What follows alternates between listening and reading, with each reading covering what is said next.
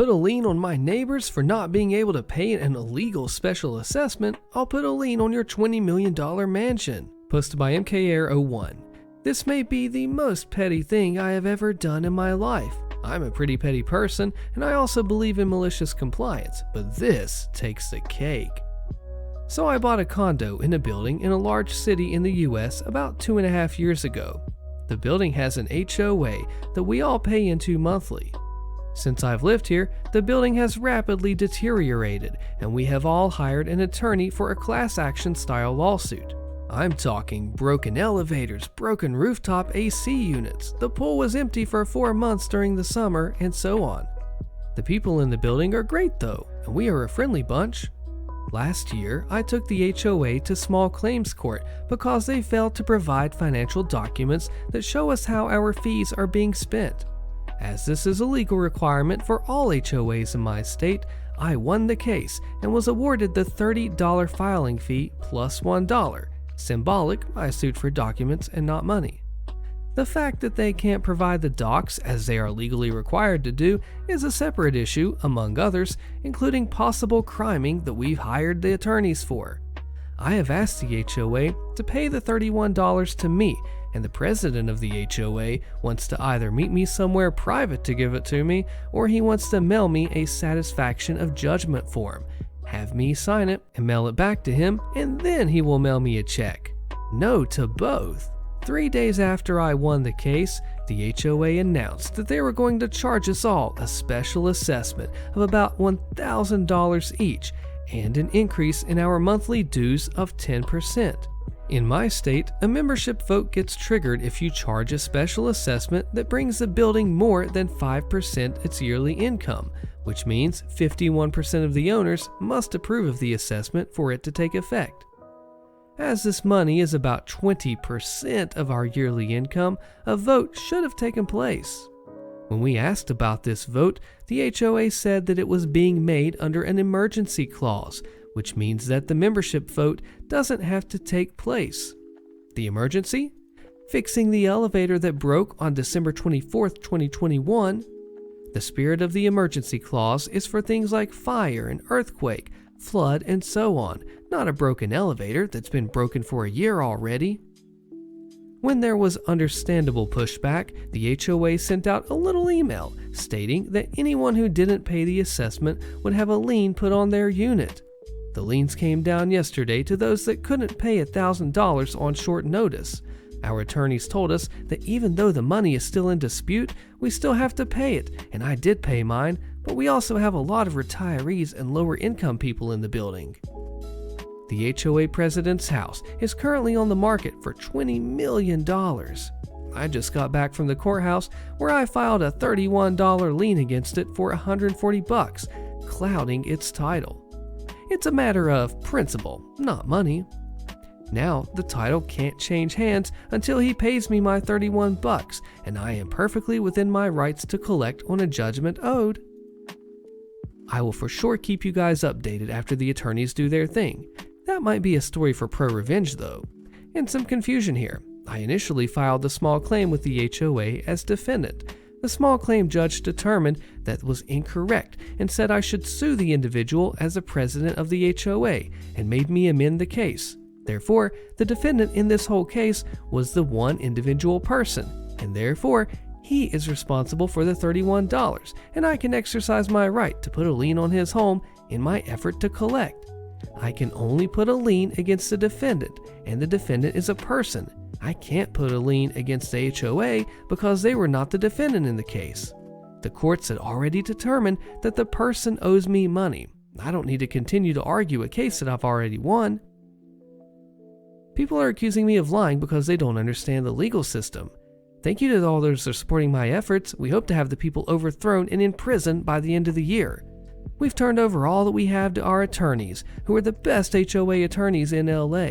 We will get these people. The update. So a couple of weeks ago, we were all informed that there's going to be a second special assessment this year. Our last one was about $1 per square foot, and this one is $1.25 per square foot. I'm getting a rhinoplasty next month and just can't afford to plop another $1,250 to these people, and therefore, I'm not paying. This, combined with the SA from a few months ago, equals about 45% of our building's income, well over the 5% limit in the state of California. Several other people are not paying because they either can't afford it or simply think it's too much. Both are valid. He can lien my unit all day and every day. I will go to court hearings about it and get it thrown out. Our HOA recall election was tonight. 5 seats on the board. Us individual homeowners put forth 3 candidates. The 3 of us spent many Sundays going door-to-door campaigning, and we did get a lot of neutral owners on board. With the ballots, you can either mail them in or fill them out in person. Most of us elect to mail them in, and there were 2 questions on them. First, do you approve of the recall election? And next, place your vote for the candidates in this grid. Unfortunately, several people skipped question 1, and approval for the recall was therefore less than 51%. The family of crooks that run our building now own 119 units out of the 180, and we just didn't get it. After the election, there was an HOA meeting. I find these things an absolute waste of time, a stupid meeting ran by stupid people, but I did show up about 20 minutes late for about 10 minutes, and a literal fistfight almost broke out, and the family announced that, even though I have a seat on the board, they are no longer including me in meetings because I am disrespectful. People literally started screaming. Another owner made an audio recording of the whole thing, and I sent it along to our attorney. Our HOA bylaws require mediation before litigation, and so we have that coming up, in which we are asking for a large sum of money, our attorney fees, and this family to give up their positions of power and have their voting rights stripped permanently.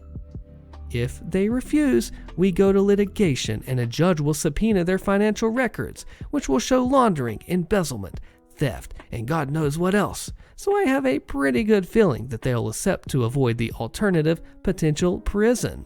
Also, the house I put the lien on still hasn't sold, so I still haven't gotten my $31, and our elevators still don't work. Next update. I took the advice of some commenters and reported this family to the IRS. I sent an email to our internal email Google group that I manage and that has all the other owners on it with a link to print out the form and an invitation to do the same.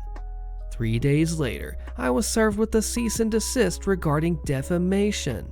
I found out later that Jerkboy threatened another tenant into forwarding the email to him. I have informed our attorneys of this. I regarded the cease and desist as a type of slap and promptly disregarded, as there is never anything wrong with cooperating with a government agency. I've not yet heard anything else regarding this. Our CC&Rs require alternative dispute resolution before jumping to litigation, or ADR. We decided to go that route, and our attorneys, angels really, put together a 130-page document outlining each and every fart these people have made within their collective lifetimes, complete with numerous pages of exhibits and so on. In our demand, we ask for either complete building refurbishment or $5 million in cash to be stripped of their positions of power, and our attorney fees, which are so far about $22,000 at this point, raised through crowdsourcing within our building. This was served to them last week, and they have 30 days to respond. If they don't respond, we go directly to litigation. As a judge will subpoena every bank record for the last 20 years or so, which may uncover evidence of crimes, we feel that the Jerk and Company should feel very inclined to accept our offer. In the meantime, I got my rhinoplasty a few weeks ago. Guess which major US city I live in, and it's absolutely scorching here. Our water went out for 7 hours on Sunday, and with it, our AC as well as our HVAC units are liquid cooled. They got fixed Sunday night, and now the water just stopped working again. Nobody knows why, and as it's the middle of the night here, nothing can be done. My monthly HOA dues are due today, so I'm going to fork over $400 for what? Additionally, I made it clear that I wasn't paying the second special assessment, but I've continued paying my regular $400 monthly dues. However, they've been putting that money towards the special assessment and charging me a late fee for the remaining special assessment balance, as well as a late fee for each month for each unpaid monthly dues. Double compound late fees are illegal here, and when I reached out to the Jerk secretary, she told me that it was just how our bill pay system works. They're trying to get my balance up to $1,800 so they can foreclose, which is the minimum amount required in my state. The attorneys are aware, so we shall see. He has less than 3 weeks remaining to reply to our ADR. This may have to move over to Pro Revenge at that point. And the $20 million house still hasn't sold, so I still haven't received my $31, which is clearly the real issue here. This email says check for $31. You'll receive a check for $31 via FedEx in the next few days. I'll forward the tracking number as soon as available. I expect that you'll record a satisfaction of judgment once the check clears. I believe I sent you that form earlier. Here's the newest update. So, no surprise here, our overlords did not respond in time to our ADR, so we have no choice but to file a formal lawsuit, which our attorneys are putting together now. A few other things have happened. So a guy who lives in a different building that was once owned by these same people organized a protest at our overlord's house. He put the message out the day of, and only the 2 of us showed up. No bother though, there were 6 cops there too. He found out about it and fled the area with his family, and the cops were super cool to us, explaining that we have the right to protest, we just can't be in possession of baseball bats or Molotov cocktails, and they were like, we're just going to stand off to the side. You guys can protest as long as you want. We just have to make sure there's no rioting and no trespassing. Well, it was just the 2 of us, so we ended up leaving, but it was hilarious. Back in my building, there was a tenant they're trying to evict, and so the overlord did as overlord does and cut a hole in the wall from the hallway and burst a water pipe to flood them out. The elevator bank on 5 floors was flooded along with several units on several floors. This is highly illegal, and the attorneys are aware. The next day, the water had to be shut off all day for emergency repairs. Then, I was contacted by a real estate agent who does a lot of work in our building, and he told me that the overlord let our building master hazard insurance lapse. He called the insurance company, and they said that the overlord hadn't even attempted to renew it yet, and if it lapses, it will be at least 30 days before a new policy can be put into place. Now, well, on October 1st, it lapsed, and we all got letters from our banks telling us that if we don't get a master hazard plan stat, the banks will get one on our behalf and add it to our mortgages. Turns out, this kind of plan is like $300,000 to $450,000 a year, and it can't even be purchased by individuals. So I don't know what our banks think that we can do, but that's not even the best part. 2 days ago, in the middle of the night, some huge leak or something happened on the top floor, and it flooded our building all the way to the basement, 1 unit on each floor straight down. Our CC&R state that plumbing and electric inside the walls is the responsibility of the owner. A clause that is likely unenforceable as condo is a legal definition and descriptor, and our HOA insurance policies only cover what is within our units and not in the walls. This created an uproar among those affected, and I told them that if they want any resolution, it's probably going to have to be handled in the courts, and that they're welcome to join our class action as a named plaintiff if they want to address this issue directly as part of it. Some are thinking about it. Our attorneys, in the meantime, told us that they believe they have found RICO violations, aka racketeering and organized crime. They said that they're going to cooperate with the FBI and the DA and the AG, but any criminal aspect is out of their control and will be handled by those parties. They also said that if it is determined that RICO violations have occurred, we get 3 times our claimed damages. I hope to bring the final chapter of this to Pro Revenge or Nuclear Revenge. This one's called Revolution Against Our HOA, posted by Deleted. My wife and I moved into a 64 townhome community that was 10 years old at the time. The HOA board was comprised of 5 members that were original homeowners when the community started and had been the sole board members since the community started. Their sense of entitlement was backcrap crazy. They thrived on their quarterly walkthrough of the neighborhood as they would write up every single home for some kind of violation, regardless of how minor the offenses were. Everyone gets a violation letter. Our first letter, the first month living there, was that our garage door paint was starting to peel. It was a 2 centimeter scrape where the panels met. It needed to be repainted, the siding needed to be power washed, there was a patch of green moss behind a bush, and the sliding door on the deck was dirty. There was dirt on the bottom of the door from recent rain, and it needed to be washed. We had 30 days to fix the issues or begin accruing a fee of $25 a day until they're resolved. I asked around, and everyone gets these ridiculously petty letters every quarter. No matter what you did to maintain your townhome, you were going to get a letter about something. And as this was going on, none of the major items the neighborhood needed fixed were addressed. After a decade since the construction, the ground had settled unevenly and many homes had standing water issues where it wouldn't drain after a storm. The rainwater would sit for 5 to 7 days in people's lawns.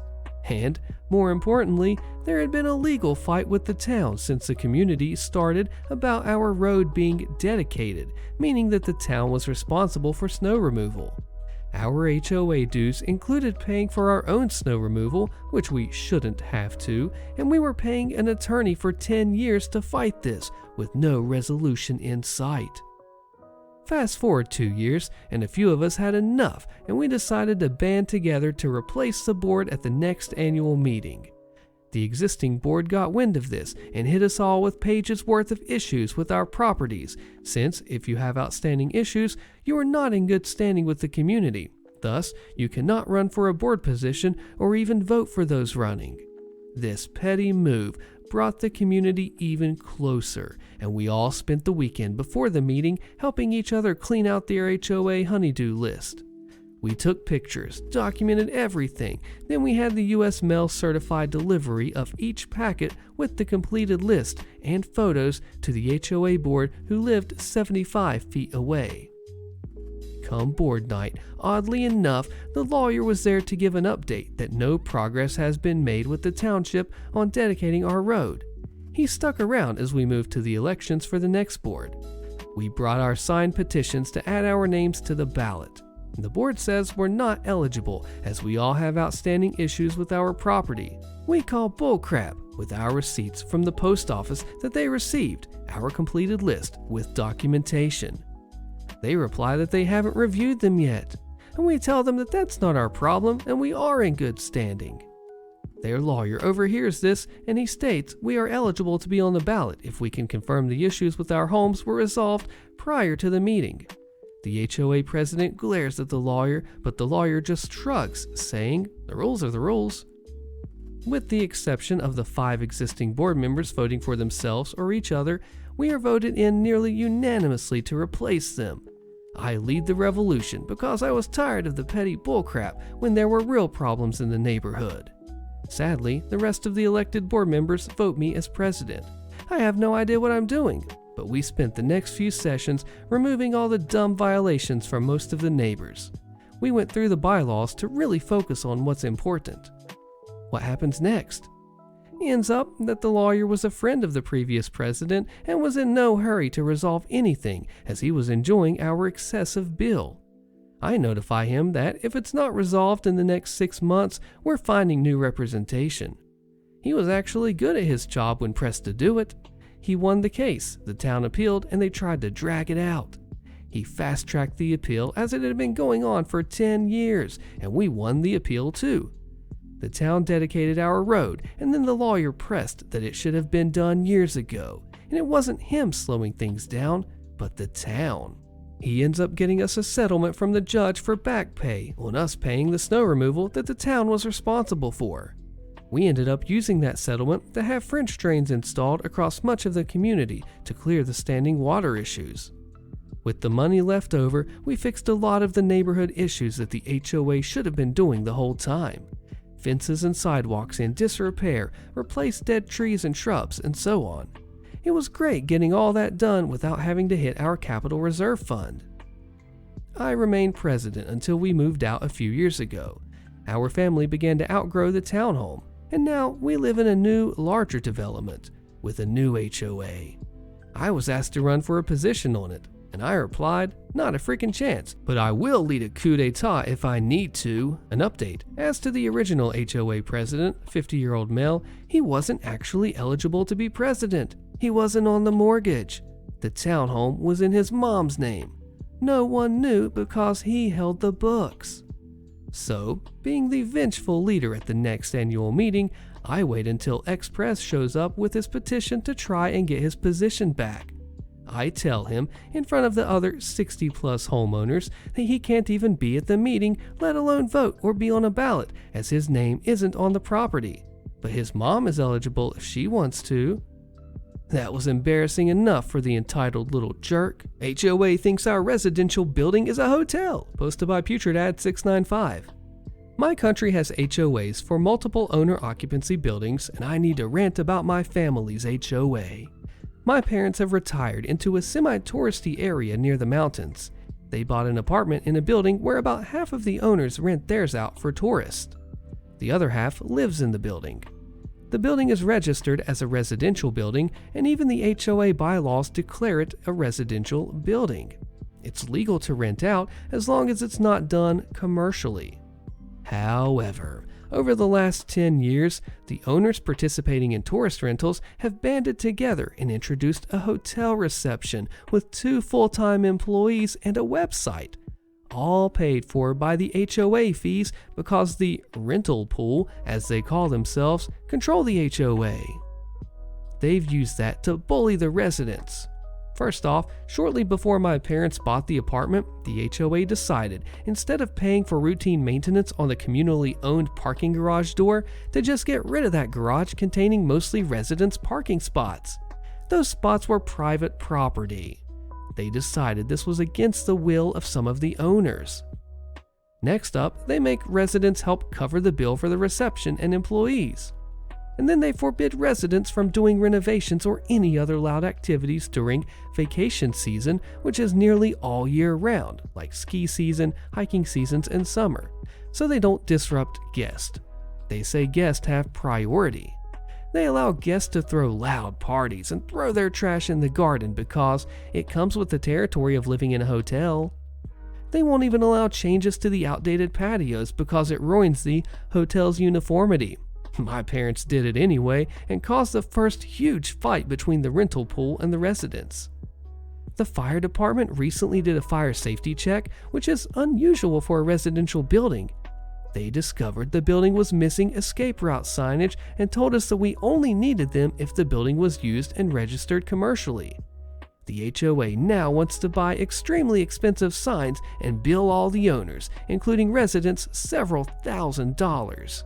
The building is still registered residentially. This is currently the straw breaking the camel's back. I'm now helping my parents sue the HOA in the city to enforce the building's status as residential and force the rental pool to stop commercial usage or to stop billing residents for commercial usage. The twist is, one of the HOA board members who absolutely hated my parents for fighting against the HOA recently quit renting out and moved into his apartment. In response, my mom snarkily suggested that he renovate his patio to make it nicer for himself. He's also suddenly very bothered by noisy guests. Last weekend, he asked my parents out for a beer and advice on patio renovations that he plans on doing this fall during hiking season. This comment tells OP to consult whatever the country's city planning is, and then OP says they know it's a small village, they just don't really care, which is why we're suing them. We're hoping to get the board member on our side. He has some influence with other board members. And then we might be able to fire the subcontractor that runs the daily HOA operations. We've considered notifying the tax authority, but we're hesitant to subject them to potential criminal investigations. But the lawsuit has pretty good chances. The courts can't turn a blind eye. This is the part that bothers the other residents. They haven't really cared much or haven't been able to fight due to age and health issues. It's all retirees. My parents can't legally sue over things like the parking spot since it doesn't affect them personally, and the HOA dropped the patio fight in order to avoid a lawsuit. Everyone has just tolerated it for years since it didn't cost much, but the additional fire safety measures for a hotel will cost thousands. It's not just signs. 2 apartments have been declared temporarily uninhabitable due to missing escape routes. More residents' parking spots would need to be removed. We would basically have to get rid of the garden. It wasn't built to be a hotel, and significant parts of the building would need to be redone in the future. All of these things are long-term issues, and the current fight is only about the signs which need to be done immediately. But if we allow that, they could argue that we've legally accepted commercial usage, and they could possibly apply for a commercial permit. Everyone was used to the running cost and didn't really notice them in between the regular residential running cost or had no energy to fight them.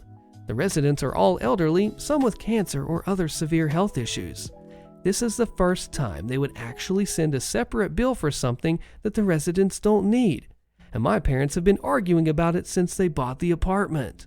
The HOA gets involved with this one. Let's find out how. Don't want to return my rental deposit? Guess I'll have your eBay and rental business shut down. Posted by XenonBro. This happened almost 4 years ago. I was renting out a basement in a married couple's home. They were living there too. I always paid my rent on time, and I barely interacted with them. Then it was time for me to move out, so I gave them plenty of notice in accordance with the lease. In my last week, I reminded them to pay me back the deposit that I had paid before moving in, 1 month of rent. I was naive enough to pay the deposit in cash and not get a receipt for it. This was definitely my fault.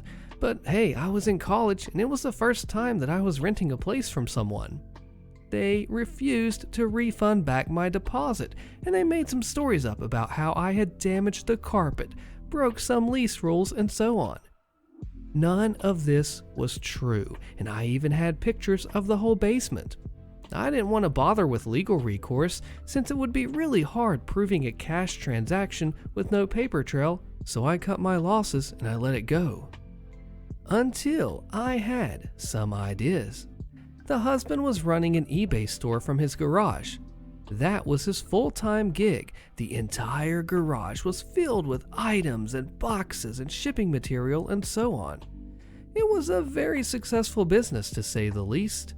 I looked up the HOA for that community and I contacted the head. I asked him if running a business from one's home in that community was in violation of the agreement. The HOA mentioned that it was. I told him everything about this husband's business and gave him the information that I had. He said he would contact the homeowners and look into it. That wasn't it.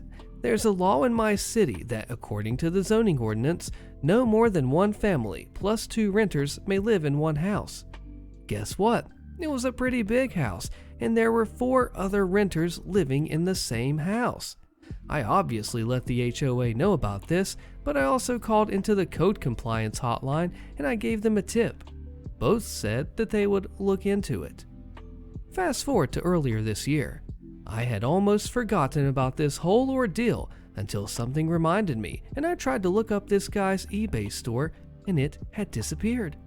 I tried to find him by his name and I couldn't find any clones or other accounts or sites. After letting curiosity get the best of me, I got in touch with the head of the HOA after many emails and follow-ups, and I got official confirmation that soon after my tip-off, the HOA sent him a cease and desist letter to stop running home-based business immediately. The landlord also received a violation in failure to abide by the zoning ordinance.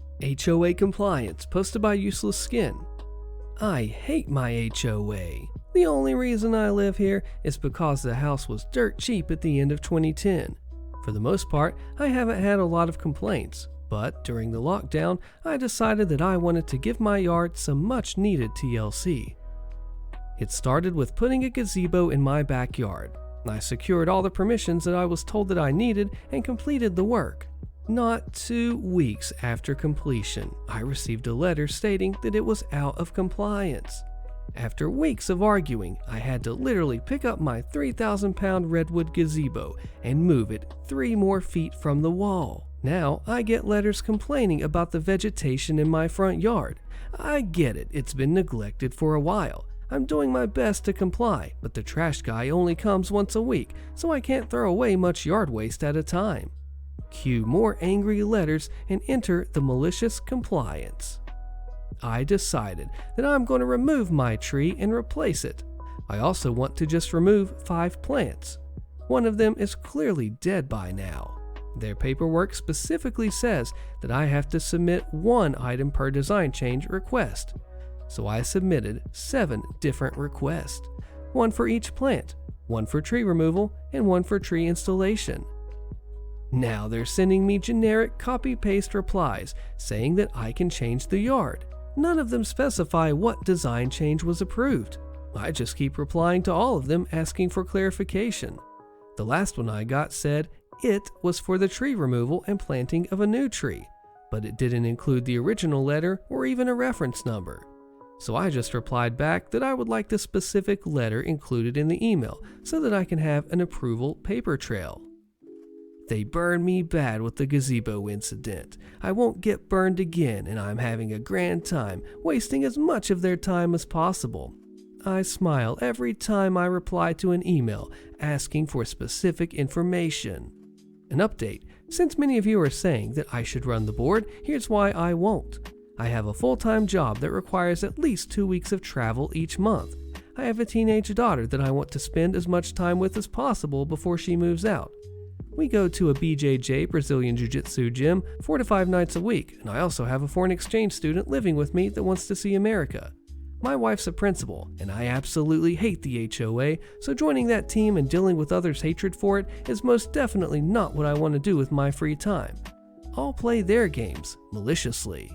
And yes, I want to move, but I don't know if you realize this or not, housing prices are insane. I'm staying put for now. HOA lady has to follow rules eventually, posted by Swites. I bought my first house in 1999, and I wanted DirecTV. I put up a satellite dish, which happened to be behind a privacy fence. I also knew the FCC ruling that HOAs couldn't prevent you from putting up a dish due to some malfeasance with home builders who would make shady deals with cable companies to force homeowners to go with the specific company. I think that's right. I figured I wouldn't have any issues since it was behind a fence anyway. I got a knock at my door the next day, and it was my neighbor from across the cul-de-sac telling me she's on the board of the HOA. Your dish is in violation and must be removed. This was my first encounter with her, and I politely explained the law as I knew it and told her to have a nice day. We didn't speak again, and she ended up moving out soon. Well, it turns out she didn't move out and was just renting to some other lady that I never spoke to, and the HOA lady moved back in a year later. There was an easement behind my house which was properly mowed when I moved in. I would hit golf balls down there with my wedge, and my neighbor was into archery and used it as his range. By the second summer that I lived there, it was overgrown and an eyesore. I couldn't even see the creek just behind my house anymore. One weekend, I borrowed my dad's utility trailer, and I spent 3 days clearing out our little section behind the houses, hauling all the debris away, probably 2 trips a day. My arms were covered in cuts from the briars, and apparently I was also dealing with sumac, poison ivy, or some other stuff, because by Monday, I was having an allergic reaction so badly that I went to the doc to get a steroid shot.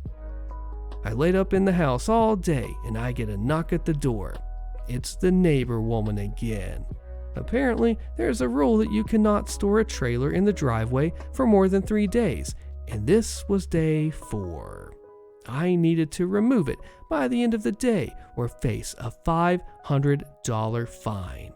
She handed me a paper listing the rule, and I considered just paying the fine, but instead I angrily drove an hour each way to return my dad's trailer after spending half the day already waiting in a hospital lobby.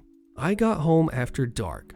What struck me as odd was there was a list of things that you couldn't store in your driveway: personal watercraft, boats, trailers, and so on. The odd part was that motorcycle was listed on there. I don't ride one myself, but I thought it was totally a reasonable thing to keep in a driveway.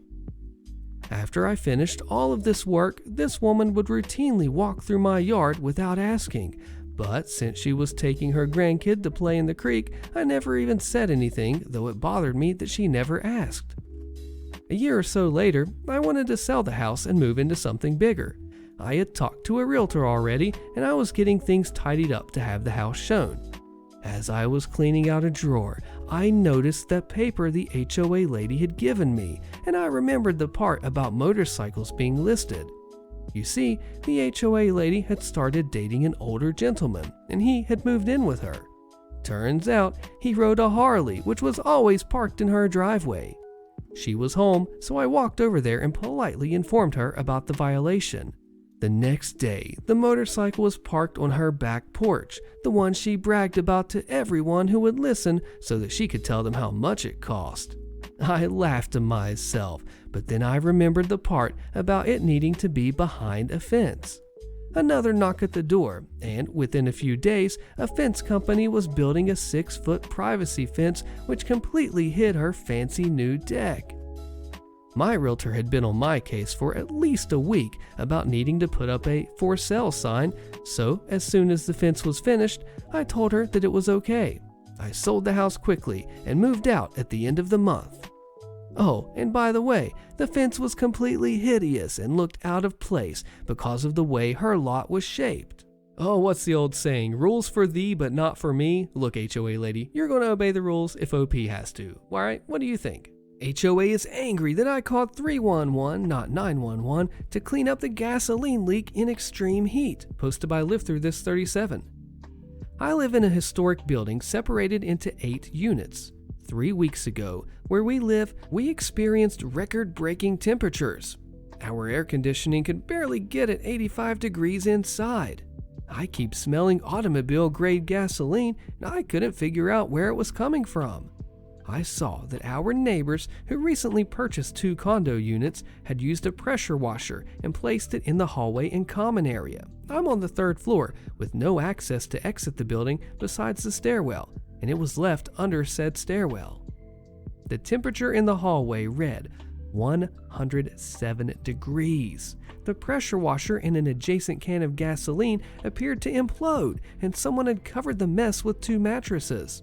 Not knowing anyone was in the building, we're the only non-snowbirds in our southern home, I called 311 to ask how to safely clean up the gasoline.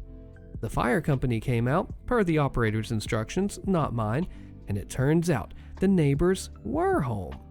The husband shoved me, a 5'5", 125-pound female, and called me a stupid idiot and B, and demanded the fire department leave. Then the HOA president called to say if the fire marshal came and our insurance rates went up, it would all be my fault. Never mind, we live in a hurricane zone. Everyone in the building is actively ignoring me right now. When I checked the community fire extinguishers, they had expired in 2016. The new condo owners who retaliated against me have never lived in a property adjacent to others.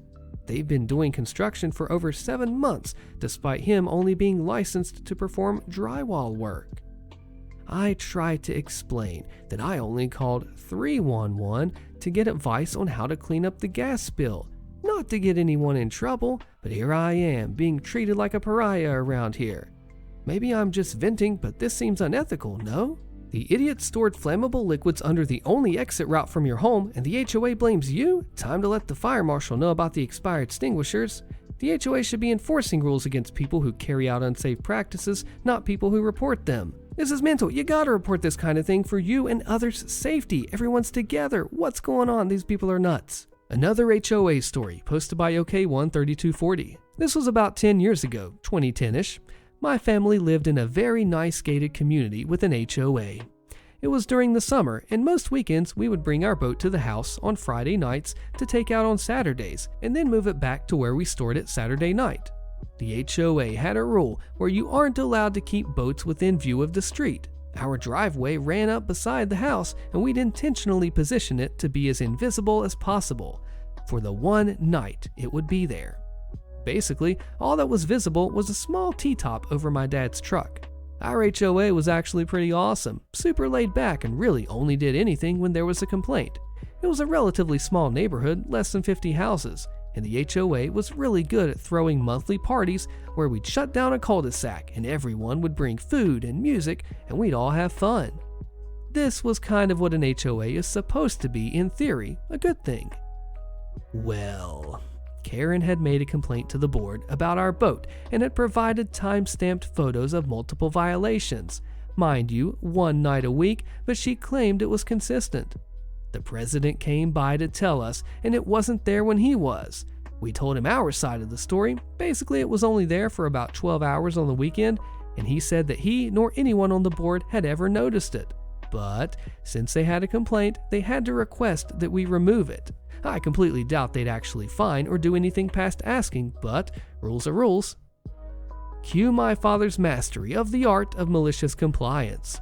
Well, an important bit of information about this piece of property: when the neighborhood was built, my dad bought the house as well as a property bordering the back of ours that was not a part of the HOA or in the neighborhood and originally had a small chain link fence between it and the house. It was accessible through a small street with a few homes on it bordering our neighborhood. Well, my dad's beautiful brain started thinking about, and for the cost and inconvenience of storing it at the storage place, he could probably just build a pad for it behind the house. He had a gravel pad put in the corner of the property with a shed over it, intentionally as close to the edge of the property so it would preserve the view out the back, or be very visible from the front of the house, either one. There wasn't any real backlash about it. Apparently Karen brought it up again, and the board politely informed her that they had no control over that property, and I think she admitted defeat. The board actually found it pretty funny and never had any other issues with them. Karen moved about a year later, and my parents moved about 2 years ago. I love the neighborhood though, genuinely a positive HOA experience, just an annoying Karen to make life inconvenient. Grumbly old man says, "What's better than FU I'm building a shed money? FU I'm building a shed on wheels money." Can an HOA tow an illegally parked car? Posted by Lights Out. My HOA has a CC&R stating that we can't have a vehicle parked on the street. When we first moved in, I didn't think it was a big deal because, well, one, I had only 2 cars at the time, but since promoted and have a company truck now, so I leave my car on the street in front of my house. And 2, from then and even now, plenty of people park on the street anyway and have never been towed, at least from what I've seen, and I regularly jog and walk around this neighborhood. The issue here is I have the whiniest neighbors imaginable that ever since I got promoted and started parking my car on the street, they've consistently griped about how they can't back out of their driveway because of my parked car. I tried to be accommodating by ensuring that I park as close to the curb as I can, but I definitely don't want to leave my car parked in front of someone else's house. I also can't use my garage because I use it as a home gym. Woe is me, right? They've called parking police multiple times on me and told me I was fine as I was, and now has the HOA haggling me. The city owns the street, not the HOA, as I've called the municipality to verify this ownership. I really need to know my rights in case they don't chill out and try to tow my vehicle. Am I screwed because I signed their CC&R agreement, or am I okay since it's parked legally and the city owns the street? Commenter answers that if the street's not owned by the HOA, they have no jurisdiction over it, and OP says it's definitely not gated either. Hopefully that's even more of a leg to stand on. HOA harassment posted by Vote for Lobster. I live in a small neighborhood of 52 homes. The HOA board is required to have a minimum of 3 members, but they have high turnover, including our president who just resigned this week. Right now, they have 2. 5 minutes after they send the email saying, "Our president resigned and we need someone to come on as our secretary for 3 months, so we have 3 on the board till the annual meeting," I received a second email complaining about grass clippings that blew off of my lawn, with a very dramatic overreaction, and my driveway needed power washed. This is one of the many I received this year. Let me be clear. I take good care of my property and I take pride in it. My driveway is under a huge oak, so yes, it gets a little sappy throughout the year, so I power wash annually in the fall before the leaves fall, because the sap is terrible in the spring and early summer. Their description was, "It is almost black and dark gray all over," and instructed me to hire a contractor to power wash it. When they reference the subline of the bylaw they're utilizing, this is the line: prevent the existence of any other condition that reasonably tends to detract from or diminish the aesthetic appearance of the development. Wow, what an outrageous overgeneralization. Can they not utilize that for literally anything they want? It's literally 2 old retired people in our neighborhood, and I've already received upwards of 10 emails. Snow, mailbox paint, stroller left in the driveway by the car, and so on. In your experience, do HOAs usually win legal battles with overgeneralized bylaws? I'm tired of complying and want to push back. This commenter gives the answer, drops the hammer, and says, they're begging for members, joined the board with 2 other reasonable residents, and put a permanent stop to their bullcrap. Nice. We got into a dispute with the HOA and sort of won. Here's the chain of events posted by Awesome Dad for Henry. The HOA issued us a violation saying there was a weed that turned into a tree in our front yard. We asked what they were talking about, and they sent a picture of a tree in our backyard. We told them that that is not a weed, but a cherry tree. We acknowledged it looked overgrown and weedy around, so we asked if we could remove the weeds and trim. They agreed, and we did just that. We trimmed the tree quite a bit. It's on a hill and close to our neighbor's property above us. He arbitrarily cut our tree down a year ago, and we got into a small dispute. He didn't ask. That was the problem. I thought it was all cleared away, but I guess not. It sounds like he's been complaining to the HOA behind our backs. So we trimmed the tree and removed the weeds. The HOA issued us a new violation, saying that it is a weed tree and it must be removed. We fought back and we told them that this is ridiculous. It's not a weed tree. We trimmed it like asked. It is selective enforcement and blah blah blah. So they shot back and said we can keep our tree under 3 conditions. It must not exceed the property lines, it must not exceed the roof line, and it must be manicured professionally by a landscaper twice a year. Twice a year makes sense because this cherry tree grows fast. I don't understand the professional thing other than it sounds like the neighbor keeps complaining and probably making it out to be a hazard. So maybe they feel like if they make us do it professionally, the guy has nothing to stand on with that documentation? We had no clue this guy was complaining so much. If we can get someone to trim it for $200 every time, $400 a year, we will do it. But I think it's crazy that they are enforcing that. Multiple parts with a crazy fallout at the end. Entitled Neighbor, Part 1, posted by Ellen Gass. My parents, until recently, lived in the same house for 50 plus years. We had 3 neighbors on the north side over that time. The first was a little old woman we'll call Eleanor. She was a hermit, and as such, us young kids were always scared of her. She died when I was a freshman in high school. It took a few years, and then we had a new guy buy the property named Richard. One day, we found him cutting down bushes on our property. The houses had about 10 feet between them. Our property line was 6 feet from our house, and he had 4 feet. The bushes were 1 foot into our property.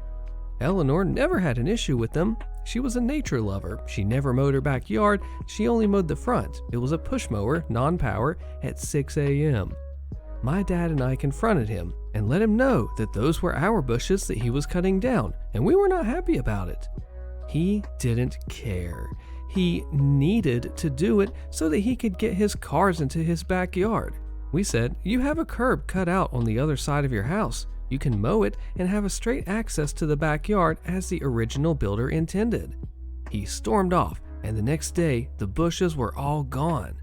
We watched him drive his cars on our property to his backyard. Oh yeah, these were the cheap Porsches of the mid-1980s, base model 944s.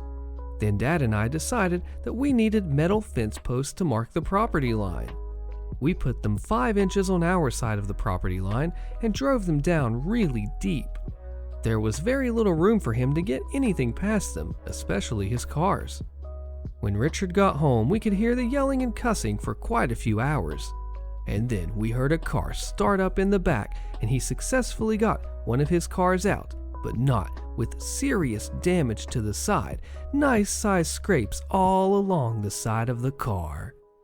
Our newly planted fence leaned in toward our property. I really wish at that time that we had stuff we have today. I'd really like to have a video of that.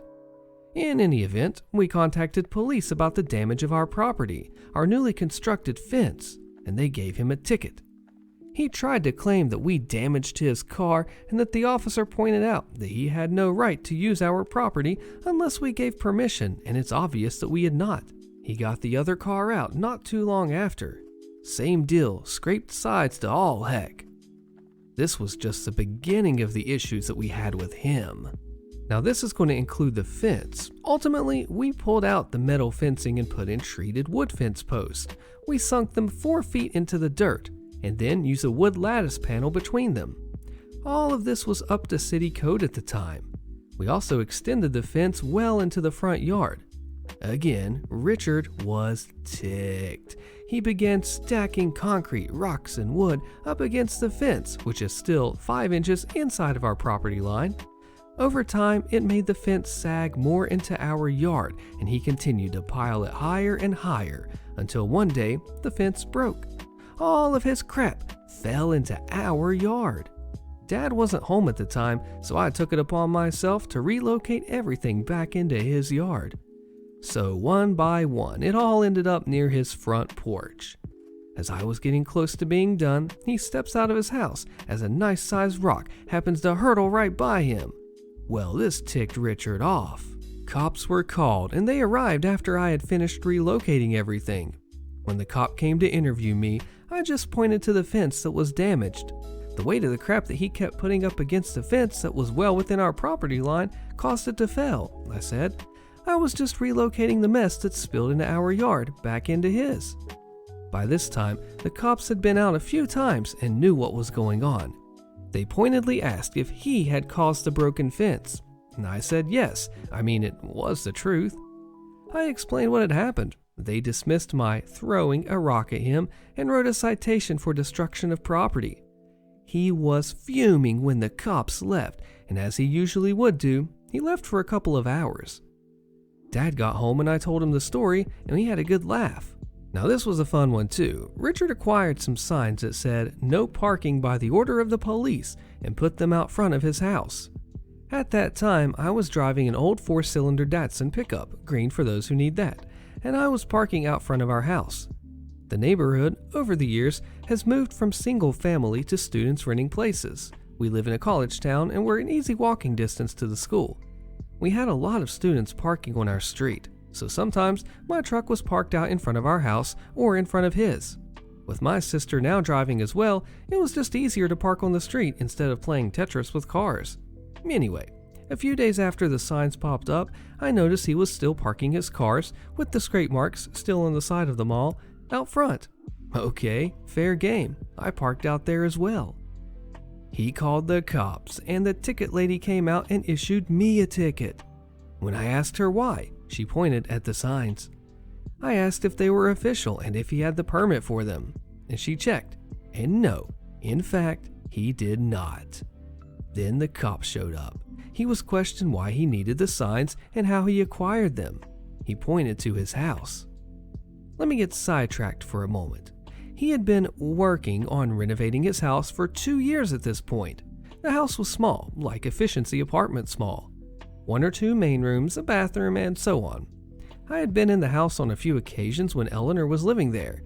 He had this, I don't know what to really call it, like a beam. It was meant to lift his roof while he did the internal work on the house. It extended 10 feet out front and back. This beam was constructed of repurposed wood, small pieces and large pieces, scraps of all kinds. It looked like a puzzle, and while it may have carried a load, it was not structurally sound. It was a local joke about what he was doing and how. Now it reminded me of the forts that we would build at a friend's house, where any piece of scrap wood was fair game and it could be made to work. Back to the story. He got 2 tickets from the cops and 3 from the city. One, I overheard, was for no permit. Now this one happened after most of the other stuff and near the end of his time there. I worked as a student operator in a computer lab. I had the late shift a number of nights of the week. It was good money for babysitting computers. Since it was a college campus, we had to park a fair distance away. One night, I looked up and happened to see Richard in the lab.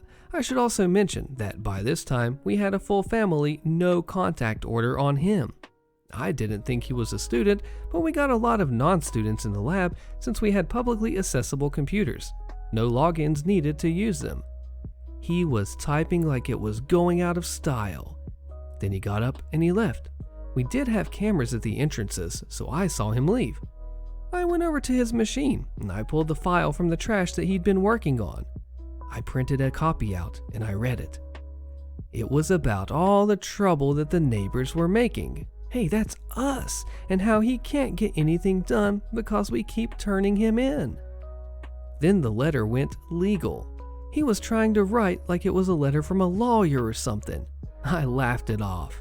He didn't show up again that I recall when I was there. One night a few weeks after that, I signed out of my shift and I went home. It was after 1 a.m. I noticed him sitting in the parking lot in one of his cars smoking. Okay, I thought to myself, this is interesting. I hopped in my Datsun pickup and started it up, and it was loud. My muffler had finally let go. I took off out of that lot, trying to not over-rev to make it loud at 1 a.m. for anyone but me. I noticed that he took off at the same time and went the same direction. Okay, this is the way home, but I decided to test to see if he was following me, and yup. I took the most out of the way home, using main streets instead of the side streets, which would have been like 10 times quicker, only to have him keep on following. I went around the block close to the house to make sure that I wasn't dreaming this, and no, he followed me right to the house. I parked in the driveway this time, and he parked where he could in front of his house. I woke Dad up, and then we called the cops. I told the cops that I was taking a long way home due to the muffler and not wanting to tick anyone off, but that I also did a loop around the block, and sure enough, he was following me. They arrested him for a no-contact violation, and when I told them about the previous encounter the weeks before at work, they added a second charge. When it went to court, I wasn't the only one there to testify. They lumped another case of his in with it: destruction of public property. After all that had happened, he no longer had a driver's license. He got ticked because he had to take public transportation.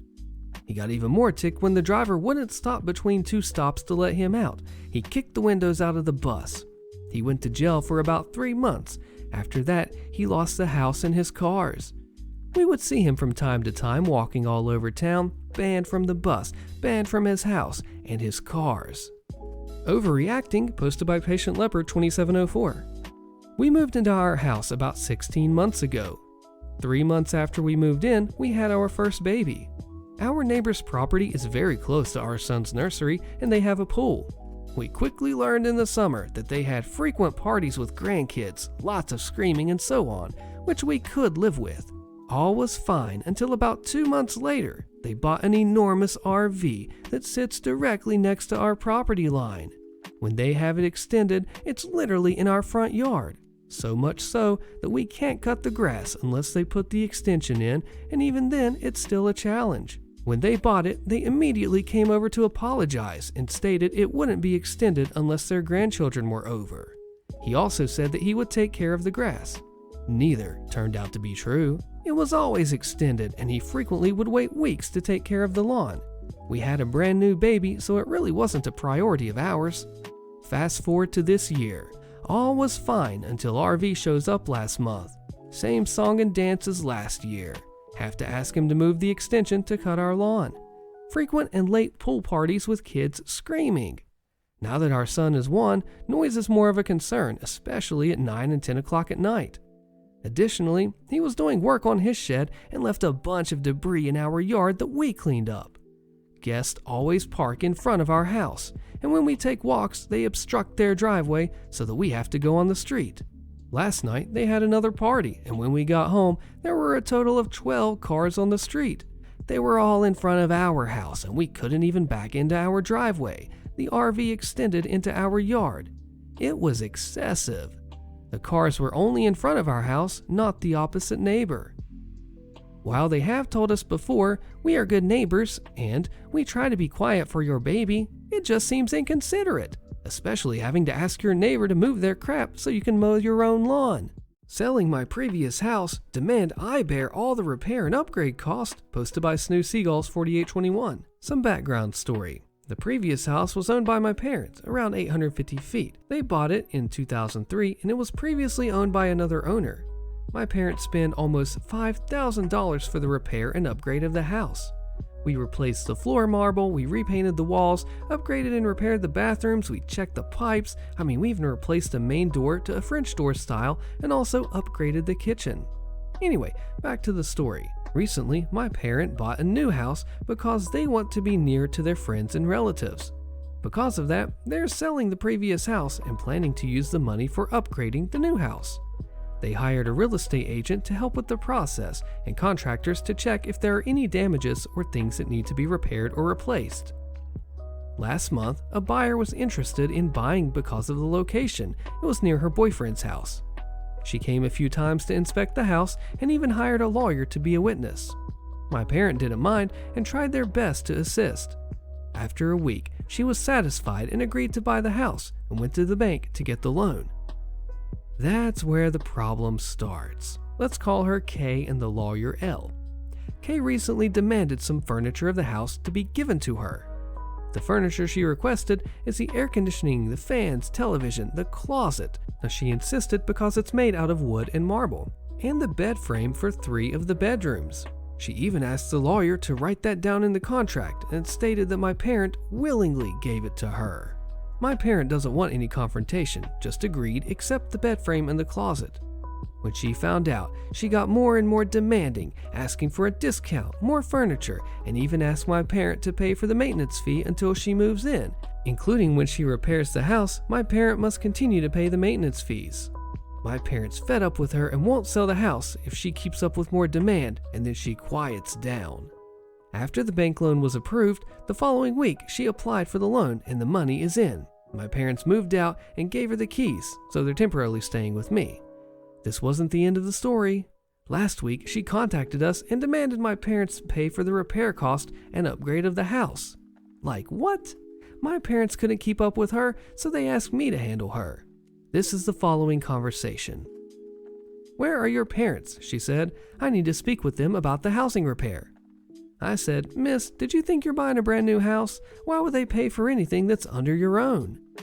They lied to me. There are a few damages on the walls, so they must repair and upgrade my house for the inconvenience that they caused. Am I dreaming? Miss, when the contract is signed and the ownership is already transferred, the house and repair and the upgrade is no longer my parents' business. If they don't do what I ask, I'll sue you. Have a good day, miss. After I close the call, she keeps bombarding with messages and threatening to get a lawyer. I actually contacted the lawyer that she hired when my dad became friends with the lawyer, and the lawyer told me that she actually insisted him to add in the extra condition in the contract without my parents' knowledge that they must bear the cost for anything up to 3 years. What? Anyway, now I'm just waiting for the lawyer letter, I guess. An update. Did my parents read the contract? Yes, they even asked the lawyer to read out and explain the terms and conditions in the contract before signing it. The contract is now in the safe. About the altercation of the contract. After signing the contract, the lawyers have to go to the government office to update the new ownership of the house with the original contract as proof. She contacted the lawyer to ask him to edit more terms in the contract after my parents signed the contract. He flat out refused because, first, that is illegal. He will lose his license and he'll get sued by my parents and will face criminal charges. When she found out that he will not bend, she is looking for other lawyers that are willing to do it. Anyway, back to the story and update. The real estate agent, which is my dad's old friend, visits my parents and told them that she keeps harassing him in his office about the issue and wants to sue them. She even demands that they compensate for the repair costs for things that my parents didn't know about. Her boyfriend even went to their office and created a scene there.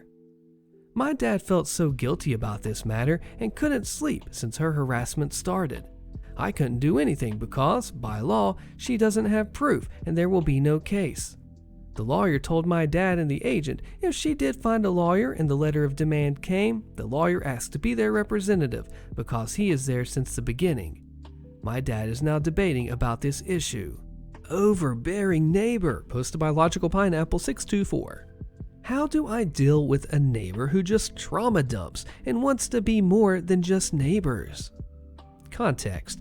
I have lived in my neighborhood for a short amount of time, 3 years to be exact, and as a first-time homeowner, I am extremely cautious about the noise that we make. We recently had a patio installed which caused quite a bit of noise from the contractors. On the final day of the contractors being there, they arrived early, 7:15 a.m., and started grinding rebar, which is quite noisy.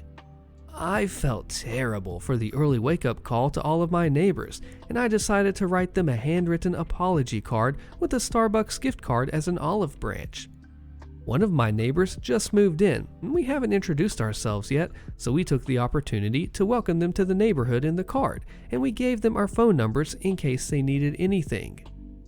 After delivering each of the cards to their doors, I received a text about an hour later from the new neighbor where she thanked me for the note and the gift card and asked if we could meet each other sometime. I agreed, and we made plans to see each other the next day. Leading up to the meetup, she was texting me constantly, and to maintain a good relationship, I responded in a timely manner. She started to lightly trauma dump, trigger warning, D-violence, about abusive relationships in the past and other items that felt odd to share before even meeting in person or with someone that you barely know. I was sympathetic as I didn't know what to do. Once our meetup happened, she went into much greater detail about her abusive relationships, her vices, and other traumatic events in her life. I was shocked, but I kept my composure and was again sympathetic. She also told me that she was a therapist for families and individuals who struggle with mental health. After the first meetup, she increased how often she was texting me and even stated, "We are the same person and I am going to make you be in my wedding." Mind you, I've known her for a total of 36 hours at this point, the first text to when the text was delivered. Now she texts me every day, multiple times a day, and I've been trying to distance myself a little because, well, 1, it was a lot to process, and 2, because I am caring from 3 other dependents while working full-time, and also, I'm more of a low-maintenance friend to my friends and family, where constant communication, it's not part of my norm. She has noticed me pull back a little and not text back the moment she texts me.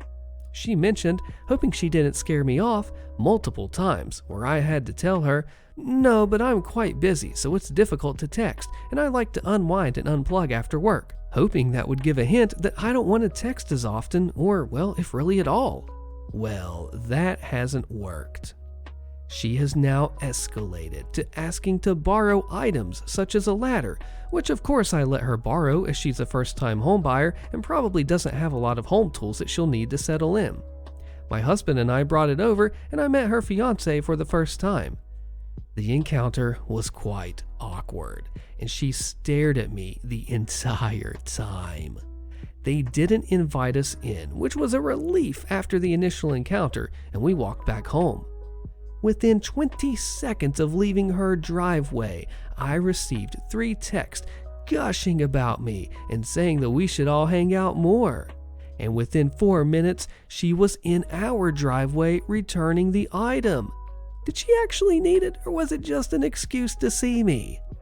I didn't respond for a while, and then she began asking again if she scared us off.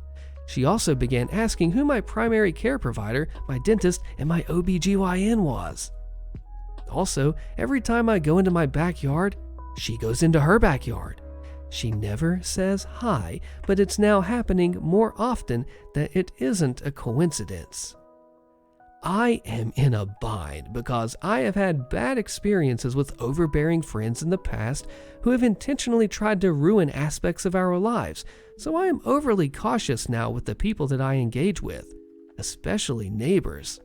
I am also violating an HOA rule with having one too many animals at my home. So if she wanted to get back at me, she could by reporting me, so I want to keep myself in somewhat of good graces with all the neighbors. Should I be concerned, or am I being overly cautious? How should I proceed?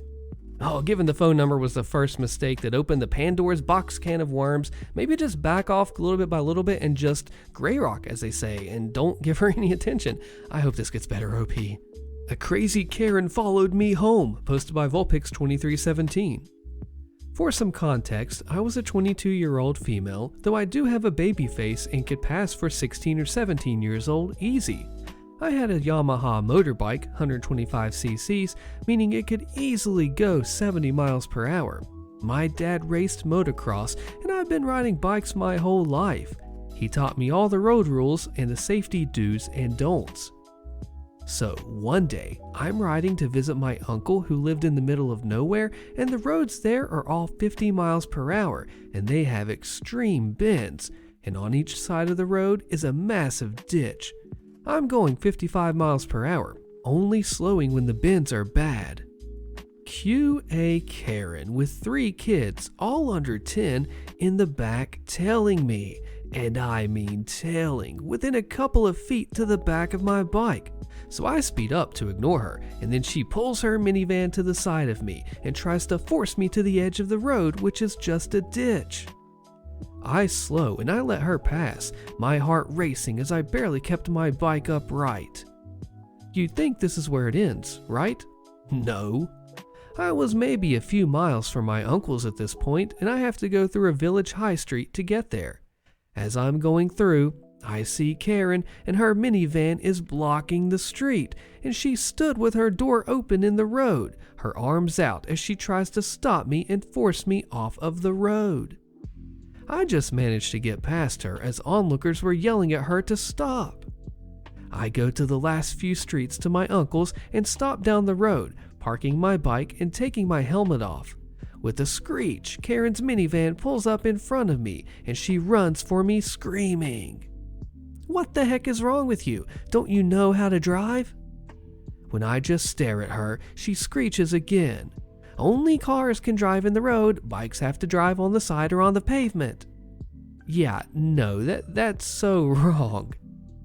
That thing can't go fast enough to be in the road. You should have pulled over when I told you to. I'm gonna report you. At this point, I see my uncle coming outside, his eyes shifting between the Karen and me. Now, something to know about my uncle and me is that we are crazy close. We're both pranksters too. Also, my uncle is 6 foot and not a small man. So without skipping a beat, I put on a fake sad face and run to him screaming in a terrified voice.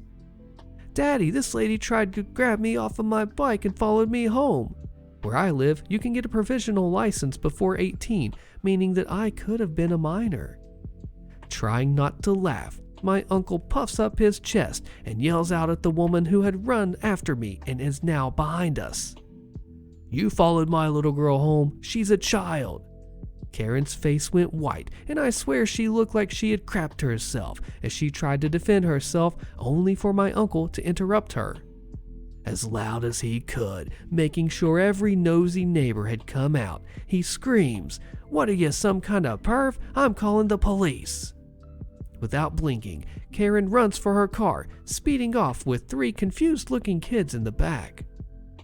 As soon as Karen was out of view, I told my uncle what happened, and we both laughed as we went inside to see my aunt laughing as she had watched the whole thing through the window.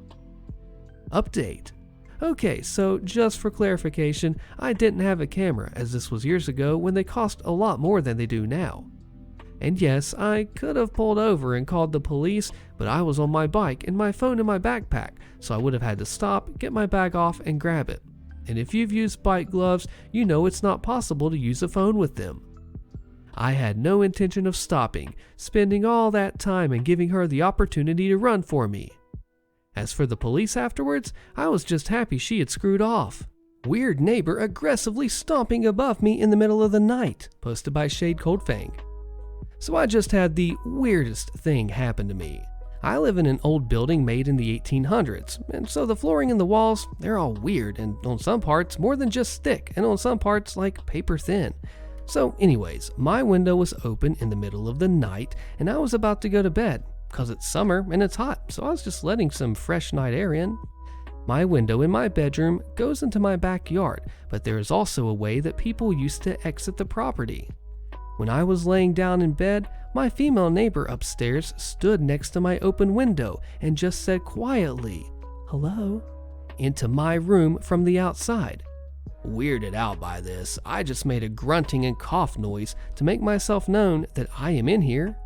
She left my window, and about a minute later, out of frickin' nowhere, she started getting mental upstairs and started banging on the walls, jumping like a maniac and stomping hard on the floor at 11 p.m. in the night out of nowhere.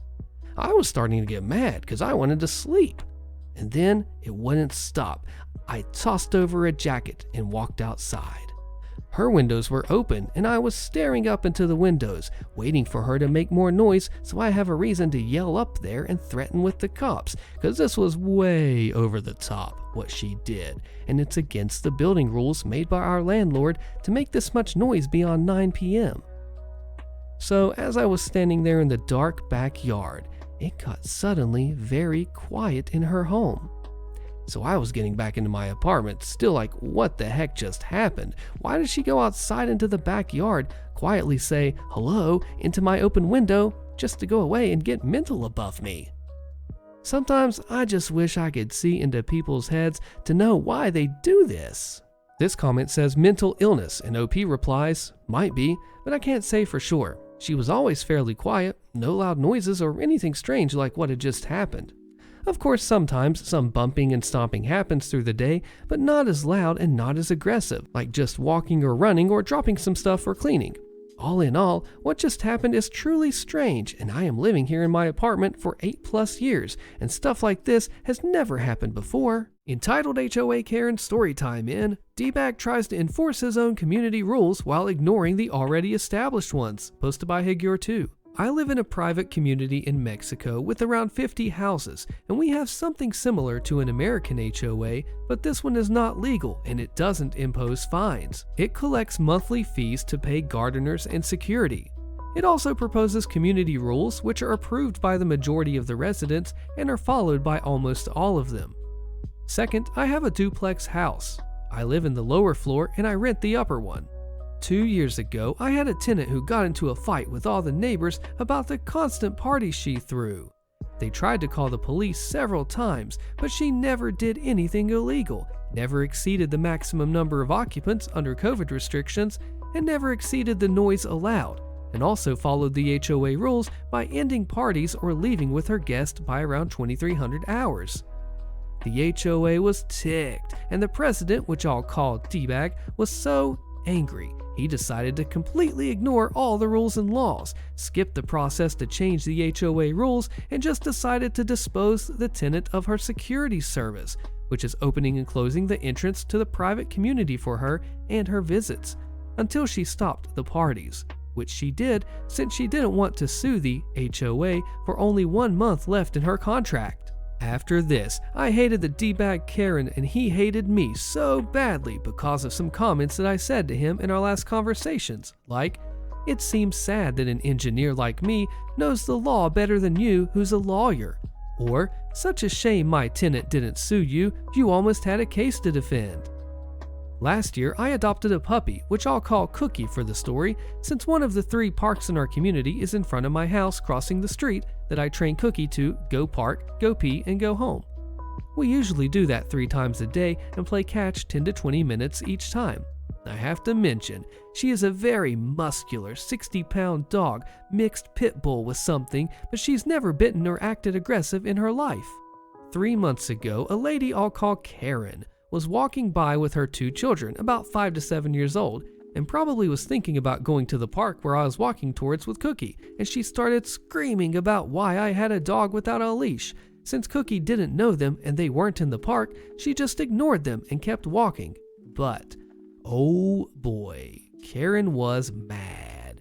She stayed in the entrance of the park in front of her children, waiting for me to put a leash on Cookie, which I ignored. And then she said that it was just a rule here, and I said, oh good, so what?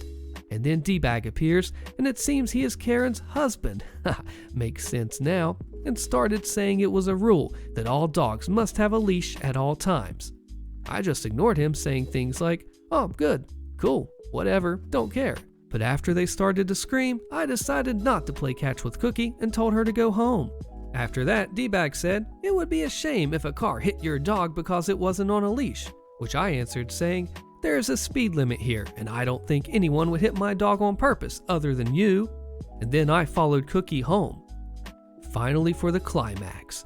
Last week, I was parking with Cookie and 2 other dogs in the car that I was planning to take that weekend. They were in the back seat in front of the park at the other side of the street where my house is. They were just taking a bath in the vet. Then I opened the door and Cookie ran to the park, both excited to play with the other 2 dogs and because she badly needed to go pee and didn't need to wait for me, since she was already on the other side of the street. And then I start hearing Karen shouts, the leash, put a leash on it." Then I see it's Karen and her 2 sons in the park again. I didn't see them before, and since the sprinklers were on in half of the park, I didn't think there would be people there. I just wasn't going to play and just let them pee and go home. So I grabbed the other 2 dogs and walked to the entrance of the park. And of course, since Karen and their children were in the park already, Cookie was upside down waiting for a belly rub. So we meet them next to the Karen who was in front of her children, like protecting them from a wild coyote, and then I said, "Cookie, go pee." And Cookie stands and goes to pee on the other side of the park, closer to the sprinklers. I was thinking I was lucky. It was only one of 2 idiots, but I guess I wasn't that lucky because 5 seconds later, D-Bag stands 2 feet in front of my face, and this exchange started. "How many times have I told you? You can't have a dog without a leash here." So I reply back, "So far, 2 times. "There have been plenty of times." It's not like that I'm keeping count. All this was happening with 2 kids with confused faces, a mad red-faced Karen, and Cookie peeing in the background. I was very ticked now, and the exchange continued. "It is in the rules. Just follow them," D-Bag says. I reply, "Why would I follow any rules you established when you don't even follow them yourself? If you don't like seeing my dog without a leash," and I lost myself here, "there are 2 other parks closer to your house, so screw off." Then I grabbed Cookie by her collar because she wasn't going home without using the bathroom, but I didn't feel like waiting for it, and I walked with all 3 dogs to my house, saying to Cookie in a loud voice, "It seems they only come to this park just to annoy us, Cookie. Let's see how long it takes for their next appearance." We never had a rule about leashes in our community, and we haven't updated the rules yet since we haven't had any HOA meetings for it, so if it's in the rules now, it wasn't approved by the community. Housing Association wants me to pay my late auntie's debt? No, pay me the money I overpaid instead. Posted by Joshi. Before I lived in my current place, I was living with my auntie. She was the main tenant who sorted the bills, and I would pay her a lump sum each month as board payments. In early 2021, she passed away unexpectedly. Naturally, I didn't want to continue living in this place. Bad memories and bearing the responsibility for an entire place alone wasn't feasible for me financially at the time. After speaking with the Housing Association, I was informed the only way to end the tenancy would be by getting the tenancy agreement moved over into my name before terminating the tenancy when I was ready to move out. What I didn't know at this point was that my auntie was in arrears on the rent payment. When it came to the point of leaving the tenancy, I had money in savings and just settled up the rent entirely by paying about £500 of my auntie's arrears on top of the rent that I personally owed from living there alone. I then stayed at the place for a few more weeks before closing the tenancy. In hindsight, I probably should have queried the payment, but at that point, I just wanted rid of the place. After moving into my new place, I was getting pestered by the Housing Association, who said I still owed £300 on the previous house. There was a lot of back and forth before I then asked for a copy of the rent statement. It was around this time that I was speaking to people about this money I supposedly owed. I was informed that I probably shouldn't be liable for my auntie's debt, as I didn't receive the estate and was not the next of kin. However, there was an argument to be made that I was liable for the debt, as technically my name was on the agreement and I became the main tenant. With this information in mind, I looked at the rent statement, worked out how much money I'd owed from the first week after my auntie had passed, and deducted it from my total rent payments made after that point. And it turned out I had paid £200 extra, assuming I wasn't liable for the debt. I presented all my working out in a thorough email and I sent it over. I didn't hear anything back from them after that, conveniently, and assumed it was all over. I decided to not pursue this as I was sick of being pestered by them, and I wasn't 100% sure if I was or wasn't liable for this money. Fast forward nearly 2 years, I received a letter last month, just before Christmas, stating that I still owed this £300 and it would be sent to debt collectors if nothing was done.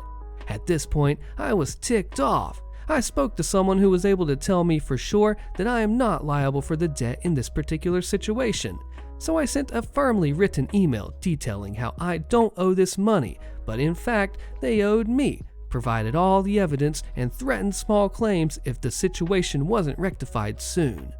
It took weeks of me pestering them via phone calls and emails for me to be able to get in contact with a lovely woman who apologized on behalf of the company on how I was treated.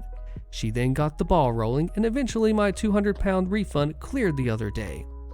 This was a particularly satisfying end, because if they would have just left it, I wouldn't have chased it up and they would be £200 better off. What a shame. HOAs, a mansion, and the view, posted by Flavius Lasavius. I lived in this town surrounded by magnificent vistas. There was a small development on the outskirts for upscale homes and mansions. Below the development were a few older homes.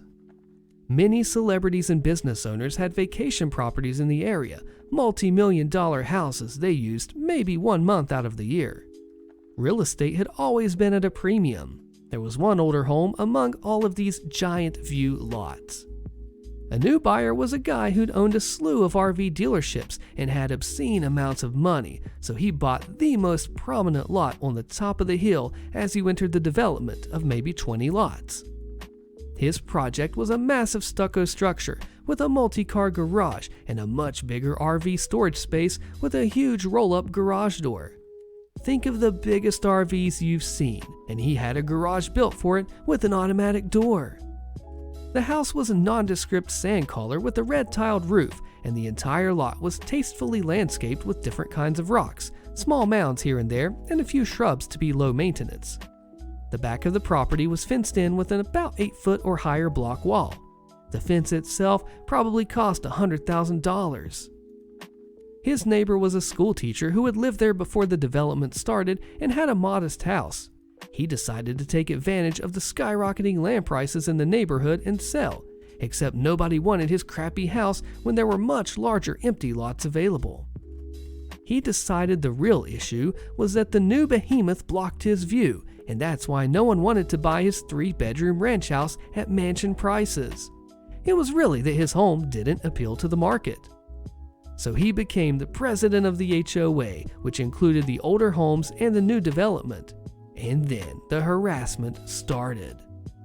The HOA had formed after the RV mansion construction had begun, but the home was so big it took almost a year to finish. The HOA had passed a design theme rule that all houses must be painted in a specific color palette, with the predominant color being a taupe that was darker than this man's standard beige stucco color house. The palette included the taupe and a selection of trim colors in pink, teal, or tan. It was intended to give the community a Santa Fe look and feel, which just so happened to be the color of the president's crappy house.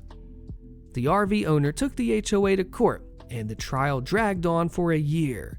The guy never used the property, claiming it was still under construction during this time.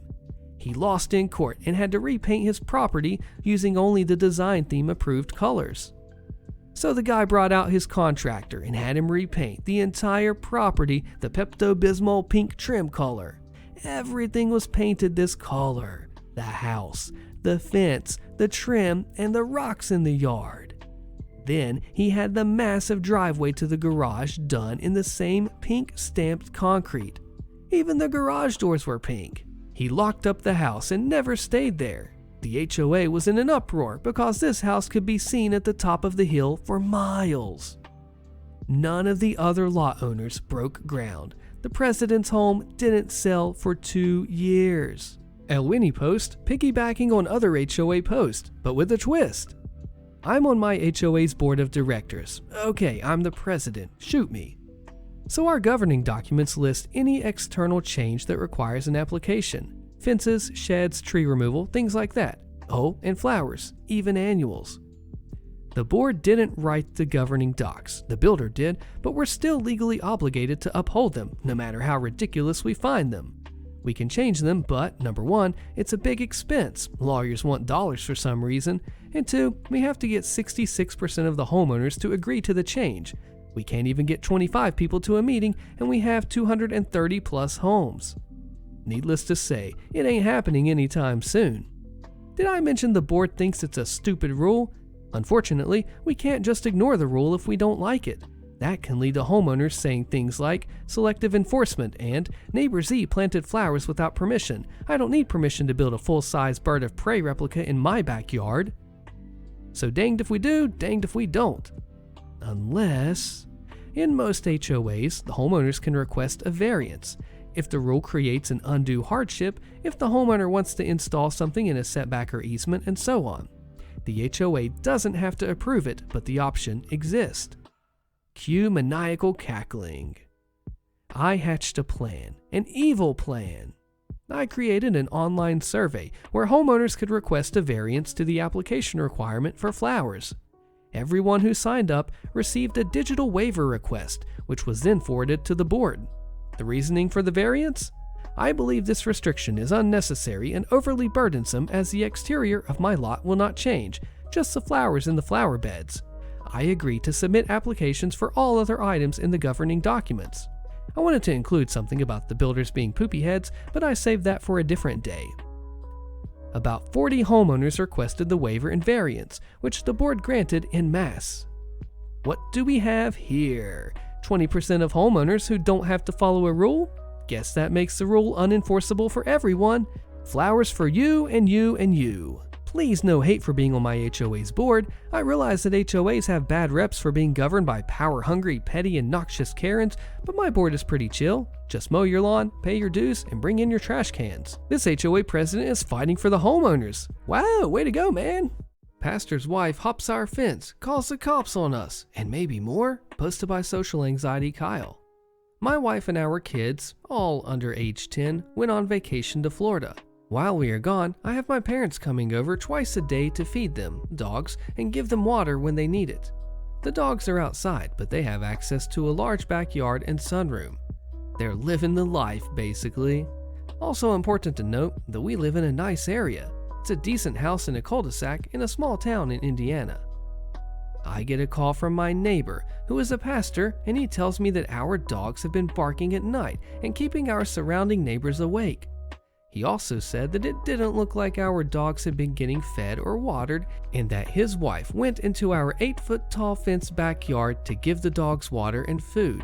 He tells me that his wife told him this as he isn't home and he has been out of town for work while we were on vacation. So, he's calling me to report what his wife told him. Thought it was kind of odd because his wife has my wife and I's phone numbers. I played it off that she didn't like confrontation. To me, it wasn't that much of a confrontation, but whatever. I also thought going in our backyard was a little much, but I'm friends with my pastor neighbor, so I just kind of brushed it off. So I tell my pastor neighbor, thanks for letting me know. I appreciate you having the stones to let me know. I don't want to be a bad neighbor. I'll have my parents put the dogs in the garage at night so they won't bark, and that the dogs have been fed by my parents every day since we've been gone. And I thought that that was the end of it. Not even close. I get a call from my parents a few hours later when they came to our house to feed the dogs. They said they pulled up our mountain of a driveway, and as soon as they got out, my neighbor from directly across the street started screaming at them about how the dogs aren't being fed or watered. I still don't understand why they're saying this. If you went in our backyard, you'd see a plethora of food and water in the sunroom. When my parents started heading to the backyard, they thought they heard something. My dad creeps his head over the fence to see my neighbor, pastor's wife, in our backyard. He tells her to get out and threatens to call the police as she is trespassing. She leaves. Remember, this is all after my conversation with my pastor neighbor and after he reported what I said to his wife. My parents are in the backyard dealing with the dogs and notice that they called the police. My parents at this point are waiting for the officer to stop talking to the neighbors and come to my house. He finally does. The first thing the officer says to my parents is, "You got some nosy butt neighbors." He explains what they said, and my mom invites him into my house and into my backyard to show him that the dogs are being taken care of. At first he declines, saying that he believes my parents, but eventually he came inside. My parents had a good conversation with him. He talked about how my family and I don't need to worry about this, and that we should be having fun on vacation. He even opened up about his family and his little girl. This is nuts, and I'm ticked at my neighbors for all this crap at this point. We finally come home from vacation and are home for 3 weeks, and I still haven't seen my neighbors, which is odd. My neighbor to the left of us walks his dog frequently, and I see him almost every day. I haven't seen him at all. So I text my pastor neighbor, and I say, "How's it going?" Because he hasn't said anything to me since I figured out his wife hopped our fence again, and that she called the police.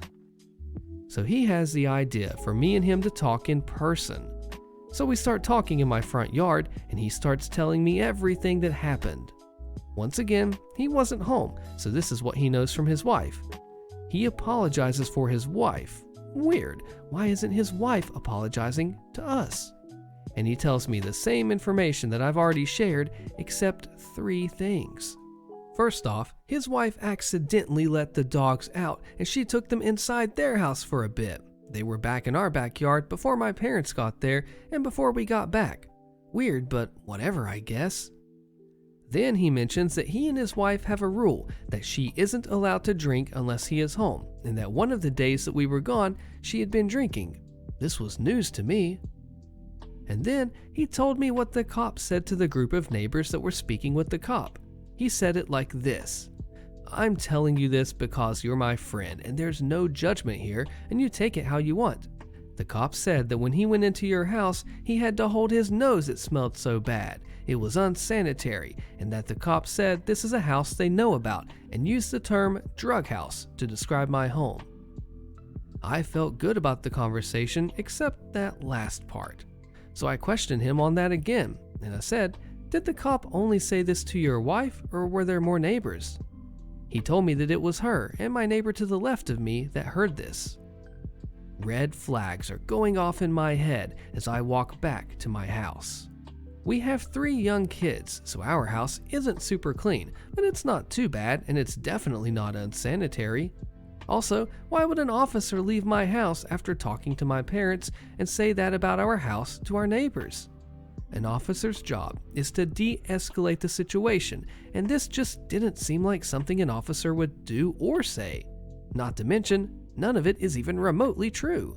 The next day, I get a text from my pastor neighbor saying this: "Kyle, thanks for your time yesterday. I appreciate friends being able to weigh into awkward issues. On another note, though the police officer did say the things I shared with you, it really wasn't germane to the conversation or issue at hand, Kyle. I didn't need to share those things. My apologies, bro." Now, I'm really questioning if the officer said this. This is a weird thing to even apologize for. Even if you think, I shouldn't have mentioned that part, why would you take the time to apologize for it? I responded very honestly and said, "Hey, I appreciate you willing to face confrontation. And no, I'm glad you shared with me what the police said. I don't believe they said that in the slightest amount for many reasons, to be, completely honest. It may have been best for me to keep my opinion to myself, but I was still kind of ticked off." He replies, "Hey Kyle, just to be clear, your text is saying that the police officer didn't say that, which means that you're saying my neighbor to the left and my wife misheard the officer, or worse, made that up." He tells me to question my neighbor to the left about it and to give him a call. I give my pastor neighbor a call, but he doesn't answer and never calls me back. So I text him saying that I plan to ask my left neighbor, and I hope that this is all a misunderstanding. I also mentioned that if the officer did say that, then that would be defamation of character, so I want to know what was said. He replies, "Geez, Kyle, what's your goal in all of this?" I explained to him that this is not something I want spread around like it has, because I have 3 young kids. I don't want to have to deal with CPS or have my kids be bullied at school for a stinky house or have my reputation soiled over this false nonsense, as my job involves me going to schools around the country and working with teens. He has never replied to this answer. A few days later, I meet up with my left neighbor in my front yard and I talk about everything. I specifically ask him if he was outside and talking to the officer when he left our house from talking to our parents. He said yes. I questioned him on what the officer said, and he said something similar to what my pastor neighbor said, but different enough to know that there is some shenanigans going on. He tells me that the officer told him that the house smelled like MJ when he walked in.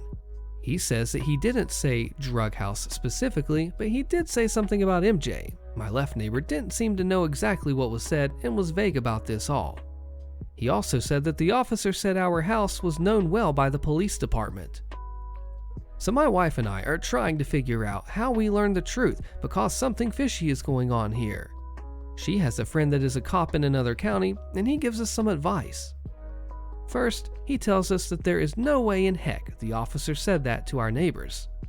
Second, he tells us that we can call the sheriff's department and they will have that same officer give us a call.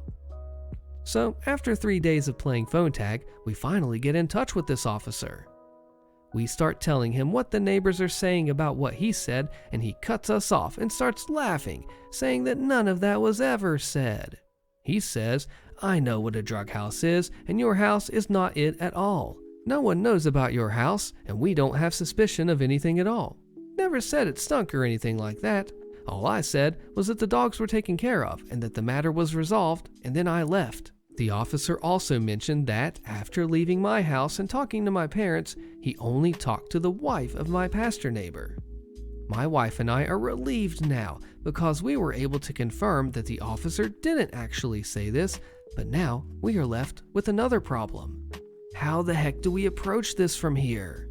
We are 100% for sure that our left neighbor and the wife of our pastor neighbor were lying and making crap up about my house and our family.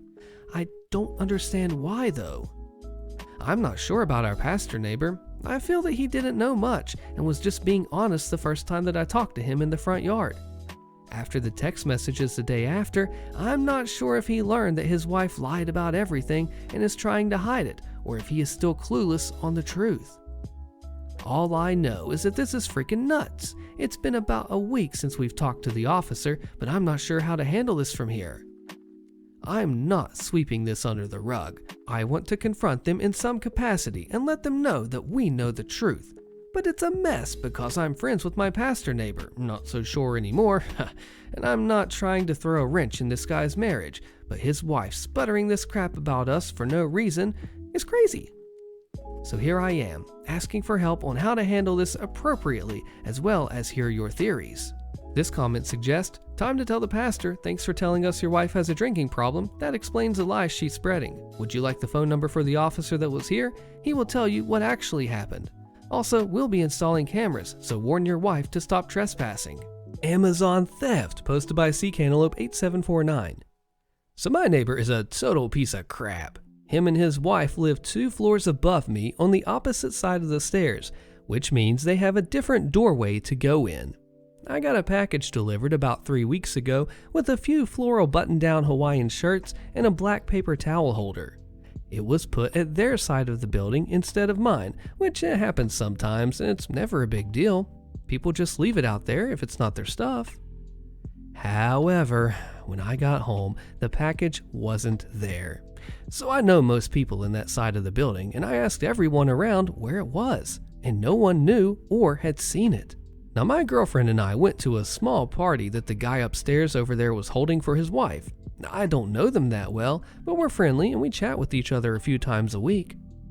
When I walked into their apartment, he greeted us at the door and he was wearing the one orange shirt that I ordered. I was in shock when I saw it and I whispered to my girlfriend, "Hey, that was my shirt."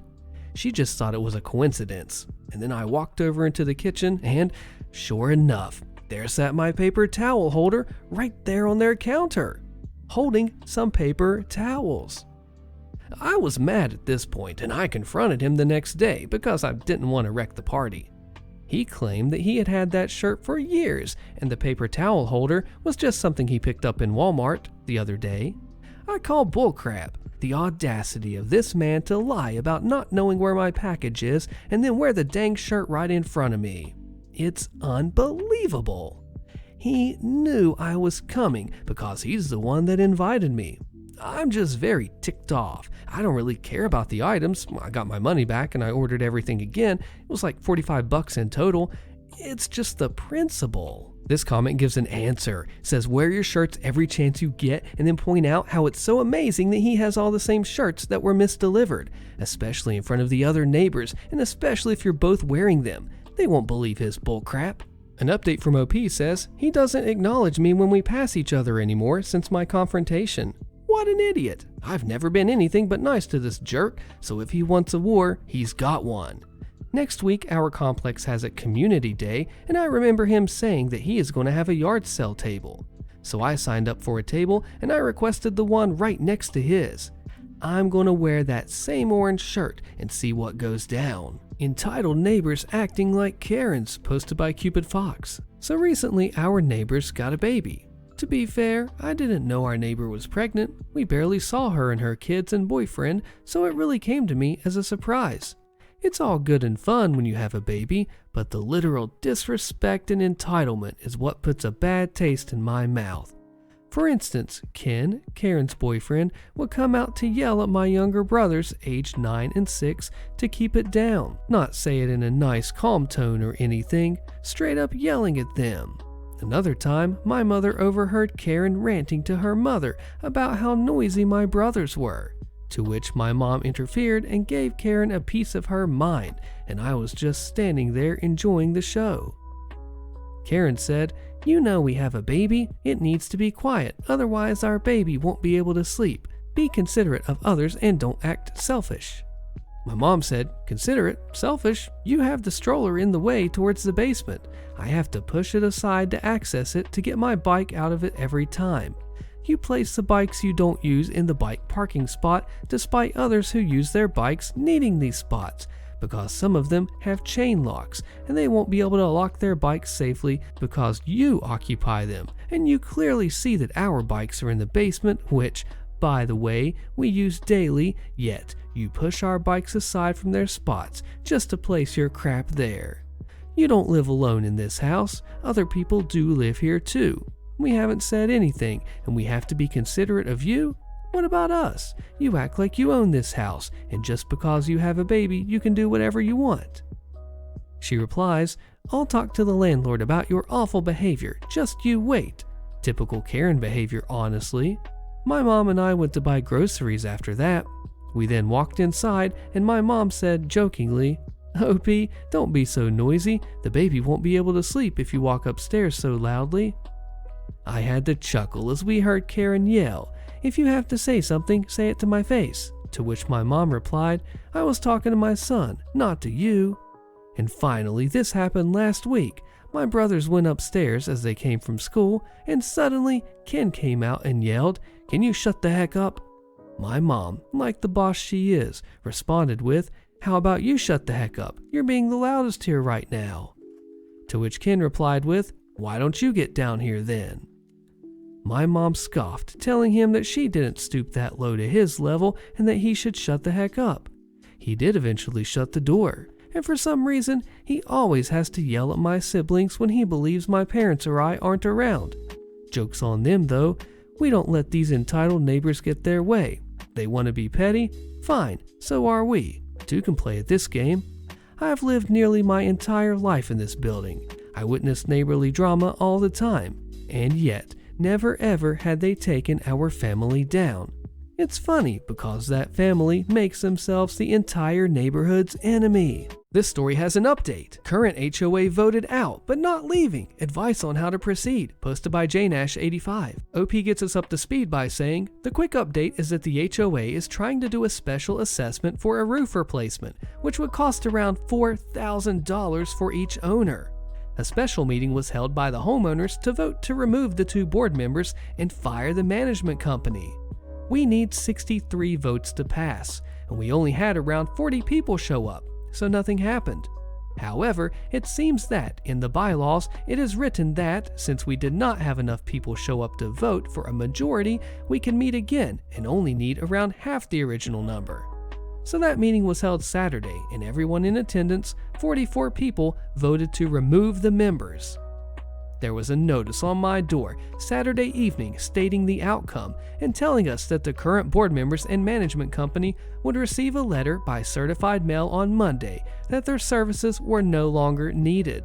They also stated we have a new board, presumably voted in at the meeting on Saturday, and we will be self-managed. There was another notice on my door today, this time from the current management company and current board members. It stated that they are still having a meeting to vote on the roof assessment tomorrow, that we have a contract with the management company and they have serious concerns about the 2 meetings that were held to vote them out. My question is, what do I do here? I was present at the first meeting to vote them out, but could not make it to the second one. However, I did vote ahead of time to remove the members and the management company. I am inclined to go to the other meeting tomorrow, but I asked the person who has been leading this cause and they said that they are advising everyone not to go, so that they cannot get the votes for the roof assessment. Personally, I think everyone should show up, confront the management company, and vote any special assessment down.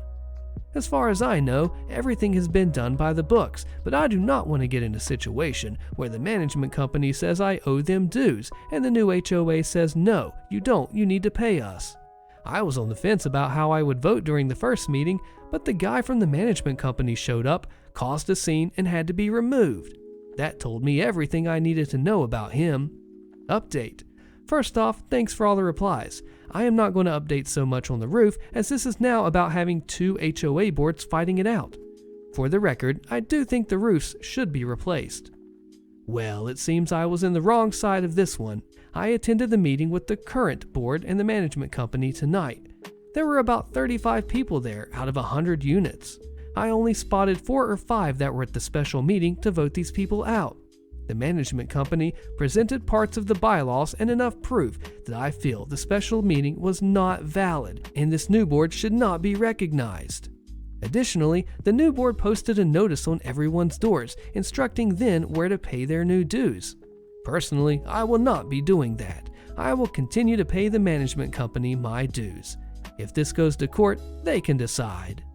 Also, the 2 board members that were there made the case that the members of this new board were free to run to be on the legit board. In fact, they were begging people to join. Popcorn, you're going to need lots of popcorn. This is going to be fun to watch, commenter says, and OP replies, good point. On one hand, this is pure entertainment for me, but I don't want to mess with 2 groups asking for HOA dues. Weird interaction with a weasel of a neighbor, posted by These Ask Eddie 04. I'm in an HOA in Northern California. I'm renting my house, and in the last year, I've gotten 4 notices from my landlord that there have been complaints sent in about our front yard. 2 were related to our lawn being too long. One was about a hedge that was overgrown, also not my hedge but my neighbor, and one for my trash can not being behind our fence. All stupid. Luckily, my landlord is really understanding and patient, and I was able to explain everything. We had a 4th kid right after moving in, and it was during the crazy rains that we had in California, so it goes without saying, I was a bit preoccupied during any time that I wasn't working, and really wasn't caring to mow my lawn in a downpour. The other lawn problem, it was dumb, because the photo submitted was taken literally the day after I mowed the lawn. Like, the person taking the photos were so bent on getting me, they tried to retroactively submit a complaint. One thing I noticed was that the photos were taken from the exact same angle. I have my main lawn in front of the left side of my house, and then the driveway, and then a small strip of side yard grass to the right. The kicker is, the photo locations only showed my side yard, when the main yard would have looked much worse, probably even complaint-worthy. But nonetheless, I got the feeling that whoever took the photos lived to the right of me somewhere and didn't want to risk being seen from my window had he taken the photo dead on. So, one Saturday morning, I was coming out to mow my lawn, and I see the weasel getting ready to take another photo. He had his dang iPad up and everything. So I just said, "Hey, good morning, can I help you?" The guy, an older gentleman, maybe in his 70s, I'm a terrible judge of age, he just panics and he tucks his iPad under his arm and he starts scuffling down the sidewalk. I thought, oh heck no, face me you jerk. So I just followed him, at a distance like at least 50 feet back, and I asked him if there was an issue, why are you photographing my house, and so on. I knew why, obviously. Well, he gets about 4 houses down, and he quickly goes in his garage and frantically shuts it while looking back at me. I am not an imposing figure. I'm actually a really nice guy. I smile and I say hello to everyone that I pass. I don't raise my voice. So his sheer terror of my presence was actually funny, but not necessary. I just wanted to ask him just to let me know when he thinks I'm out of regs rather than continue reporting me. I've never met this guy. I don't know what his issue is with me. I just must have a target on my back now. At least my landlord gets it. Commenter says, stand in front of his house and take pictures, and OP replies, I like that, though I'm sure I'll have another notice sent for being a nuisance or something, or the police called. And we get some answers here. Sounds like he's targeting you for being renters. He had to travel down 4 houses to photograph your yard, and he panicked when caught. Of course he could just be a busybody. Definitely ask the other neighbors about him. And OP says, very possible. I know that one neighbor across the street, who works out of town 5 days a week, got dinged for his lawn once, but he's been here for 3 or 4 years, so that's a pretty good record. Other neighbors haven't received anything that I know of, and I asked. I really don't have any quarrel. If he's just some old busybody, I should still be keeping my lawn nice, and life has gotten a bit less hectic than it was back then. I'm just the kind that likes to have a face-to-face conversation and close things out, you know? If there's an issue or I'm a concern, just tell me. I'll be sure to do the same. And OP answers about why you can complain about a lawn being long like that. He says, I wish I could answer that. The first time, yeah, it was a bit unruly. The second time, it wasn't even that bad before I mowed it. Like 2 weeks from the last mow, and it's summer in Northern California, the lawn isn't growing fast. It's ridiculous. HOA said, too bad, we're out of luck. Posted by Miss Contrary Mary. My husband and I own a condo in Georgia. All the windows in our unit face the pool. About 3 weeks ago, bright stadium-style floodlights were installed in our pool area. The first night, these were on all night. It was so bright, it basically looked like mid-afternoon inside our condo, even with our shades down. This was the entire night in all of our unit because every room has a window. My poor husband couldn't sleep at all. We reached out to the board and we let them know. We agreed to the lights being on until 10 p.m. when the pool area closes until a more permanent and reasonable solution could be found. Last night, the lights were on until midnight. We reached back out, asking about it. Apparently, in the board meeting that was held yesterday, they decided, for safety reasons, they need the lights on and suggested that we get blackout curtains. Now, we received an email that there was a meeting, but there was nothing mentioning that lights would be discussed or voted on. Had that been the case, we would have rescheduled our previous engagement to attend said meeting. They just simply told us the association has an obligation to ensure that the community remains well lit and safe for all residents to enjoy. I'm hoping to get some advice or input regarding what we can do. We don't think it's fair to have to foot the bill for installing and maintaining curtains. More importantly, we think it's unfair that they're just saying tough luck, deal with it. I mean, their actions are directly affecting our life inside our own unit. Any and all advice will be greatly appreciated. Update: the managing company actually asked to meet with us today, and they let us know that, unfortunately, they couldn't just turn off the one particular light outside our windows, because if they shut one light off, they all shut off, and this makes people complain because they can't see when they're walking their dogs at 2 a.m. They again touched on blackout curtains, and we told them that we are definitely open to the idea, but because it's something being forced on us, the HOA would have to cover the cost of installing and maintenance. There was a bit of back and forth, and we mentioned a few things that people here mentioned, and after a few calls, they agreed that they would order and install timers. The timers would be set so that the light affecting us would turn off at 10 p.m. and maintain the others on. The timer should be here next week, and meanwhile, we agreed to the lights being on every other day until they get installed, but we did make it clear if it's going to go beyond next week, we expect the lights to be off until they arrive and are installed. Like I said, I really appreciate everybody's advice. This is my first time dealing with an HOA, and it's given me valuable information if I need it in the future. This great comment says, find all of the condo owners that face the pool and show up en masse to the HOA meeting.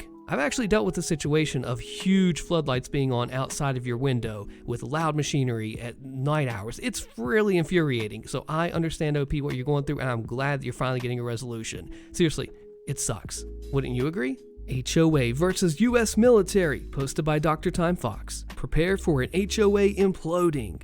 This soldier lived in an HOA in a rather nice house, paid his dues and taxes, not a single penny owed to anyone. Then they get called up and put on deployment. This is when the HOA seized their home and, worst of all, sold it. So, despite continuing paying their HOA fees, the soldier never hears about this.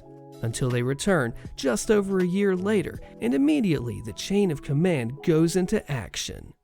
A point of clarity here: when a soldier is on deployment, it is illegal to seize any of their property. Even the IRS is barred from any action.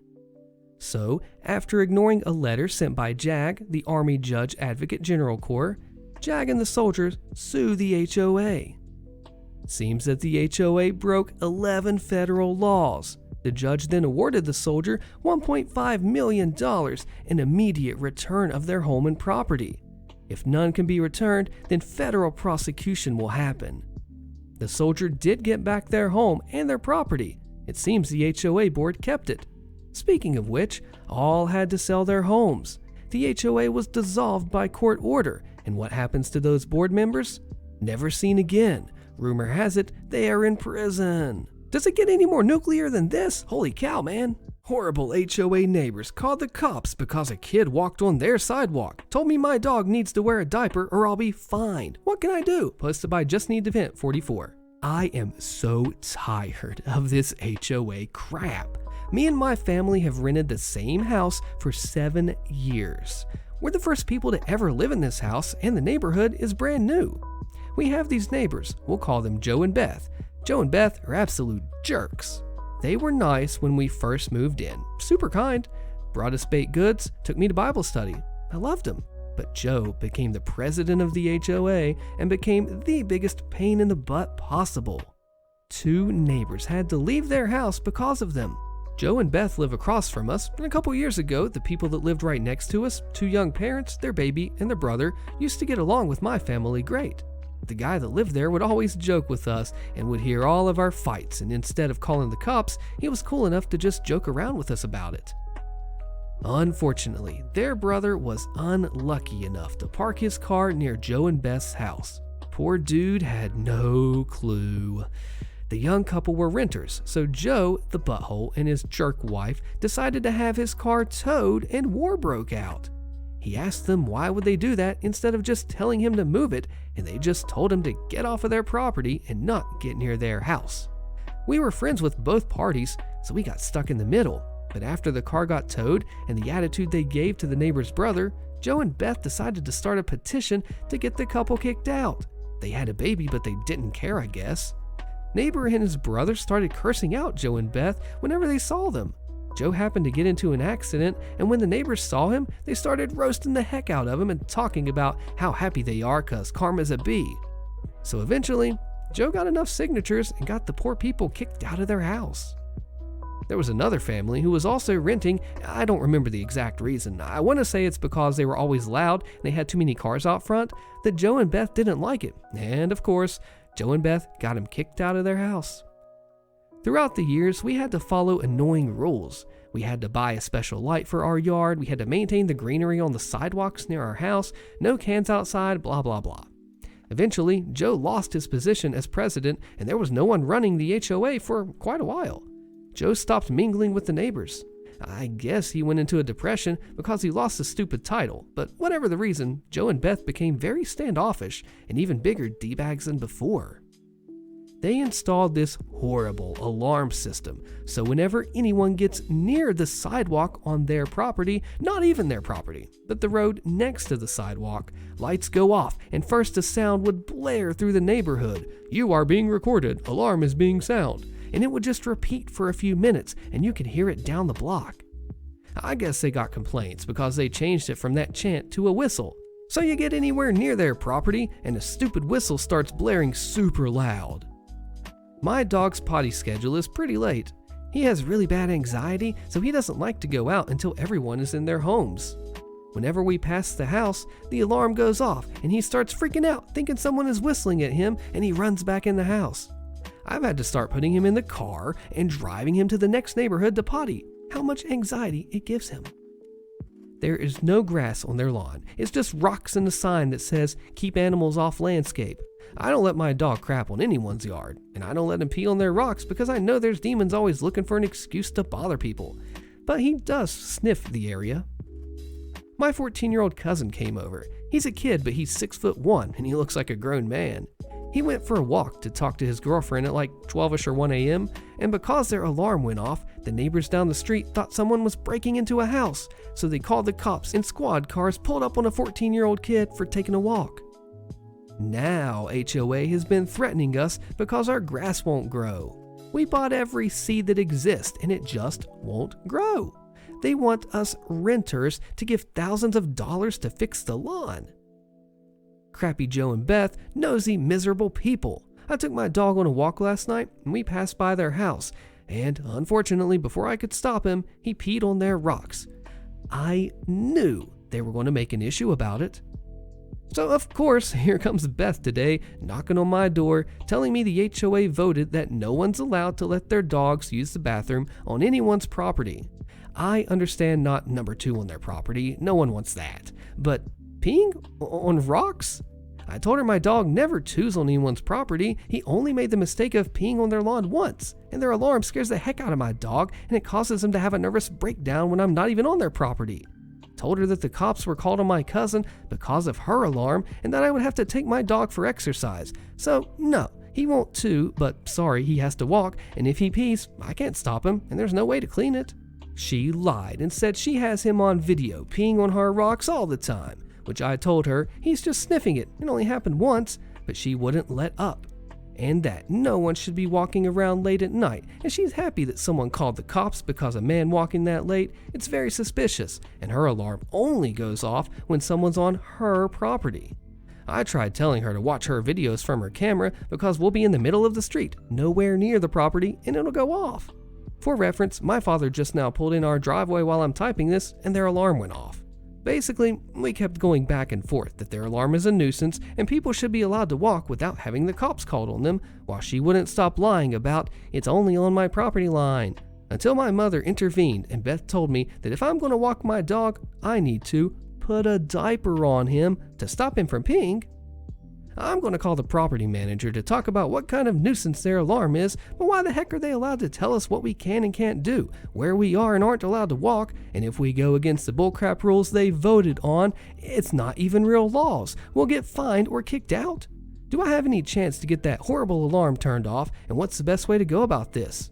It's one thing to keep our property clean, give the neighbors their respect and the privacy, but to be told their happy cops were called on for a kid walking, I'm not allowed to walk on their sidewalk, and if I'm going to walk my dog, he needs to wear a diaper and isn't allowed to pee.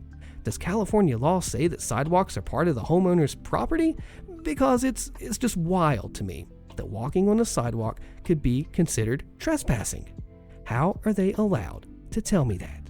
Am I the wrong one here? This commenter nails it. Anything from the HOA should be going to the property managers, being that you are renters. Harassment about pets, posted by Ken Zevenzy. I recently bought a condo and my partner lives with me, as well as 2 St. Bernards, 4.5 and 7.5 years old, roughly 120 pounds each. During the home search, my realtor made sure to only show me places that did not have weight restrictions. My realtor called my now management company before we put in an offer, and they said there were no restrictions. Before we put in an offer, we read all of the association docs and the bylaws, and there is no pet weight or breed restriction. The only real animal restriction is that you can't own chickens and pigs and stuff like that. When we first moved in a couple months ago, I took one of my dogs for a walk, and I saw that someone outside who introduced herself as the president of the board. My dog was very polite, and he sat there while we talked for a few minutes. She told me that there was a weight limit, and I said, hey, my realtor called the HOA and there wasn't one. I meant she called the management company. I didn't realize at the time that the two were different. And she said, oh, well, they just want to sell and they don't care. And then told me not to worry and that she's not going to make me get rid of my dog. I was worried for a couple weeks, but nothing came of it. Today, I was walking one of my dogs and left my back gate cracked so you could see inside my apartment just a little bit.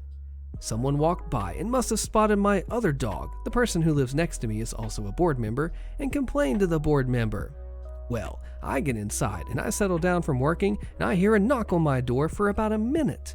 At first, I thought it was someone in the hallway doing something, but then I realized it was actual knocking on my door. I thought it was the neighbor telling me that I accidentally left my gate open, but no, it was the president of the board. She came to essentially berate me and question me about having 2 dogs. She said that she got complaints, and I asked about what, and she said their size. I asked her, "What's the problem? There are no restrictions and there were none when I bought the place." She then proceeded to tell me that she spent $3,000 to have the rules changed and there are weight restrictions now, and kept going on and on about me having 2 large dogs and how she didn't know about it, but she should know because she's the president of the building. When I bought this place, I didn't have to disclose what animals I had. I only had to list anyone who was going to be living in the condo. After a few minutes of back and forth, I told her that the complaints were ridiculous because only one time has my dog came across someone in the building, and that was her. My dogs do not use the hallways or go into the main areas. We have a private entrance that we go in and out of. We don't bother anyone. She said that the city we live in has weight restrictions and limits of how many animals you can have in a 1-bedroom apartment. The limit is 3, and there are no weight or breed restrictions, just no livestock basically. And I told her it was untrue. She then told me my dogs were too big to live in this apartment and they need to live in a home with a yard. Ma'am, if I could afford a single-family home, I wouldn't be in this apartment. I told her my dogs are fine and they get exercise 3 times a day. Then she told me that there are people in wheelchairs, small children, and so on that could be hurt by my dogs. She said that if my dogs were to attack someone, that they could really get hurt. She said people are afraid of big dogs, and I told her that I'm afraid of little yappy dogs that this apartment is full of, but that's my problem and I deal with it myself. She accused me of buying my second dog after we moved in, knowing there was a weight limit. I have had one of my dogs for 4.5 years and the other since last September. I told her that I could prove when I adopted both of my dogs. All of this went on for about 15 minutes, but then she added that she works from home and never hears them, and she wouldn't force me to remove my dogs. I kept asking her, "So what exactly is the problem?" And she didn't have an answer, except that she had complaints about their size. She was very aggressive during this conversation and hardly let me get any words out. So what was the point in this interaction? My lawyer sent a letter to the management company asking about this rule change because we need written notice of any board meetings and rule amendments, plus a 67% vote to pass anything. I never received any notice of a board meeting or any rule changes. So my question is, what do I do now? Document everything. Get written statements from your realtor. Look through the CC&Rs again. There has been an announcement, voting, etc. for any changes, and you would have been made aware. You can also get them registered as service or emotional support dogs. It really looks like she is purely buffing though, because it's all nonsense. Getting them registered as service or emotional support dogs is not appropriate here. So who do you agree with? HOA trying to impose fines for something beyond our control, posted by Dishonorable. We live in a community south of Tampa, and our street was built over ore-rich soil.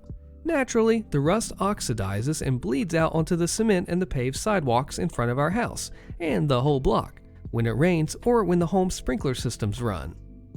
I have spent hours with Rusties and a roller to try and combat the rust, and I sent the HOA pictures of improvement. However, they are still trying to impose a Stage 3 violation fine. Every time we correspond with them, they say, "We need to speak to management to see if we can remove the violation." I'm just wondering what my next course of action should be. I've considered having a professional from, hopefully somewhere, draft a formal letter to the HOA and to tell them the soil has iron in it and that regardless of the actions taken by the homeowners, it will continue to occur. I also wonder if I and several other residents of this street should contact an attorney. It feels like a simple money grab by the HOA for something uncontrollable. Also be advised that this rust is only at the street and the sidewalk. I believe this is known as the easement, which would constitute a public area. Is that correct? Our driveway itself is completely rust-free. This is not the first time an HOA has done something stupid like this, is it? HOA sells a non-HOA house, posted by Catfish21SM. I'll spare you the boring details, but we lived in a small rural farming community that's been growing quite rapidly lately. A lot of the farmers are growing old and selling their farmland. There are 2 ways to do this. They can either split it into lots and sell a piece at a time, and this typically brings in more money but is a much slower process. Then they can sell the whole thing at once. Again, faster process, less money. This particular farmer decided to sell his land in lots because it was in a developing neighborhood and he could make a much larger profit doing it that way. My friend bought a few lots and built a very nice house on it. Then a large company came in and bought most all of the remaining lots and built a subdivision on the land. In order to keep everything in a consistent look, they themed the properties after my friend's place. His was a lot nicer, obviously. I mean, he didn't cheap out on it like they did, but they had similar styles to his. He didn't mind because that just raised his property value even more. Now, it's important to note that my friend who this is about basically lived right in the center of the subdivision. He bought a place in the middle of the property because of its view. Probably not the best idea in retrospect. So the people who built the subdivision, they also founded an HOA. My friend was invited to join on multiple occasions, but always refused for obvious reasons. Because of some legal clauses about pre-existing properties, he wasn't required to join, even though he was in, well, the center of the subdivision. He did maintain a pretty good relationship with the HOA president and some of the members of the community as well. He was regularly invited to HOA events and sometimes actually took them up on the offer. He enjoyed it. But then, a new president took over the HOA. I guess this new president didn't really do any research because he just assumed that my friend was part of the HOA. He contacted my friend about several violations that he noticed, along with late fees due to the HOA. When my friend tried to explain that he was not part of the HOA, the new president just shooed him off and ignored him. My friend obviously just ignored all of the fees and all the fines and so on. Now, my friend was a winter bird.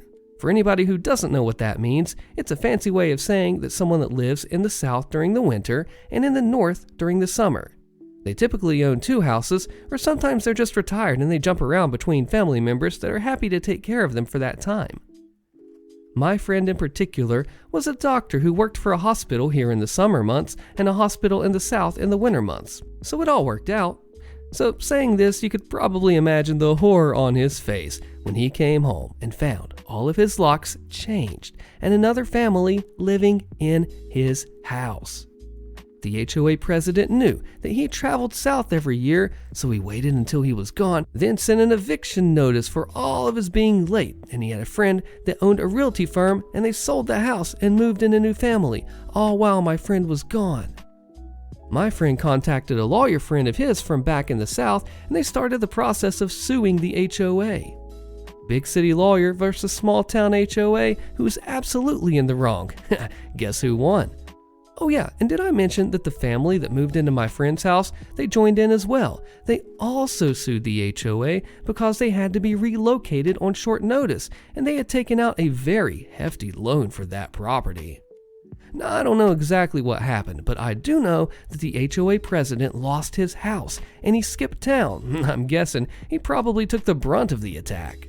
This has got to be the worst one that I've read in a long time because you were suing the HOA president. I mean, look, you do not do that. How does he think he is going to be smart enough? Oh, this person's not going to realize that a whole freaking new family is in his house when he comes back from the winter? This dude's an idiot. Flip straight up, he does not deserve to be the president. Get out of town, man. Way to go, OP.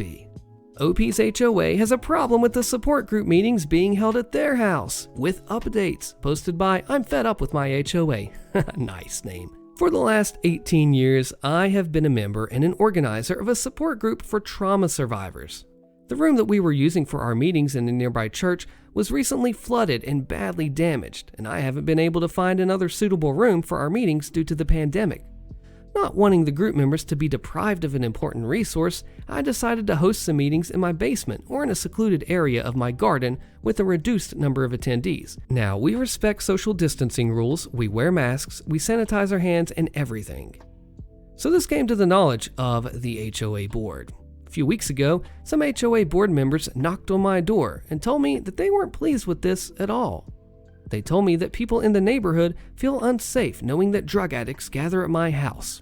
I told them that our support group is not for people fighting addiction, or maybe some of them are, but they don't tell me, but for trauma survivors, and that this would stop as soon as we could go back to the church. They weren't convinced and called me inconsiderate and asked me to stop.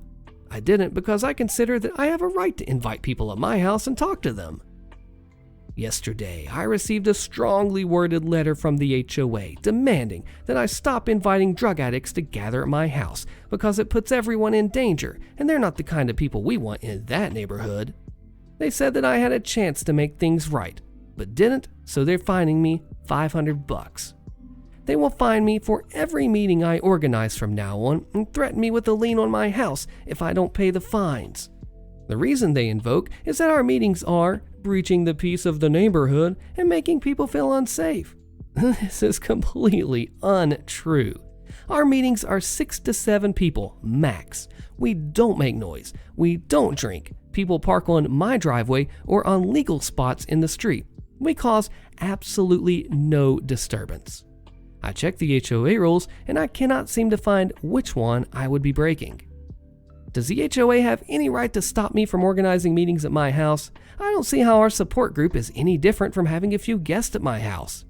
The HOA is run by people who don't seem to know what they're doing, and I think they'd stop harassing me if I had real legal arguments to oppose. Thank you for your advice. Update. I wrote back to the HOA to dispute the fines, and I sent a polite but firm letter asking them to show me precisely which rule that I'm supposed to be breaking, as I was advised by commenters in here. I also pretended that I feel insulted that they're calling me and the group members drug addicts. Look, I felt bad doing so because I know that addiction is a disease and not a sin or whatever, and that I would raise heck because of this and call a lawyer. As a result, the president of the HOA called me and basically confirmed that they haven't found a specific rule that I would be breaking, but it was more of a general feeling that people had, that I was making them uncomfortable, and that should not go on. I asked why they were uncomfortable, so he talked about the fact that they think that I'm letting drug addicts gather at my home and that would bring crime to the neighborhood. I explained, again, that the support group is not about addiction and the members are not drug addicts, and the president said, well, he knew, but some homeowners have trouble accepting it. Now he confirmed, as I suspected, that there are other things they have trouble accepting about me, and it's not about drugs. Then I tried my luck a little by pretending that what they are doing amounts to discrimination against people who need mental health support, and they were infringing on my right to peacefully enjoy my property, and was adamant that I wouldn't pay a cent in fines. He said that I seemed passionate about the argument and he doesn't want to be involved in a legal dispute over this, so we came to an agreement that I would move as many meetings as possible online and only have people at my place when there was no other way, which makes sense within COVID times anyway. In return, the HOA will drop their claim and leave me alone. I haven't heard about them again, so I guess I'm fine. Thanks for everyone's good advice. I'm glad OP stood his ground because this HOA kind of sucks. Mental health is important, and then they're thinking they're just all drug addicts. I mean, wow, this is a huge reach, thanks Mr. HOA President. They need to be shutting up on this one. Seriously, man. What a way to stereotype and discriminate. Jeez. This HOA story is called Help Navigating a Special Assessment, posted by JNash85. I live in a condo, and our HOA is made up of 100 units. I've lived here since 2018. At the time, there was a big deal made about roof repairs. We paid $75 a month in fees, and the HOA is supposed to be responsible for the roof. The only other thing the HOA pays for is lawn maintenance and trash pickup. Back in 2018, they said we had to replace all the roofs and quoted the job around $400,000. This special assessment was voted down and nothing was said again. Last Saturday was the annual meeting, which I was unable to attend. I came home to find some documents taped to my door stating, "Do not pay your July dues." Basically, one person in the neighborhood is calling for a special meeting to remove 2 of the board members who have been on the board since 2018 and then fire the management company. I came home today and I found another document on my door, this time from the management company, stating that this person is spreading false information, possibly committing fraud, and she is being served with a cease and desist order. The management company also stated that there will be a follow-up meeting in the next 60 days to discuss that special assessment. If it were up to me, these 2 board members would be removed, we would get a new management company, and we would rewrite the bylaws to lower our fees and make each homeowner responsible for their own roof. There are now 2 other development phases, and that is how the HOA is ran. The roof repair does not seem logical to me. The management company has terrible Yelp reviews, some of which state that they tried to run the roof repair scam on their subdivisions. The fact of the matter is, I can afford the proposed assessment if it goes through. At the same time, I don't want a target on my back from the current board members if the vote to remove them goes south. Any advice on how to proceed? Update. Thanks for the replies. To clarify, these are single-floor condos, basically 4 condos in each unit. I do see the problems with everyone being individually responsible for the roofs, and I feel like the fees are pretty low. Honestly, it seems like a lose-lose situation. Even if the roofs do need to be replaced, there's been a lack of transparency around the entire process. On the other hand, even with all of the due diligence done, I still see it getting voted down by the majority of the owners. Most are elderly and probably can't afford it. Advice in the comments says it's not really possible to make each unit in a condo building responsible for their own roof or other common elements. That said, if the management company is pulling a scam and the board is in on it, you should be talking to a lawyer and having experts review the documents. You have a process to remove board members. Follow it. Pay your dues. Always. Yeah, man, if you're being taken advantage of, you totally have the right to vote in and get these people out of here. Yeah, I mean, each person responsible for their own roof, that's cool with me. I know there's probably downsides to it too, but the point is, if people are taking advantage of you and the other members of the HOA, you lawyer up and you take them down, and that should do the job, I hope, right? I at least hope it would. Am I the butthole for calling the HOA on the neighbors for installing a 25-foot tall bouncy castle and water slide in their backyard? I never thought I would be in this position, but I'm the one who sought out the 75-year-old members of the HOA board for assistance. Having said that, I feel like I was very patient and accommodating, but I just got pushed too far. But still, anytime you call the HOA, you may be the butthole. So my neighbors started out in February and March with a bouncy castle in their yard. I could not see it, but I could certainly hear it when the kids would start bouncing by 4:30 and 5 a.m. It honestly seemed that the kids would wake up really early and the parents would just send them outside so that they could sleep more. But it was incredibly loud. I had a polite conversation with the parents and they assured me that that bouncy castle was temporary. I put up with it for probably like 3 weeks, nearly every single day, until I explained that I work nights and I was being woken up right as I was getting to sleep.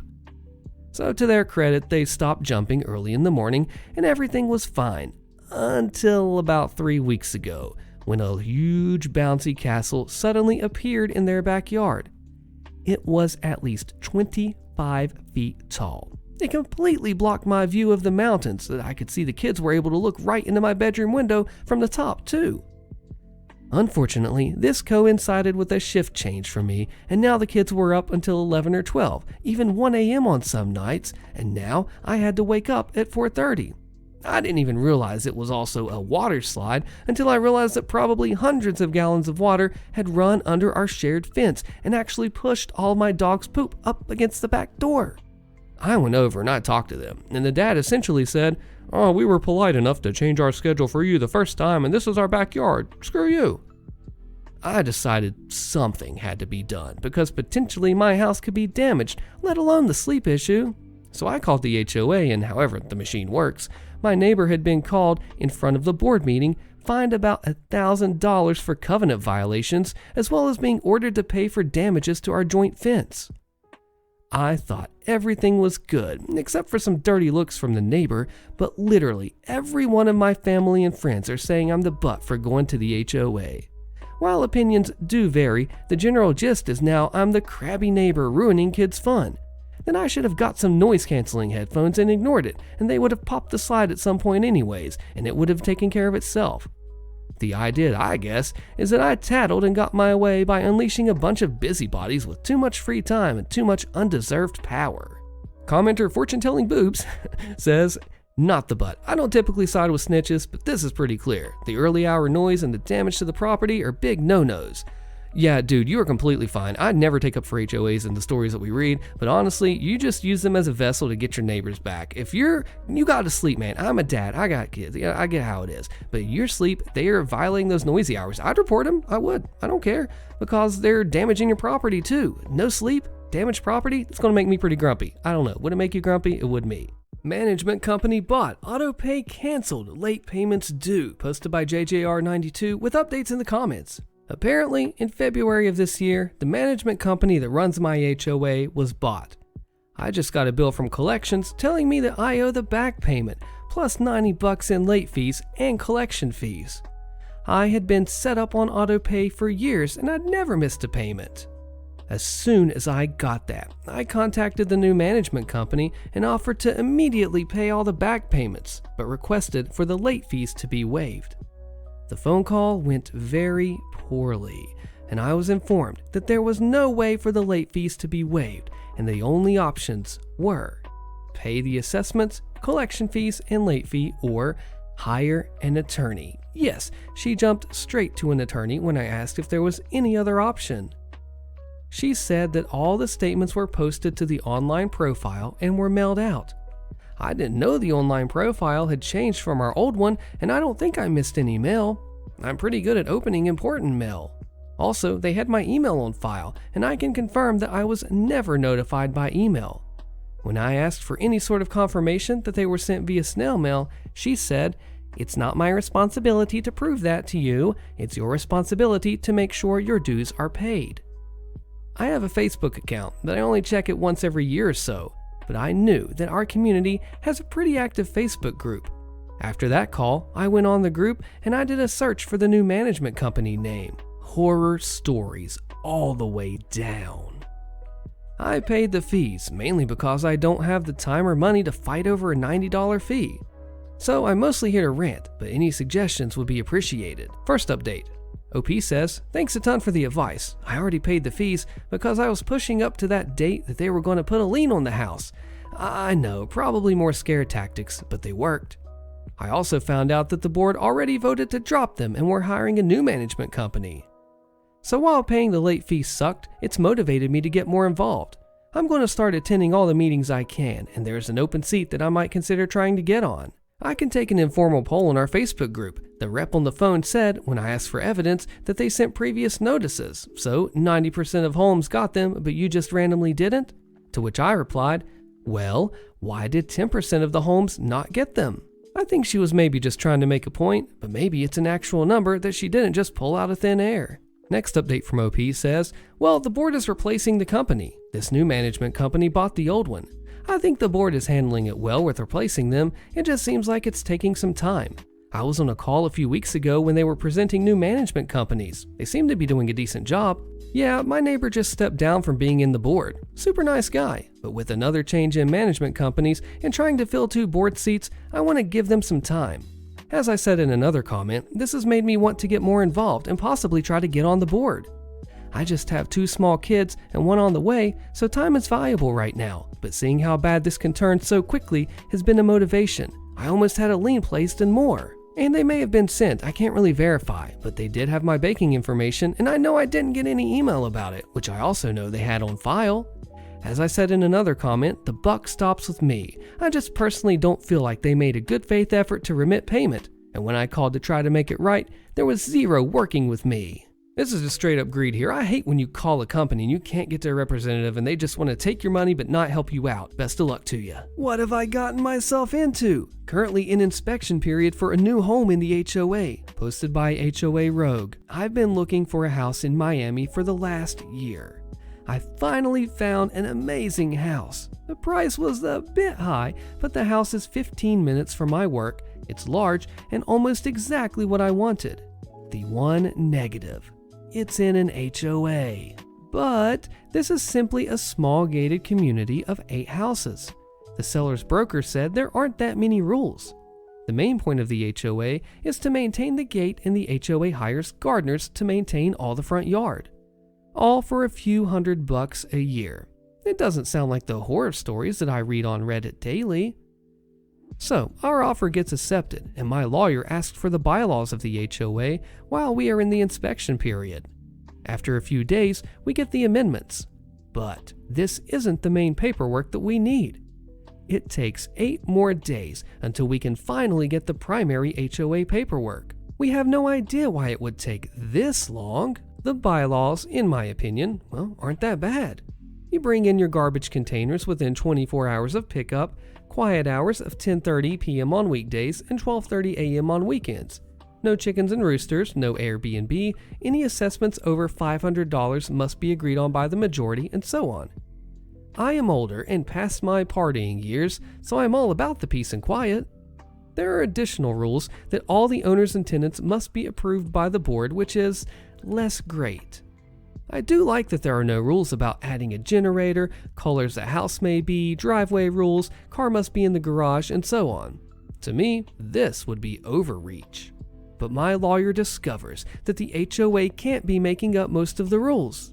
The only thing they are allowed to govern, according to my lawyer after reading the paperwork, is the gate and common areas. He demanded that the board president answer how he thinks the board has the power to demand all of these rules. The lawyer is suggesting that the board has gone rogue. He is concerned about what other rules will the HOA come up with. We are now waiting for the response email. So now I am wondering if I screwed up. I have until Sunday, when inspection period ends, to make a decision. Did I mention that it's a really nice house? Important comments. Big one I see is requiring a membership vote for assessments over $500. That guarantees that the reserve fund will be underfunded and the HOA will be unable to pay for replacement of something that it's obligated to replace. It sounds like this is what may be going on. Once on the board, these people tend to develop an adversarial posture towards the other homeowners, imposing on the association their own personal standards of neighborhood appearance and homeowner deportment. They will micromanage your property through means of creative interpretation and outright embellishment of the CC&Rs. This sounds like the perfect mixture and storm of corruption and disaster for OP. Things could go so wrong, so if you do decide to stay at this awesome house, please be careful, OP. HOA harassment, posted by Aliens Talk to Me. I own a rental property. It's a second floor condo. Every so often, the neighbor below claims that I have a leak and he wants his plumber to repair my unit for free. Ha, no. I have a service plan with the highest rating plumbing company in our area. Each time they inspect my unit for leaks to repair, and no leaks are found. At first, I did not submit the paperwork to the HOA, and then the neighbor began forcing his way into the unit and showing up with a gang of men, or board members. I present the paperwork and they still declare my unit is leaking. Now I send all the paperwork online. They still say my unit is leaking and I just need to let the neighbor's plumber in to make free repairs. Now I have to threaten to call the police and have them arrested for trespassing and harassment. The HOA members in the email threaten to assist the neighbor below with pressing charges against me after they have inspection paperwork from the highest rated plumber in our area. The neighbor below has made all his plumbing repairs in his unit with his repairman and would have been unable to make any plumbing repairs upstairs. There is no documentation or inspection of his repairs. What are my legal options against the HOA for encouraging my neighbor's behavior? My current plumber currently has 19,417 reviews on Google and is rated at 4.9. I have multiple rental properties and each rep they send is amazing and professional, and that's why I continue to pay for their service plan. This comment says, perhaps the leak is in between the units. That may fall under the HOA's purview. OP says, I agree with you, but the neighbor downstairs allows his plumber to make undocumented and uninspected repairs, and the HOA is not being held accountable, and the HOA has never paid the neighbor for his repairs. I refuse to go along with it. I'm no lawyer, OP, and that's exactly why I'd get one to stand my ground against the HOA. Our HOA has been taken over by a rental company, posted by 3Cat Mafia. Our neighborhood in upstate South Carolina began construction in early 2020. We purchased our home in 2021 and moved in shortly thereafter when construction on our home was finally complete. We aren't completely satisfied with our house, but we got a low rate, and for a starter home, it isn't awful. The houses are close together, as is common for a new neighborhood these days, and construction was still ongoing for the rest of the neighborhood. We were told there would be about 120 houses total. About halfway into our time there, we received notice from the builder that the homes would no longer be property of the builder and that they would be turned over to a rental company and would no longer be for sale, but for rent instead. So there are about 40 or so homes that have been sold and the rest are rental homes. There were many questions at that time what that meant for us as homeowners, but we were assured that there would be no issues with the rental properties or the company at all, and that everything would be kept separate. Within the last 2 months, the rental company began to stage a takeover of the HOA without informing homeowners. One very involved homeowner caught wind and demanded a meeting. We have no official HOA board, which is kind of nice because we have no busybody HOA, no strong rules and whatnot. And a meeting took place last night. I was unable to attend, but apparently the rental company representatives did not show up. But since they have majority stake in the neighborhood, they automatically are able to take over the HOA. So every rule they apply to the rental properties in the neighborhood now apply to all of the owned properties in the neighborhood as well. So far, we are unsure what this means. Lawyers are being contacted. If I had known this was ever going to happen, I would not have bought here. It feels like a bait and switch.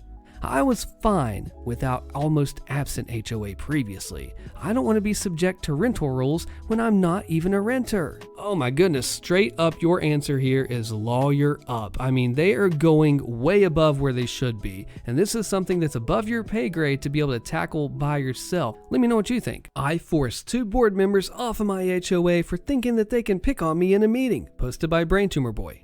I don't really pay attention to my homeowners association or HOA. It's a new community, under 2 years old, and I only went to my first meeting because a neighbor I've become buddies with told me that the HOA was being shady.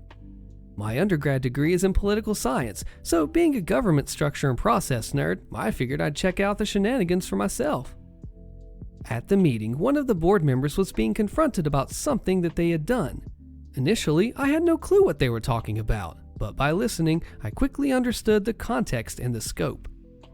The board member responds to the questions by yelling and using pretty abusive language towards the residents who were asking him questions about what he did. That's a red flag. During his tirade, he told the people confronting him that he didn't answer to him. Second board member chimed in saying that we were powerless and repeats the "we don't have to answer to you." Second red flag. I'd had enough. I raise my hand, and the president, which is the nice board member and the good guy in general, recognizes me and he gives me the floor. Since it's my first time there, the fight paused and it got quiet. It was kind of weird. I simply but clearly told the 2 jerk board members that, in fact, we are the only people that they answer to in this role. The first jerk board member didn't like that and instantly threw abusive behavior towards me and started to try to bully me. Now, I'm a sleeping bear. I don't mess with anyone, but if someone messes with me, I make it my mission to let them know I can be the bigger jerk. After his response to me, another resident said to him, "We've lost faith in you. You should step down." The board member replied, "I've lost faith in you," which made absolutely no sense. A second resident said basically to step down or we'll recall you. The board member said, "You'll have to force me off." I then said, "Well, that's what we'll freaking do then, fine." In the next few days, I analyzed my state's HOA laws and my HOA's articles of incorporation, bylaws, and covenants. I realized the election of the 2 jerk board members was completely against the bylaws. So I wrote a demand letter to the HOA's attorney stating that the election of these 2 was in violation of our bylaws and they must be removed from the board. The attorney agreed with my analysis and the 2 members were forced off of the board. Anticlimactic, but go government structure and process nerds. HOA in the city contract, aka how the HOA got fined, posted by KiwiFox. So, some quick backstory to this. I don't live with an HOA, thank the divines, but I have had dealings with them. I studied environmental engineering in college, and I have a degree with a specialization in water treatment systems. Normally, though, that's not my day job. Even so, recently, a friend of mine who works with one of the neighboring cities asked me if I wouldn't mind doing some tests for water pollution in a waterfowl preservation area. There had been some strange die-off events going on, and the city was trying to figure out where the source of the pollution was coming from. I'd be operating under a special contract from the city, and I was given access to any location along this waterfowl area, within reason, to perform my test. I won't go into detail about how the tests work, they're involved and can be a pain in the butt, but suffice it to say that I started taking water and soil samples from likely sources along the waterfowl preserve's borders. This showed me that there was a notable amount of nitrates and phosphates in the water, which I surmised was affecting the birds. Now to find the source. I followed the river up its length, passing a number of housing sites, a couple of apartments, and the odd settling pond. Over the course of several weeks and a barrage of tests, these were ruled out as sources. The further I went up the river, though, the stronger the concentrations became, to the point that it was dangerous for humans to even be in contact with the water. We're talking Superfund type pollution. This was last summer. As I waded up along this area, I heard some splashing and the sounds of kids playing in the water. Not good. Not good at all. Turning the bend, I come face to face with the small dock leading into the water and 4 or 5 kids taking turns jumping off of it into the water. The heavily polluted, dangerous water. There's some lady sitting on the dock watching them, and I approached her. I forget the exchange, but it boiled down to me telling her that I'm from the city, and based on some of what had been found, the children were banned from swimming in the river. The lady tried arguing the point until I told her that I was calling the marshal, code enforcement, to have the area barricaded off, and she could explain her complaints to him. She grabbed the kids and scuttled off. Marshall did arrive, found that the dock was not built with the proper code standards, and condemned it, forcing the HOA who had built it to have it demolished within the week, or the city was going to do it and they'd front the bill. That still left the matter of the pollution. That's where things got weird. Once I passed this HOA subdivision, all pollution vanished. I must have done 5 or 6 further tests to verify this, but yeah, no pollution. So, I had my culprit. The next question was figuring out what they were doing. That's where my investigative side comes in. With the help of the marshal, I started going around the properties of the HOA talking with residents. It was a few simple questions like, do you know if they're fertilizing the grass? And when do they do this? And do you know the type of fertilizer they use? Just gathering evidence. Remember the lady from earlier?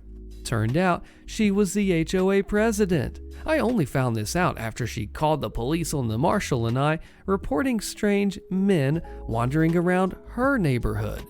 She called them something like 4 times in a day before the police flat out told her they work with the city and if you keep calling, we're charging you.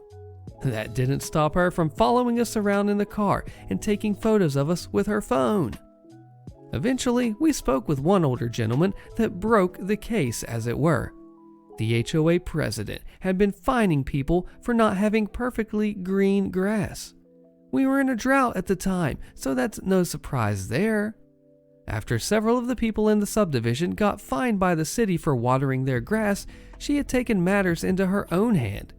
She first tried contracting a landscaper to spray the lawns with fertilizer, but due to various EPA regulations, he apparently refused.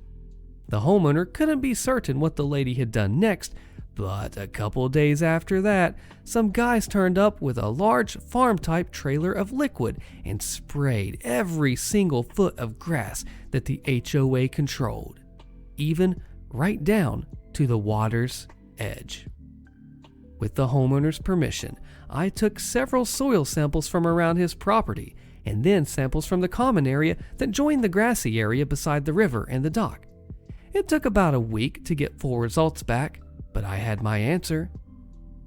This lady had some contractors or someone spraying farm-grade fertilizer on the grass.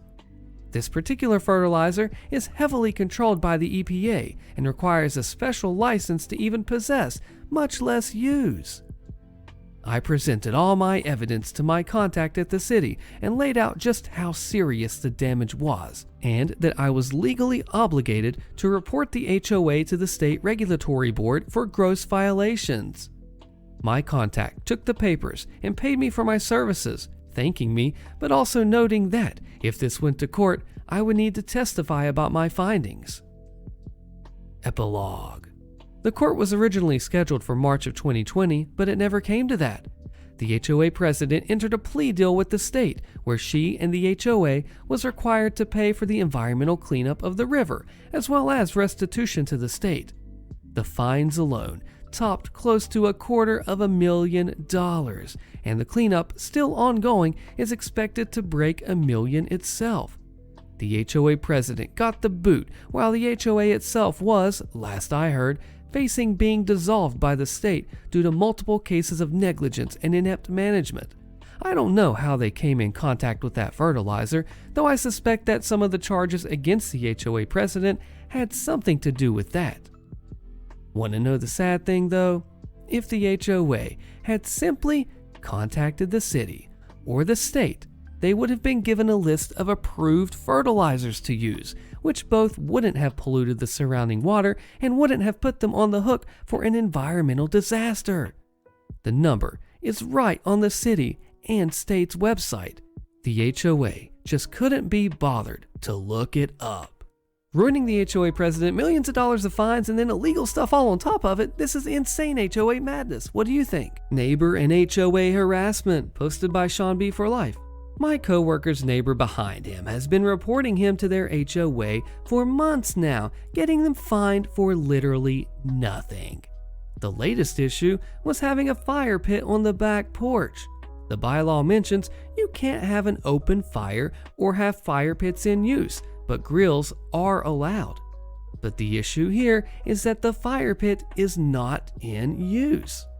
Also, the picture presented to show the fireplace on the back porch comes from that neighbor's security camera that is directly pointed at his house. The entire view of the camera is all of only his property and nothing else. The houses are separated by a drivable alleyway too. This neighbor spies on him regularly. He sees him looking out at them all the time, day and night. And also, he trespasses on people's property to find reasons to report them. I told him to fight it because he's spying, privacy breaching, and the bylaw doesn't say that you can't own one or have one out, and harassment. Any other advice? A question and update from OP. Has he got children and have them out playing in the rear yard when he uses a grill? Then lay a charge of the neighbor creating inappropriate videos. OP replies, my coworker is in college renting the house with 7 other people. They all stay inside mostly and are quiet from the info that I'm given. This entire neighborhood is right next to their college. The position of the camera gathered from the photo evidence of breaking the bylaw has direct view of the back door, so every time it opens, you can see inside. The entirety of the camera view and from all shows only the upper half of my coworker's backyard, along with his entire house. It does not show the alley street in between their houses or the owner of the camera's backyard. Are these normal houses in a suburb? Or are the HOAs gated communities with townhouses or something? Someone asked, and OP replied, it's a 3-street subdivision in a larger neighborhood. It's not gated. Wow, they seem incredibly intrusive for just a small house in a suburb. I get condos with shared common property needing them. They're seen as the downside of owning a condo and apartment here. Maybe because housing estates in the US have to maintain stuff that is maintained by the local council in other countries. The final update. So far now, he has been charged with the following: having a fire pit in view on the back porch. The bylaw states it can't be lit that close to the house, and were fined for it being lit, which it wasn't, and without evidence. Having a hammock drilled into the tree in their backyard, but it was one of those wraparound tension ones. This had something to do about the destruction of the landscape. Continuous complaints about different cars parked in the driveway. I don't know how this is even a thing, but when you have 7 college students renting a house, it should be expected. Continuous noise complaints. Their neighbors on both sides throw parties all the time, so the HOA groups them all together. And the most recent was a fine for having the grill on the front porch. It was never on the front porch. I helped them move in and I took it straight to the back porch. It's too big and too heavy to just move to their tiny front porch. All of this is without any proof, and most of these fines are from bylaws that don't exist or what they wish they wrote in but didn't. As in, they have no grounds for these fines. All of them have been $50 to $100, which they have refused to pay and are usually dropped. The latest one with the grill was $750. Pretty steep in my eyes for an HOA fine. They even mentioned in their emails about the fire pit that the grill is the only thing allowed on the back porch, and it never left the back porch. It is clear they're being targets by the HOA and their rear neighbor. Their landlord at this point is tired of the complaints and wants them all out. This feels like a group thing, like they're all in on it. I told him to take legal action. Is there any legal action to take? Any ground to stand on? I know HOAs can pretty much do what they want sometimes.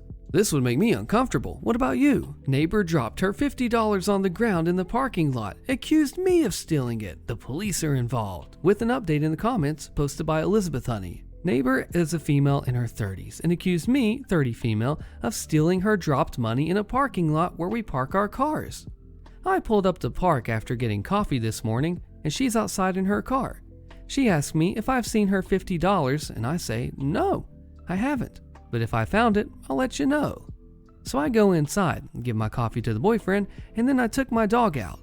While I was taking my dog out, she was banging on my door, and when boyfriend answered, she was saying that I stole her money and kept accusing me of stealing her money when he said that I didn't steal her money, and if I found it on the ground, I would have told him. She continued accusing me and was clearly upset. She then asked, where did I get the money for the coffee then? Like what? She thinks I don't have money to buy coffee in the morning. Just so odd all around, and honestly a crazy thing to ask. Boyfriend called her a B and she called me a crackhead. Boyfriend went to apologize for calling her a B and just wanted to squash it and say that I wouldn't take anybody's money. She then slammed the door on his face and said that she was calling the police. The police came and basically asked what's going on and if I took her money.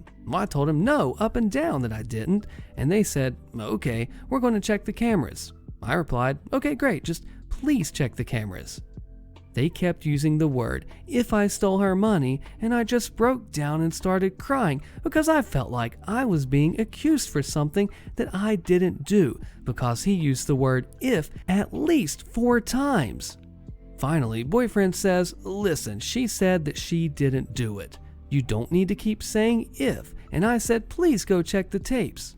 So they did, and then they obviously told her. Then her husband comes home from work and finds me on my porch, and again comes right up to my home and asks about the altercation that happened with his wife. I said that she accused me of stealing, and he immediately wanted to talk to boyfriend and was very angry. I said that the cops were already called.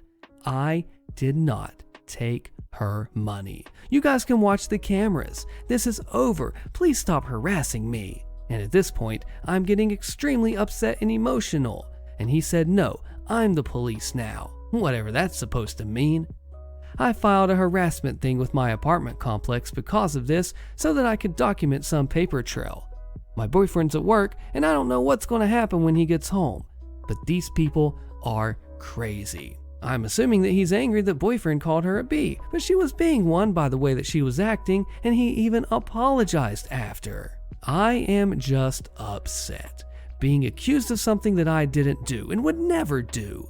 When she told me that she lost it, I felt bad. She didn't accuse me then when she asked me, so I just really don't get it. This whole thing sucks. I needed to vent. What would you guys do now? And by the way, I live in an apartment complex. They live in the 2nd floor and we're the bottom floor. I'm nice to everybody. They blast music all day and night from their cars and porches, and I never say a word or have ever complained. Somebody makes a legal suggestion to OP, and OP replies with an update.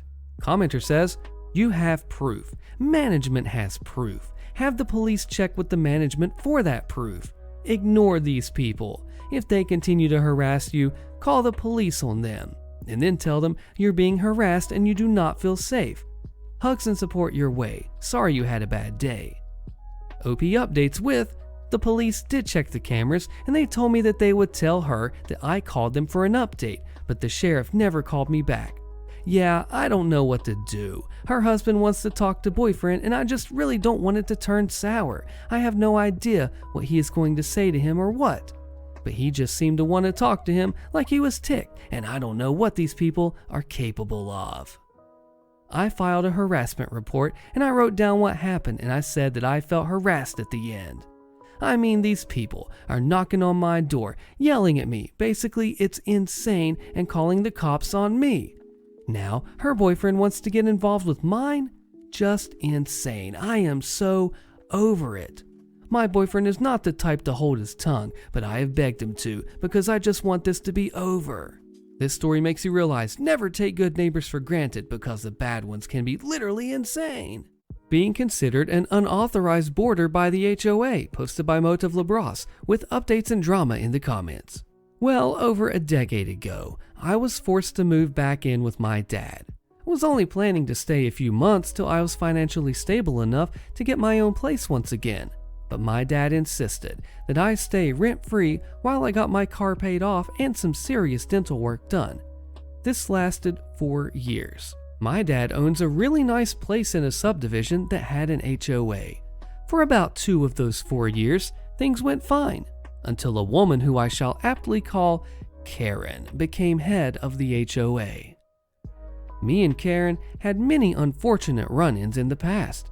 She would constantly ask my dad how long until I move out. Then she would always report me and my dad to the HOA for the silliest things, which the HOA would usually ignore or at best dismiss after getting our side of the story. But now that she was in control, she took direct action.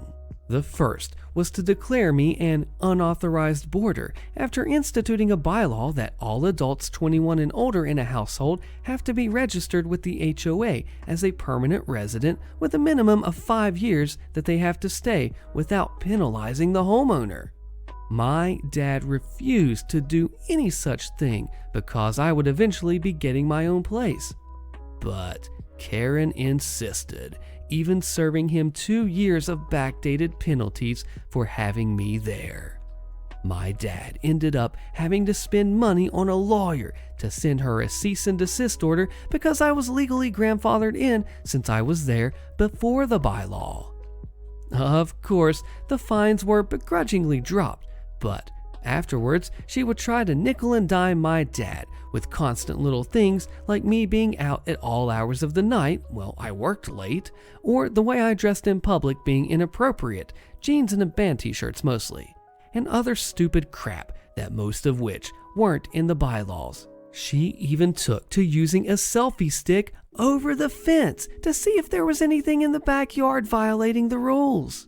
I since moved out of there, and a year or so later, Karen was voted out of the HOA after ticking off the wrong people. Update and drama. One commenter asked OP, "I'd like to know what person held the gun to your head and said that you must move back in with your dad.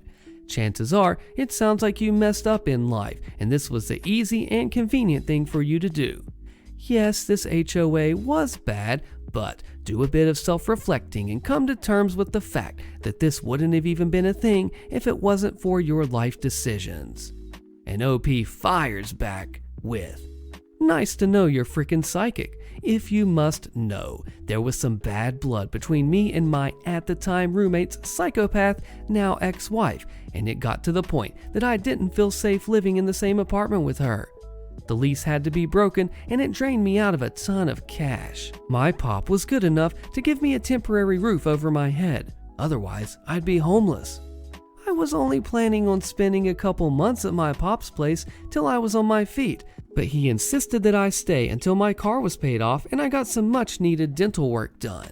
Crazy story, and be sure not to assume things about people's situation, right? You know what they say that makes you. HOA asking for personal funds to repay a loan? Help! Posted by Quiet Excitement 365. I recently purchased a condo in a community governed by a homeowners association, or HOA, about a month ago, and now I find myself facing a concerning situation. The HOA is asking all residents, including myself, to contribute a lump sum of money to repay a massive $1.6 million loan. Here's some background info. The current reserve fund stands at $1.3 million, which includes the special assessment funds and all asset accounts.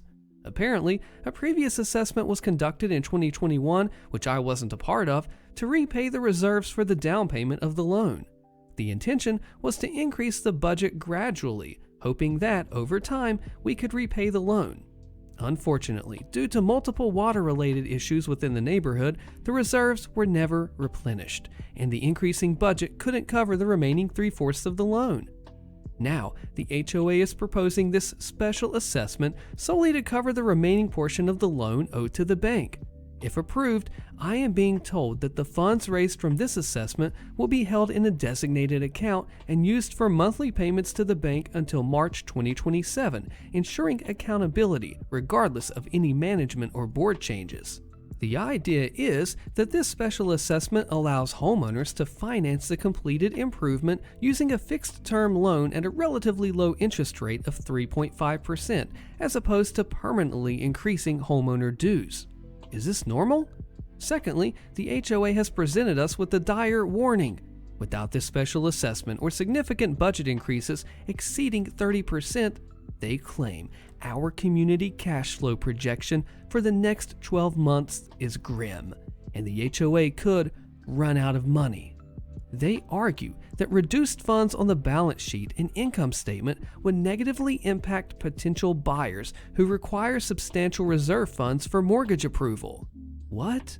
I wish they could all pay it off with what they have right now, but OP, I do not envy you in this situation, and I hope that you guys can stand your ground against this HOA. HOA harassing me over security cameras and lights, posted by Bearded Trucker.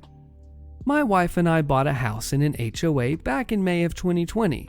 We bought it from family and was told the HOA is very relaxed, to say the least.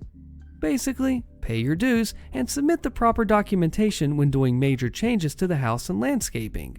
We received the rules and regulations when we bought the house, and it was very generic, nothing in it mentioning security cameras and motion lights. Well, this past Monday, my father-in-law and I finally installed 2 security cameras and lights. We had to run new electric lines due to the house not coming with the doorbell. Tuesday afternoon, we received a warning about modifications to the house without prior approval. We already had 4 motion sensor lights up months prior to installing the camera. Well, I figured they just want a statement or something similar to explain why we put up the new system. I submit the statement and I don't hear anything back for a couple of days. The response I finally got was that the cameras needed to be removed, paperwork submitted, and then they can be reinstalled. After spending 6 hours running wire and installing the system, I'm not pulling it down, and I will not be changing anything until I get a response to my submission. If it wasn't mentioned in the rules and the regulations, I figured they really don't have a leg to stand on in general. Now to summarize, we have 4 motion sensor lights and 2 cameras. It's a single-family home. I think they are just giving me pushback due to me trying to get them to equally enforce a ban on commercial vehicles. Very interesting comment. HOAs hate private security cameras because they like to screw with people's property up when they aren't around to teach them a lesson. They prefer to put security cameras all over the neighborhood that are under their control, so the footage can be corrupted anytime it's useful. Also, so they can use them to spy on everyone and make sure they're following the Führer's decrees. You worthless proles are the ones paying for these cameras, by the way, with your monthly dues. I seriously have no idea why HOAs aren't classified as a protection racket. I don't know about you, but security cameras are a good thing to have in a neighborhood, not a bad one. What do you think? This next HOA story is special. It's a complete middle finger to the HOA, and it's really funny too, and it was told in my comment section in a video. Let's call it, I'll Fix Your Wagon. I used to live in an HOA. It was one of 2 condos with a fenced-in backyard. I needed a tree removed because the HOA was in charge of keeping the buildings and the exterior of the property up to HOA standards. They refused to pay to have the tree removed and put it in writing that everything that went on in my backyard was my responsibility. I thought to myself, I'll fix your wagon. I removed the tree at my expense. I then planted a crooked willow tree. Since my water bill was covered in my HOA dues and willow trees drink a lot of water, the hose was on almost all the time. I then planted some dwarf fruit trees, put in a faux lawn. I didn't want to mow it. I had a huge screened-in gazebo built. I also painted the exterior walls a pastel green up to the belly band. Our condos were 2-story units, main living areas downstairs, and the bedroom and bathroom upstairs, half bath downstairs. The belly band I painted was a nice mauve color. I used to sunbathe in my fenced-in backyard with a 6-foot-high cedar fence. I went to an HOA meeting and someone complained about the colors that I painted the back of my condo. They complained about the willow tree, which was growing larger than they wanted, and someone else complained about a man sunbathing in his backyard. I told the HOA that whatever I chose to do in my fenced-in backyard was my business, and they couldn't do anything about it. I had copies of the signed paperwork stating that I could do anything I wanted in my backyard. Furthermore, I wanted the name of the person complaining about my sunbathing because they would have to look over my 6-foot fence to see my backyard, and therefore they were peeping Toms and I wanted them arrested. The HOA apologized, and after that I did whatever I wanted. Upon leaving that meeting, I simply said, "Don't you think it would have been better if you would have just removed that tree to begin with? You tried to save a few bucks but screwed yourselves in the end." I have since sold my condo, and last summer I drove past my old condo and noticed that the willow tree was about 50 feet tall and more than shaded my backyard. I just laughed and kept on driving. Yep, I fixed their wagon. If that's just not a malicious compliance middle finger slap in the face to the HOA, I don't know what is. Way to go, and thank you for sharing that story. I thoroughly enjoyed it. This story has an update. It's called "Left for Work This Morning. Neighbor demanded I park in my driveway so that she could have more room in the morning waiting on the school bus with her child." Posted by Cakes and Games 90. Said child is at least in middle school because that's the bus that runs the time that I'm leaving for work. And I would know, as I taught at the middle school in the district the last 3 years before moving on to a new one.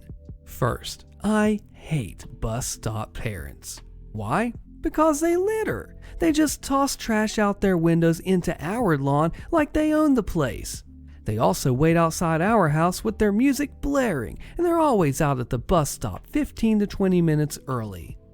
Then they block your mailbox or driveway with their cars. So, I already do not like these people. Their kids aren't even annoying, just the adults. But we parked on the street this weekend, which is unusual for us. We did it because we are building a fence and have stuff in our driveway for it. This is the first time since I've lived here for over a year that I've ever left my car on the street overnight.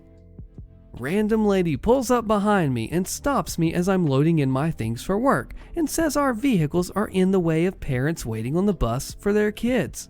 She said that we should park in our driveway and leave the road open for parents.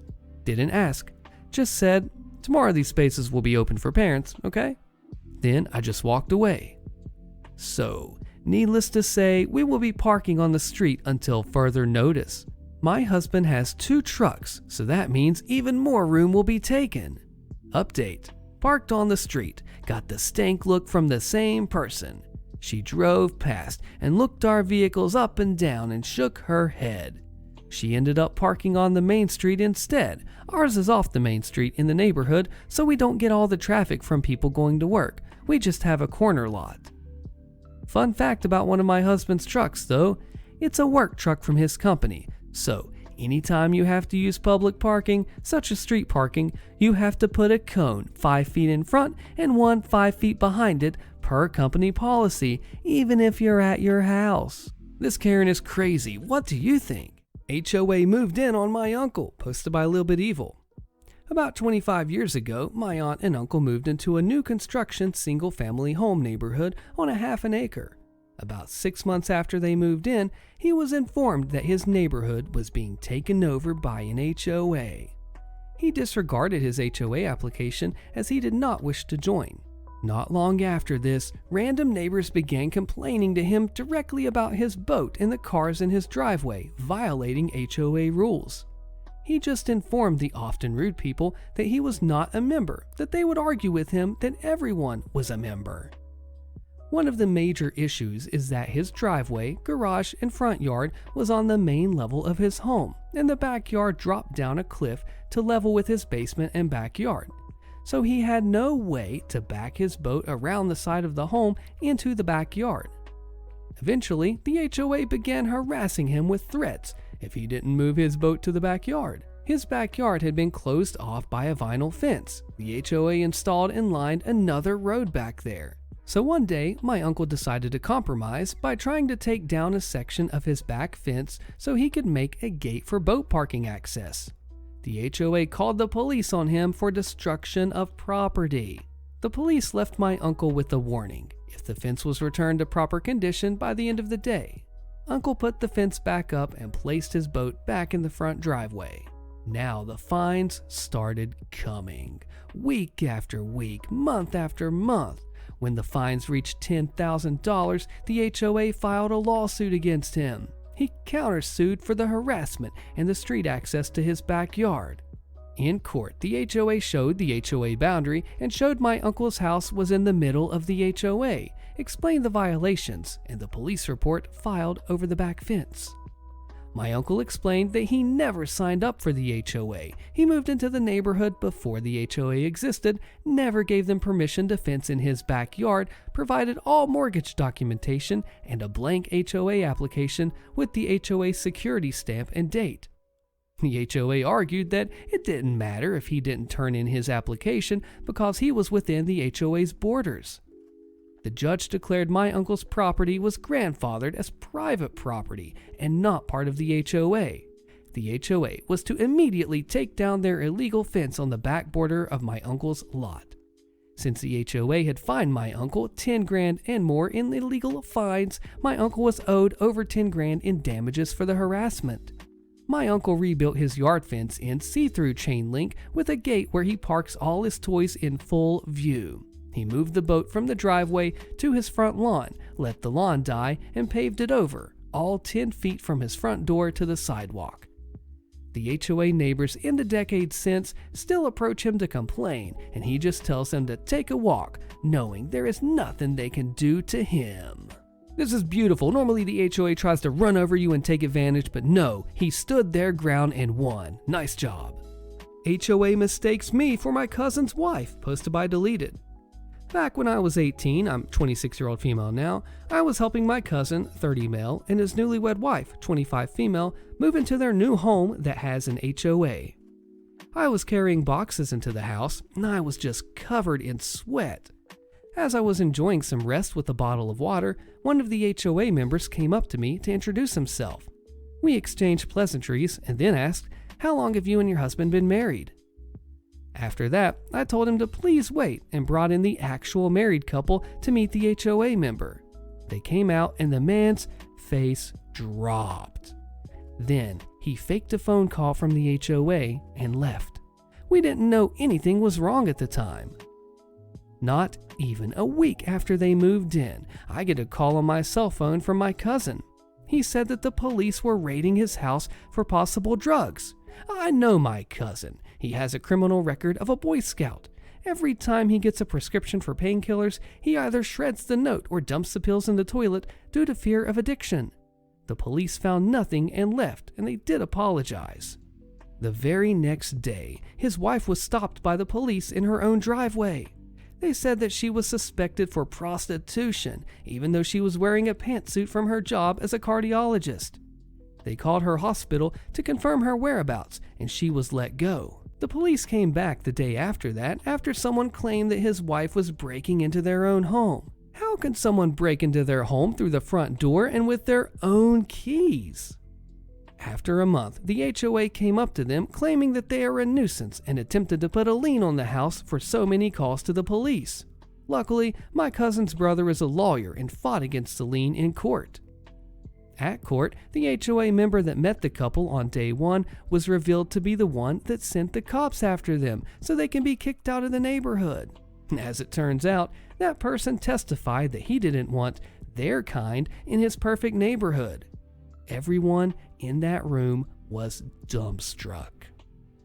The HOA lawyer immediately dropped the case, apologized to my cousin and his wife. that HOA member was kicked out of the neighborhood for racism. As it turns out, he also called the police on every black and brown person that even passed by his house. Since then, they moved out of the neighborhood after she got a better job offer in her field. I forgot to say, she is black and my cousin is white.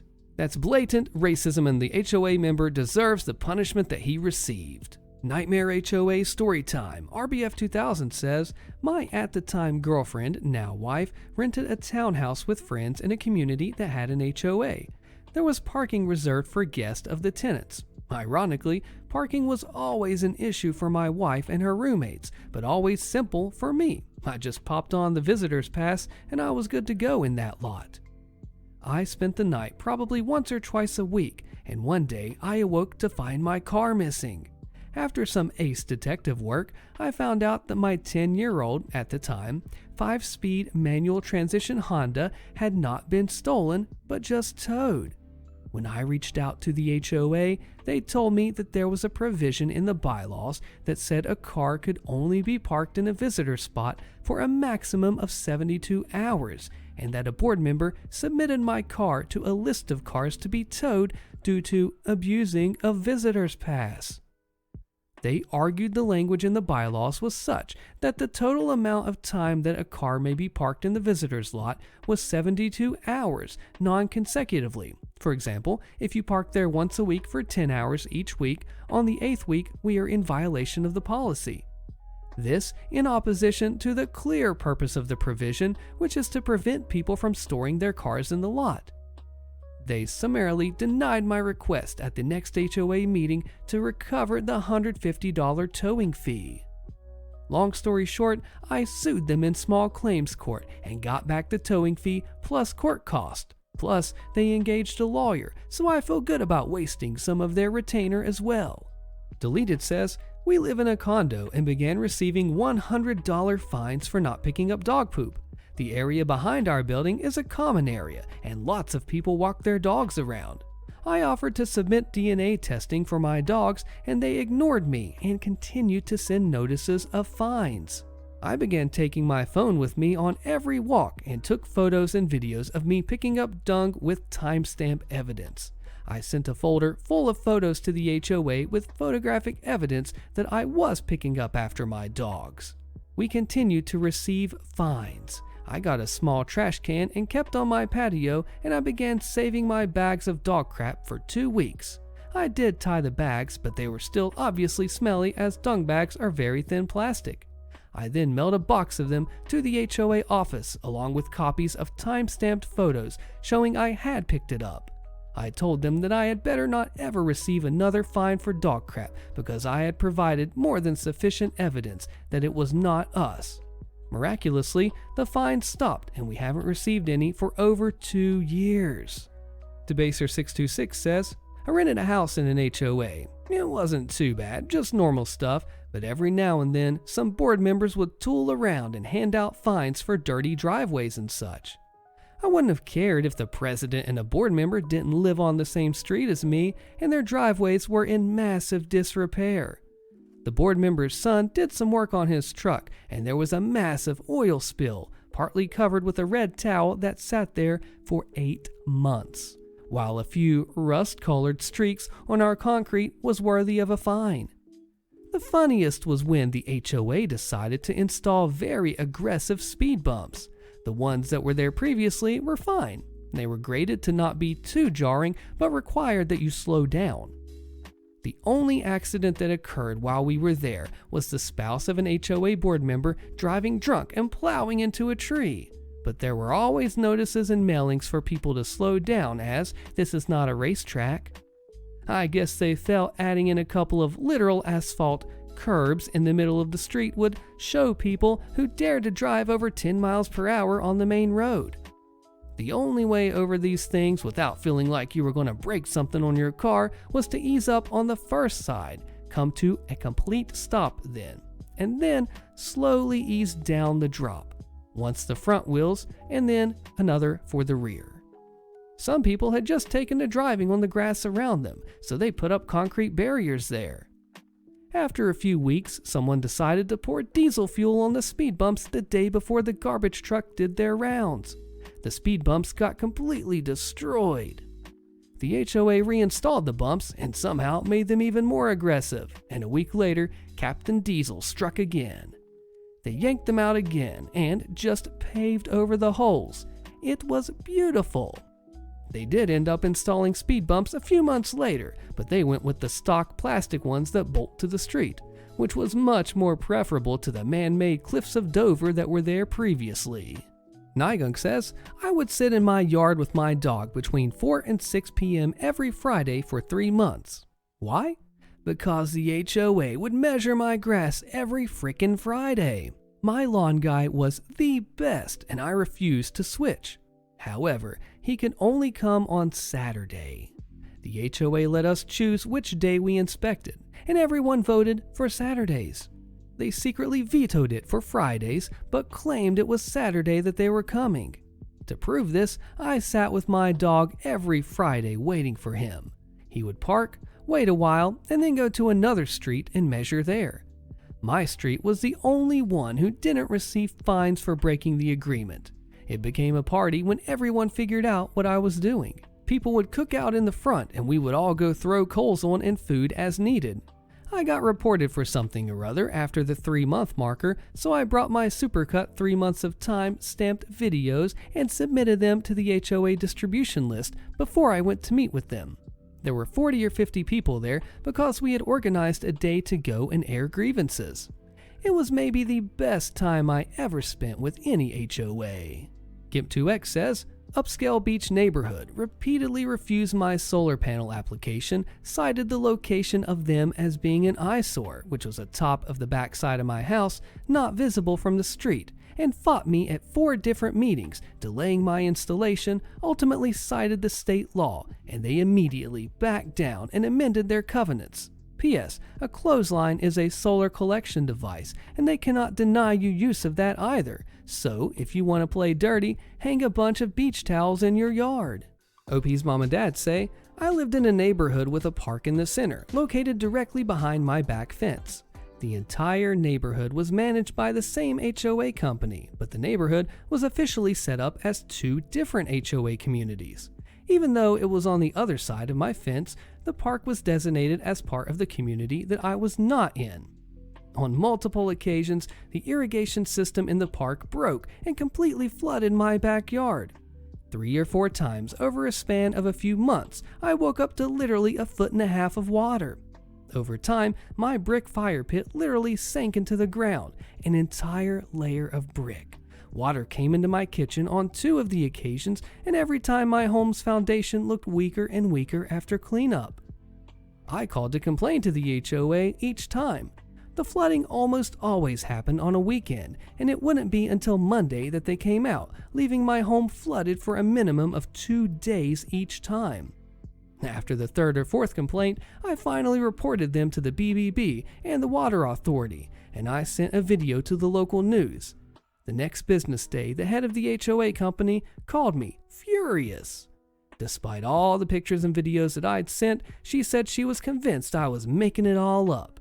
When I pressed her why she thought that, she specifically said it was because the park can't be flooding your house. It's not even part of the same HOA community that you live in. Scott Evil 110 says, we've only been part of an HOA for the last few months, and it's already living up to every stereotype I ever had in my head. They held our once annual meeting with very little notice, and like 6 people showed up.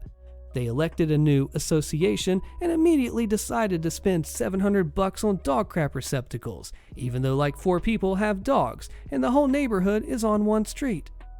This sparked an incredible amount of drama. One guy on the HOA decided he was going to get super defensive when people started questioning this decision, and it quickly devolved into him just taunting people on Facebook because he was on the board and they weren't, and if they didn't like his authority, they should change the bylaws. Then someone left a bunch of dog crap in his driveway. Then he resigned from the HOA. No word on those dog receptacles. This has all happened in the past 3 days. This one's got a follow-up post. It's called, "Would I be the butt for reporting an HOA member to the board for yelling at my friend about a mailbox color violation on my property?" Posted by Steve at Steve. I'm 19-year-old male and mom live in an HOA community that dictates the color of the mailboxes. They must be black. I recently had to put a new one in after the door broke off of our old one.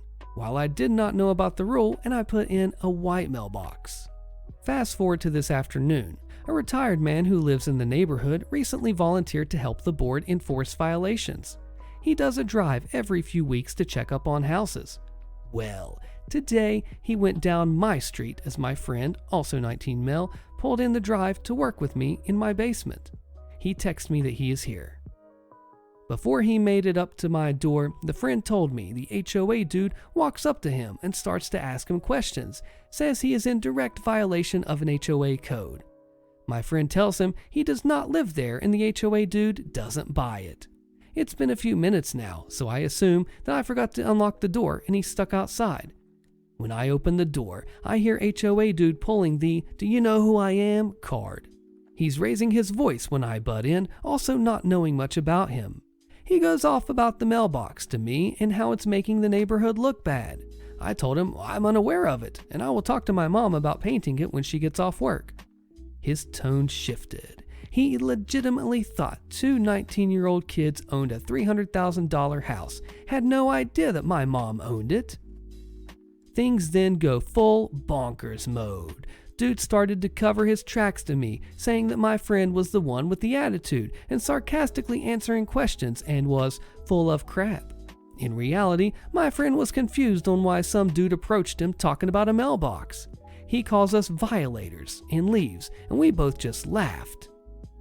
I asked my mom on what to do, and she said it's up to me since I'm an adult now. I'm leaning towards reporting the guy due to his condescending tone, unprofessional behavior, and raising his voice at my friend who is genuinely just very confused about what's going on. I don't even think he knows what an HOA is. My friend and I joked about it once he left, but still, I don't want another person in our neighborhood to get yelled at like that. I wish one of us had taken a video to show as evidence of behavior. Most of the board is actually quite reasonable, so I could see him getting kicked out if I do report him. Would I be the butt for reporting his behavior? I did end up sending an email to the HOA and they informed me that he is facing disciplinary actions, whatever that means. My main concern was the HOA volunteer letting the power get to his head and yelling at other younger people in the neighborhood. Also, I did paint the mailbox in order to comply. He shouldn't have been a jerk. Nice job on reporting him, OP, and I hope that he leaves you alone and gets in trouble or whatever has to happen. You know what they say about assuming, right? Sue me for that 100. Dare you? Posted by John Poker Clan. This is a while back in the mid-90s. I owned a condo in Las Vegas. I bought it new and I lived in it.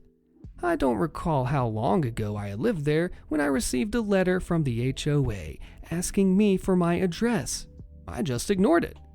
A few weeks or so later, I received a letter stating that I had been fined $100 for not returning that other letter.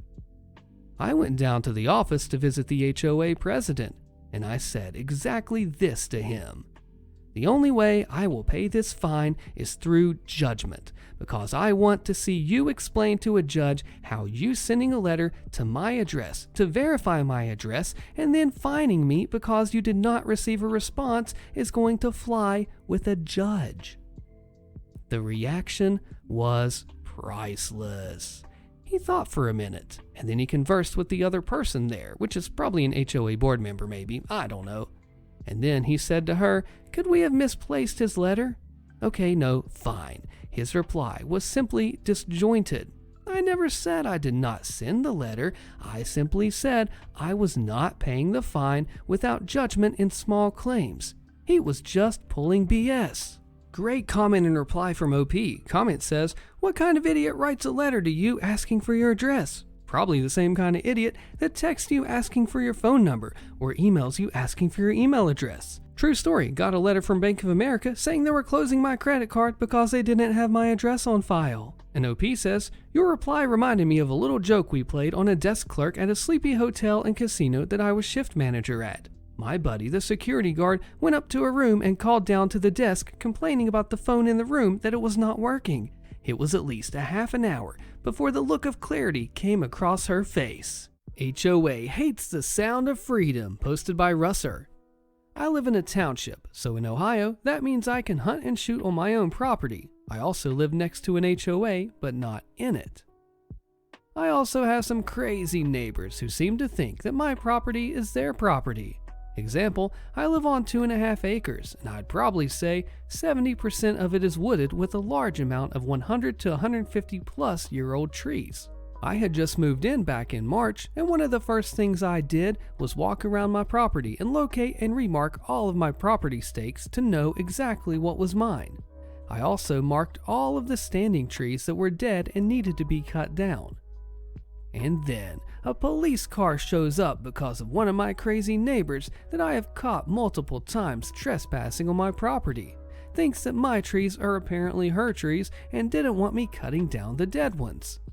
So, on 4th of July week this year, a bunch of guys from work asked me if I wanted to go shooting at a local outdoor range.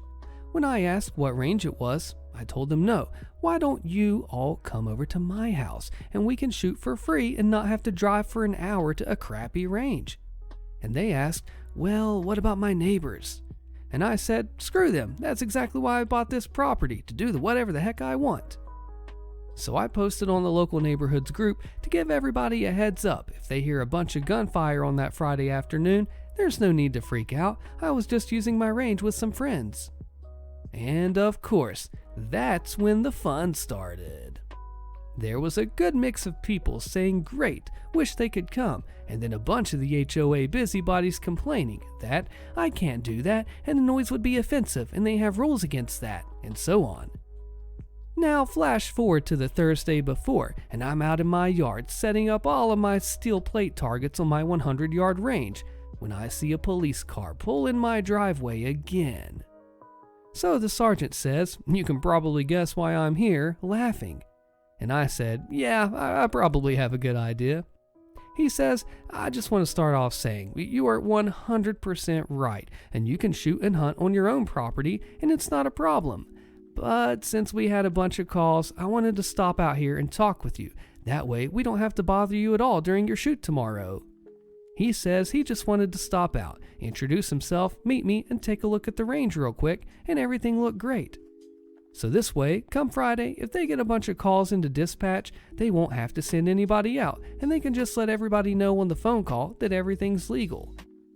So Friday comes along, and about 6 guys from work show up, and we went through probably 1,000+ rounds in a couple of hours, from 22s all the way up to my 50 BMG that I let them play with. 2 of the guys brought some guns with binary triggers, so we were doing some 30-round mag dumps for fun as well. Later that night, I go back on the website to see what the posts were like, starting off with, sounds like the party started, smiley face, along with people whining and making complaints that they had called the police and were told that everything was legal and there was nothing for them to do, and then they commented with, well, I guess the police won't do anything until somebody's shot. Yes, that's right. Newsflash, the police don't arrest you for pre-crime. That would be like them pulling you over for speeding before you've left your driveway because you might speed down the road. Comments and a cool update from OP. Captain Dropbear says, you should offer the police use of your range for training once in a while. I could just imagine the Karen's faces. Hello police, there are people having fun firing guns coming from the neighbors, blah blah blah, ree. Yes, we're the police, we know it's us, we're practicing our Karen tasering skills, goodbye. And OP replies, the funny thing is, when I was talking to the officer that was here and we were discussing guns, I had mentioned that I was going to be attending the NRL 22 National Championships, and he noticed the stock on one of my rifles, and it turns out that he and his son own the company that makes a custom cheek rest used on one of my stocks. OP did it by the book, he did it on his property, and had a fun 4th of July week. Way to go, OP. HOA insists my sister and I are not a single-family household, and one of us should have to move out. We've lived here all of our lives. With an update posted by TG Lico. I'm 21 and my sister is 19. We've lived in this house our entire lives.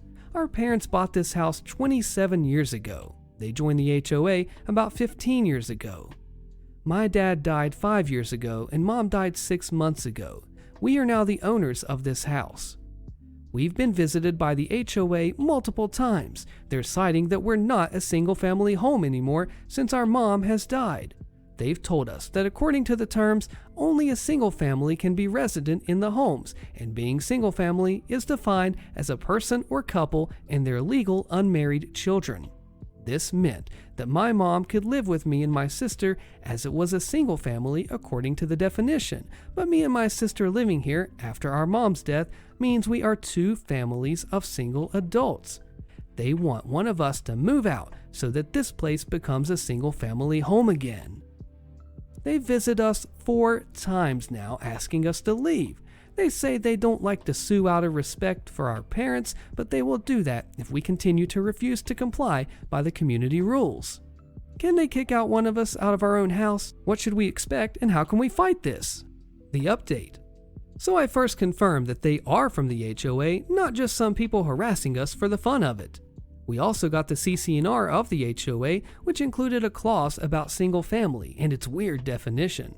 If it included partners and children, grandchildren, parents and grandparents, step-parents, children, uncles, all of that, but no siblings. It even had a clause that said co-owners are not allowed to live there unless they are a single family based on the definition. We also received a letter from them telling us of our violation and demanding us to comply. So my sister and I went around the neighborhood and gave copies of the terms and the letter we received to everyone and told them, imagine you died tomorrow. Do you want them to kick out your kids? Because they're doing it to us. They will do it to your kids as well. Help us stop them. We gathered signatures and had almost everyone contact the president and demand this should stop. Within 2 weeks, we received a letter that says this has been a mistake with an apology. We learned that this HOA is horrible to everyone, not just us. So there are now people preparing to run for the HOA board to replace the current members, and they're promising to have a referendum about whether the HOA should be dissolved or not, because it really is doing nothing of substance except being a pain in the butt of everyone. Now, I know I'm no lawyer, this isn't legal advice, but I hope that this HOA just falls down because they did not deserve to be this mean to everyone. Holy cow, man. HOA isn't even a legal entity, posted by Immediate Ad 7638 with an update. Hello, friends. Hubs and I just bought 10 acres in northern Michigan. It's part of an HOA that has maybe 15 lots, and only 8 of them have any homes. It's a rural area. I'm writing here because I'm beginning to think the HOA is not even a legal entity, and they're just charging us annual dues and pocketing it, and I'm not sure what to do. Here are my red flags. Firstly, it's run by a husband and a wife, no third person. Michigan law requires 3 people on the board of an HOA. Secondly, I've emailed this husband and wife team asking for these documents, and they have become unresponsive. The best response that I got was that they sent me the building restrictions list, but no governing documents. All my other questions were replied to in a friendly and helpful manner, but they completely ignore my request for articles of incorporation. So I also cannot find this HOA on the Secretary of State's website, which is the legal directory of all the HOAs in the state, which also has all the founding documents for all the HOAs included on the site. I can find the neighboring HOA, but not mine. Michigan law says that all HOAs have to have an annual meeting, keep minutes, and vote for new board members and so on. This HOA hasn't had a formal meeting in years. They actually said that in the annual newsletter. Now, since there were 2 new property owners in the community, they decided to have a meeting, which I couldn't attend because I work Sundays. When I asked for the minutes, I was told it was just a get-to-know-you casual thing, and there were no minutes. Dues are only $50 a year. However, there is literally nothing the HOA does for the community. There's no public easements or parks, there's 0 HOA maintenance on anything in the community, and the snowplow doesn't even plow the street that I'm building on. We even have to hook up our own electric, septic, and well. Now, there is a single official document in the LIBOR of the county, but all that it has are building restrictions like rules about fences and siding and so on. But there is literally nothing else legal, official, or otherwise that I can find about this HOA. I did have to write the dues check to HOA name, but that's the only indication I have that it's a legal business. They have to have a business bank account and legally registered business to cash that check. Since the husband and wife and the directors and members of the board will not respond to my request for documentation, I'm considering my next steps. Here's what I'm thinking to do. Would love thoughts and opinions. I'm going to begin documenting all my requests for documentation. Now it's been via email, so it's already documented and considered a request in writing. Next up, I'm going to send a registered letter formally requesting this documentation. Then I'm going to file a formal complaint with the Secretary of State, which governs HOAs and handles complaints in Michigan. I'm going to get a real estate attorney to force these documents and/or to secede from the HOA due to lack of compliance with all the legal procedures. I don't like the idea of stirring the pot with this HOA, as the husband and wife are our neighbors adjoining our acreage. But A, hubby and I are hermits and don't care if people do or don't like us, and B, this husband and wife team are already becoming sour to us due to lack of response. Where does our money go? There was even a recreational easement on our deed and the HOA didn't know where it was. We paid out of our own pockets to have our surveyor find and mark the easement. It is overgrown with mature trees and overgrowth and not accessible at all. Update. It looks like there's also a rider at the end of the library that describes the parcels and requires a majority vote to change any restrictions. It looks like it's completely legal. You've helped me tremendously. But now, I'm even more confused about where the money goes. I guess it doesn't matter since I'm legally bound and $50 a year is nothing really. Thank you so much for all your help. Even though the HOA is clearly not following Michigan HOA law as far as meetings and budgets, it's not worth the $50 a year to fight and to get everyone ticked when it's all legit on some level anyways. I wish that you could take down this HOA, OP, because it might not even be real in the first place. What would you do if you were OP? Uncle lives near an HOA, posted by Blood Bunny 656 with a bonus story. So my uncle bought a piece of land and built his house on it. Several years later, several houses were made around him and an HOA was formed. He never joined it because he hated the idea of HOAs. The whole problem started when my uncle saw several kids playing in his backyard. Now, my uncle has 7 dogs. 2 are bloodhounds, 1 was a pit bull, and the rest were mutts. So he was worried that the kids might get bitten by a dog. So he built a fence around the border of his land, and it took him 3 days to finish. However, the day after he finished, he gets a fine from the HOA for building the fence without the permission of the HOA. He ignores it since he is not part of the HOA and the fence is on his land and was not breaking rules. A week later, someone from the HOA comes to talk to him about the fence, and he says he is not paying the fine because he's not part of the HOA. And then he explains why he built the fence. The HOA apparently thought he had 1 dog and not 7. My uncle says goodbye, thinking that they had come to an agreement that the fence was fine, but my uncle would paint it, which he'd already planned to do. He had just not gotten around to it. The next day, however, he gets several fines, one of which was for his dogs and another was for the fence that he again ignored. Several days later, he buys 2 white paint cans and starts to paint the fence. However, while he is doing it, several people that lived there walked by. Some said hi, others just glared at him as they walked on by. He paid them no mind, and after a while, several people from the HOA came by to complain about the color he chose. He didn't understand what was wrong. After all, it was white, so he asked what was wrong with it. And they said they didn't approve him building the fence, yet alone painting it. And they proceeded to say that he has to tear down the whole fence by the end of the week and then request for permission to build the fence again. He refuses and says again that he was not part of the HOA.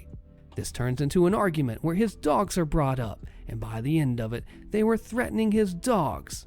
By this point, there was a small crowd gathering and watching, so my uncle calms himself down, picks up his paint, and goes back home.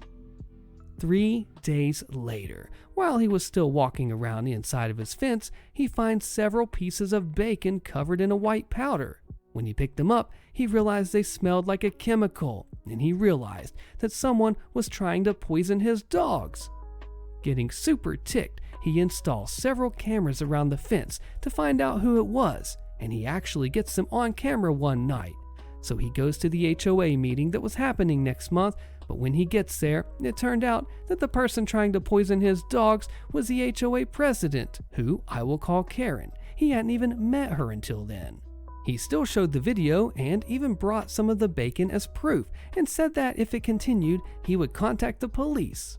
After that, the bacon stopped being thrown into his yard and she was voted out and later moved somewhere else. It wasn't until a month after the Karen moved that he was told the kids he saw playing in his yard were the Karen's kids, and that since he built the fence, they had been complaining non-stop for months that they could no longer play there. And my uncle only didn't call the cops immediately because he had some bad run-ins with them when he was younger and didn't trust them to not screw him over. Holy cow, it's one thing to lie, HOA, but to poison the dogs as a president? Insane. There's a story in this comment and it's crazy. Lucky the Lurker says, if he doesn't want to call the cops, call a lawyer. Have the lawyer talk to the cops. Get an attorney and a no contact order. In most places, the offenders, the HOA, must reimburse legal fees. I had a similar issue with the HOA that formed next to my property. Here are some of the issues I had over the last 20 plus years with the HOA. They tried to force my membership. They tried to fine me for violations despite not being a member. They harassed my daughter on our property and once stopped her while driving through the HOA. Those involved got jail and a fine. They tried to block my access to my property by saying that the public road that goes through the HOA was private and said that I needed to join the HOA if I want to use the street. They towed vehicles legally parked on my property. They illegally used my property as a parking lot and community fair, causing damage to my field, including contaminated soil. The equipment leaked oil and the chemicals onto a field that I used to grow hay and graze my horses. They removed a portion of my fence to gain illegal access to the property and cut down several trees on my property without my permission. And then they would trespass multiple times. They'd violate a no contact order multiple times. They started with the demand to join, and I replied with a letter stating, I don't, and citing the law. They followed up with fines and demand letters, and I replied once via certified mail, restating that I'm not in the HOA and not legally required to join. Next notice I got from them, I called an attorney and let them handle it. They knocked on my door and harassed my daughter in our yard when I told them that I wasn't speaking to them to call my lawyer. After that, I have kept a no contact order in place for 20 plus years. We have gone this route every 5 to 7 years. New people join the board and forget that there's a no contact order, and every time they send me something, it just goes to my attorney and they get a letter, a copy of the no contact order, and a bill for his time. Sometimes they try to press issues with the lawyer and they always lose and have to pay the fees. For this reason, I hired the most expensive law firm I could find. Anytime they legitimately need to talk to me, paying the legal fees is worth it to not have to talk to the HOA. I haven't heard from the HOA for a few years, but I don't doubt I will again, so the no contact order stays in place. I do get along with people in that neighborhood despite several expensive assessments they've had to pay to cover the HOA screw-ups. I'm even friends with someone who's a board member at large, holds no office, just votes on new things. They remind new board members that they need to contact my lawyer. I am so sorry you got screwed like that, but I'm glad you got it in place to get them back when they try to get a hold of you against the rules. How to Kill an HOA, posted by FredKing1313. Okay, so here's what's up. Me and my wife have been getting harassed by a new HOA to join, as my house is the lone holdout on a beachfront strip. Short and sweet. I write this today because my friends and I have discovered the two-step process to kill an annoying HOA. With my highly evolved ape brain, I have spent the weekend scouring the laws and the legal loopholes and have found, through a series of quantum calculations that will only make sense to me, I have found the means to kill the HOA anywhere. Step 1. Organize your community and friends at the next meeting. Have someone or yourself call for no confidence and vote to remove all HOA board members. Vote in new members. Step 2. Have a new president. Vote to overturn all standing fines, and then end meeting with a vote to dissolve the HOA entirely. Any properties owned by the HOA are to be sold to pay off any debts owed by the HOA. Record everything, and then turn a copy of the video into the governing body where you live as proof. 2 steps to much success and a happier life. Nice work, OP. Solar panels don't match the aesthetic of the neighborhood, posted by MomCat859. Admittedly, our HOA is pretty good. The fees aren't that high for houses, less than $30 per month, and a little higher for the condos. The pool is pretty decent and not that far away. We decided to put solar panels on our house. The HOA told me that we were not allowed to do that, and we asked why. They said it would ruin the aesthetic of the neighborhood. The solar panel company told us that that was illegal. They have a legal department that has to argue with HOAs all the time. It took 2 months before we finally got the okay to put the solar panels in. I just wonder, is it just a power trip for the HOAs that they have to make you jump through hoops to go a little greener? Shaking my head. That's what HOAs do. They try to prey on people who don't know the rules, but when you do, you take them down. Drunk Karen accuses my front waiter and I of theft, ends up embarrassing herself, posted by Gold and Silver 61. Back in 2014, I was a back waiter on a cruise ship in Hawaii. The ship was in port on the northern island of Kauai, and my front waiter, who we will call Phil, not his real name, and I were working the dinner shift in the main dining hall. It was a typical steady evening until 2 ladies were seated in our section. One of the ladies, the Karen of this story, obviously had a little too much to drink. Red in the face, drunk and giggling, you get the idea. During the dinner, the 2 ladies were having a great time, smiling, laughing, and enjoying themselves. They were actually quite pleasant to wait on. The 2 ladies finished their dinner and left without an incident happening. Phil and I continued working, but about 20 to 30 minutes later, the drunk Karen returns. She walks right up to me and says, "My purse is missing." I replied, "Well, no one has sat at the table that you and your friend were at since you left, so let's go over there and see if you left your purse behind." I started looking around the table, and the drunk Karen shouts, "Don't look for my purse there." This startled me. After a moment of being a deer caught in headlights, I asked her, "Ma'am, this is where you and your friend ate your dinner, right? If you don't want me to look for your purse here, where should I be looking?" She says, "You and your other waiter took it, and I want it back right now." "Ma'am, we didn't take your purse. Is it possible you might have left it in your cabin?" This ticked the drunk Karen off, and she snapped back, "How dare you ask me such a stupid question? I would know if I left my purse in my cabin. I know you 2 took it, and I want it back right now." With her screaming, anyone and everyone who could hear her were now looking at us. Phil rushes over to try and calm her down while I went to find the restaurant manager. I filled him in on what was going on, and while walking back towards Phil and the drunk Karen, I warned him, "Hey, whatever you do, do not ask her if she left her purse in her cabin. I did, and it only made her mad." The manager thanked me for the warning, but told me that he had to ask her that as part of the line of questioning that he had to do in this situation. Sure enough, the drunk Karen got even more ticked off when he asked her that question. So now we have a full-scale investigation on our hands. Our section had to be closed down. The passengers dining in our area were inconveniently moved to other sections of the restaurant, and the security team had to come in and question all of us. Drunk Karen got even more ticked off when the security team asked her if she left her purse in the cabin. After the questioning, the security team split up. Some went to go look for the drunk Karen's friend for additional questioning, while the rest went to look over the security footage. They told us this will take some time, as there are multiple cameras that overlapped our section, and they had to review not only the dinner, but the 20 to 30 minutes after the dinner when drunk Karen and her friend left the restaurant to when she returned to see if we stole the purse. But they assured her that if we did steal it, they will see it in the footage. So now it's just the restaurant manager, 1 security guard, drunk Karen, Phil, and myself, waiting around in our empty section for the security team to finish their investigation.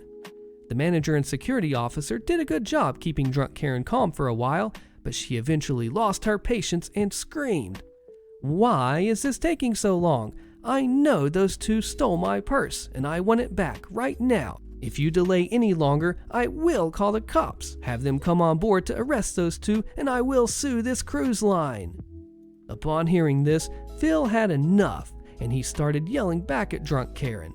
I pulled him off to the side to try and calm him down, but he gets upset at me and says, "How can you be so calm? That lady is threatening to call the cops and have us arrested. Aren't you the least bit worried that we could be going to jail?"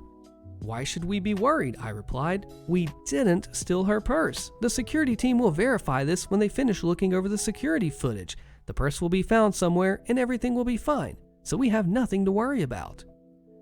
This did little to no good calming Phil down, so I decided to change my tactics and said in jest, "Think of it this way. We're both still on the clock.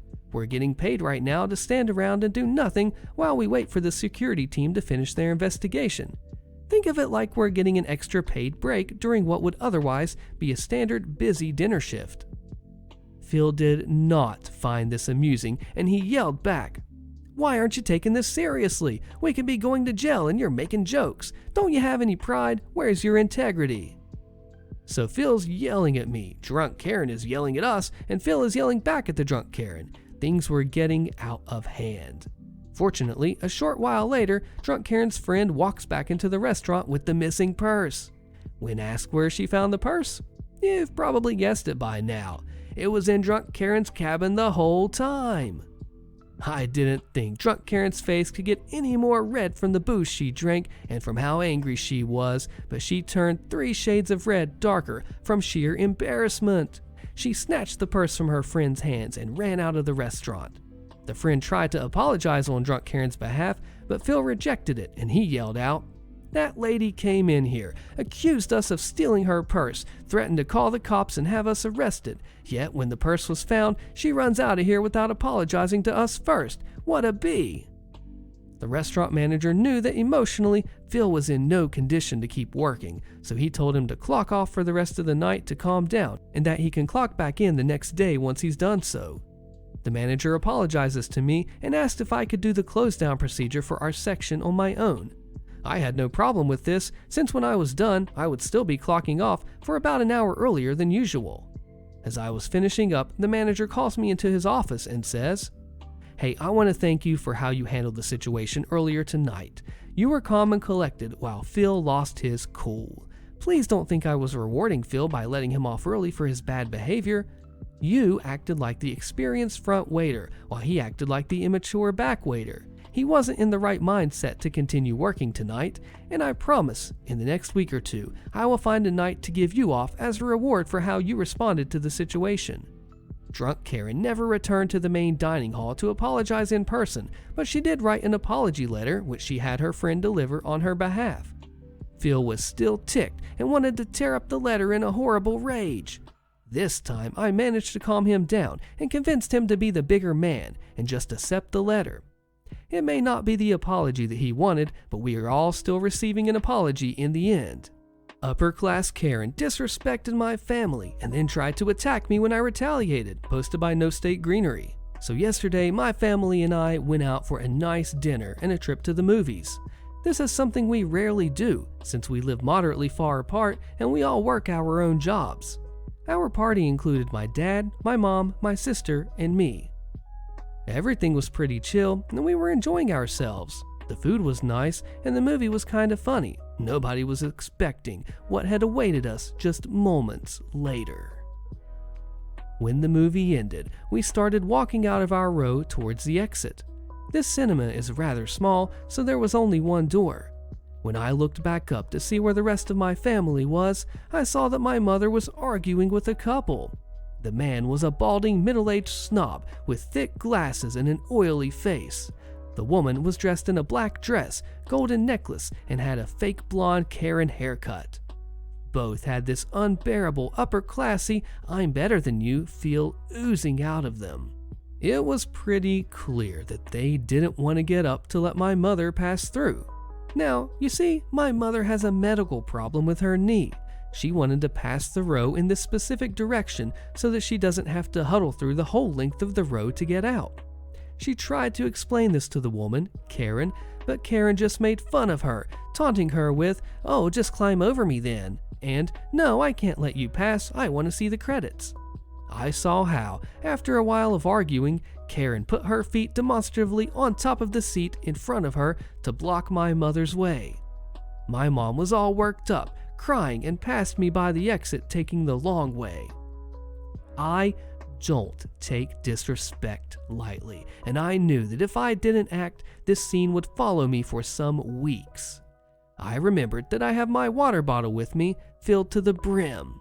So I took it out, walked back to where the couple was still sitting, and gave Karen and her boyfriend a refreshing shower directly onto their bellies and laps. They clearly saw me coming and looked at me, all smug and victorious, until the water hit them. Karen and her boyfriend looked shocked and had this "how could you" face on.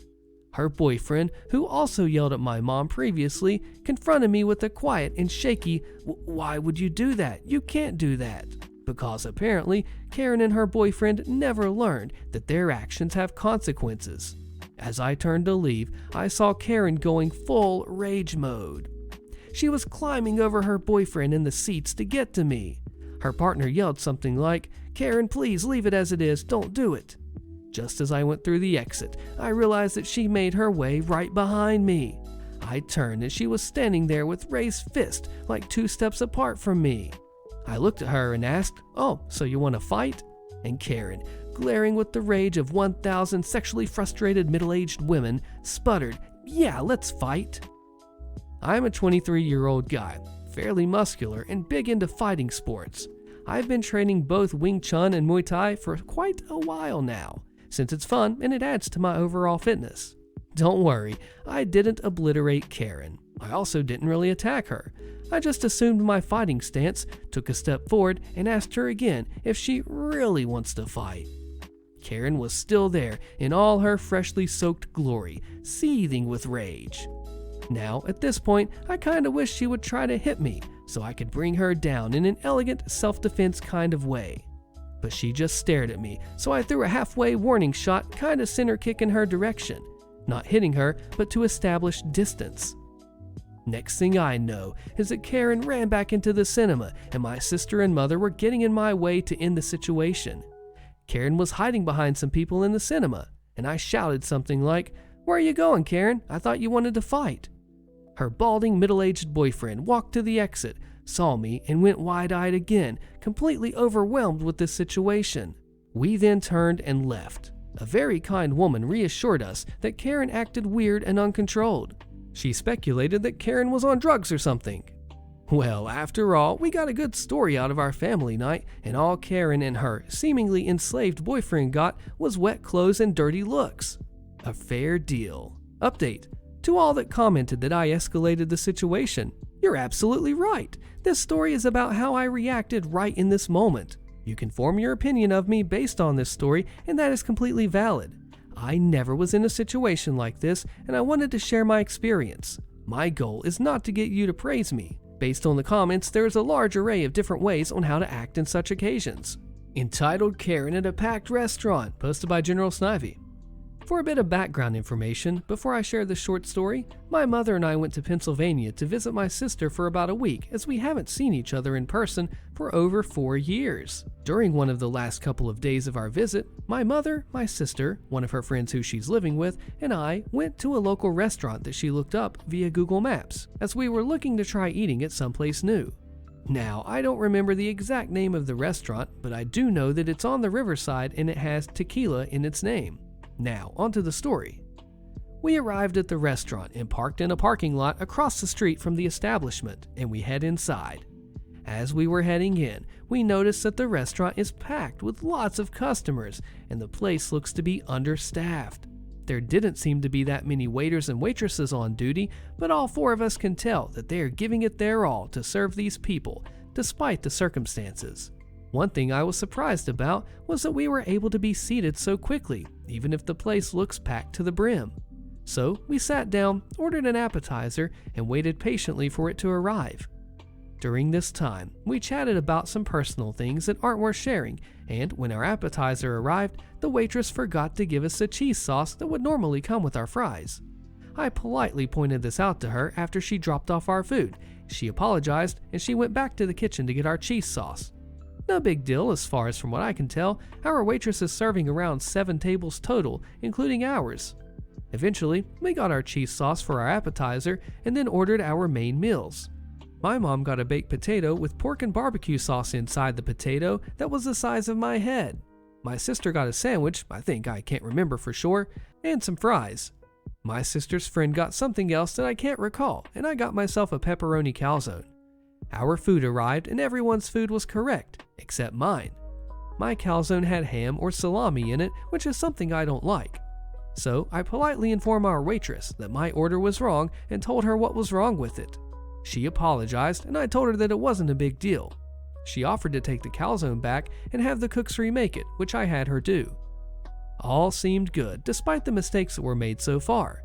Considering everything that was going on, dealing with a restaurant that was packed with hungry people and being short-handed, our waitress was handling things like a champ, until my mom and sister overheard an entitled Karen over at a table next to us. I didn't hear the conversation myself, as I was staring off into space waiting for my food to be remade, which, by the time it was remade, it was done properly, which was nice. From what I heard my mom and sister mention as they were talking to each other, this Karen was complaining about how the food was terrible, the service was sloppy, and how they were going to complain to our waitress's manager about their slow, crappy, poor service. As mom and my sister were conversing, my sister's friend joined in the conversation as well to offer her own input, and as they were talking and taking all this information in, I agreed with everyone in my party that this Karen is just being entitled, and we were practically singing our waitress's praises as she worked her butt off, serving our table, plus several others at the same time. In the end, when we were ready to receive our check and leave, we told our waitress that she did an excellent job that evening. We thanked her for all of her hard work, and we gave her a very generous tip. I think we ended up tipping her $50 that evening, but I could be wrong about that amount. Regardless, we gave her a really good tip, and I strongly believe that we raised her spirits at least a little bit, which felt really good. My sister also offered to stand up for this waitress if she were to receive a complaint from her manager, shift leader, or whoever her boss is, thanks to this entitled Karen. Overall, the food was delicious and the service was top-notch. If Mom and I were to go back to PA again, we'll definitely revisit this restaurant and hopefully not encounter any more Karens who can't appreciate good customer service, even if it's being served right in front of their face. Click my next crazy HOA Karen compilation on your screen to continue your listening session. Thanks for checking this one out, and see you in the next one.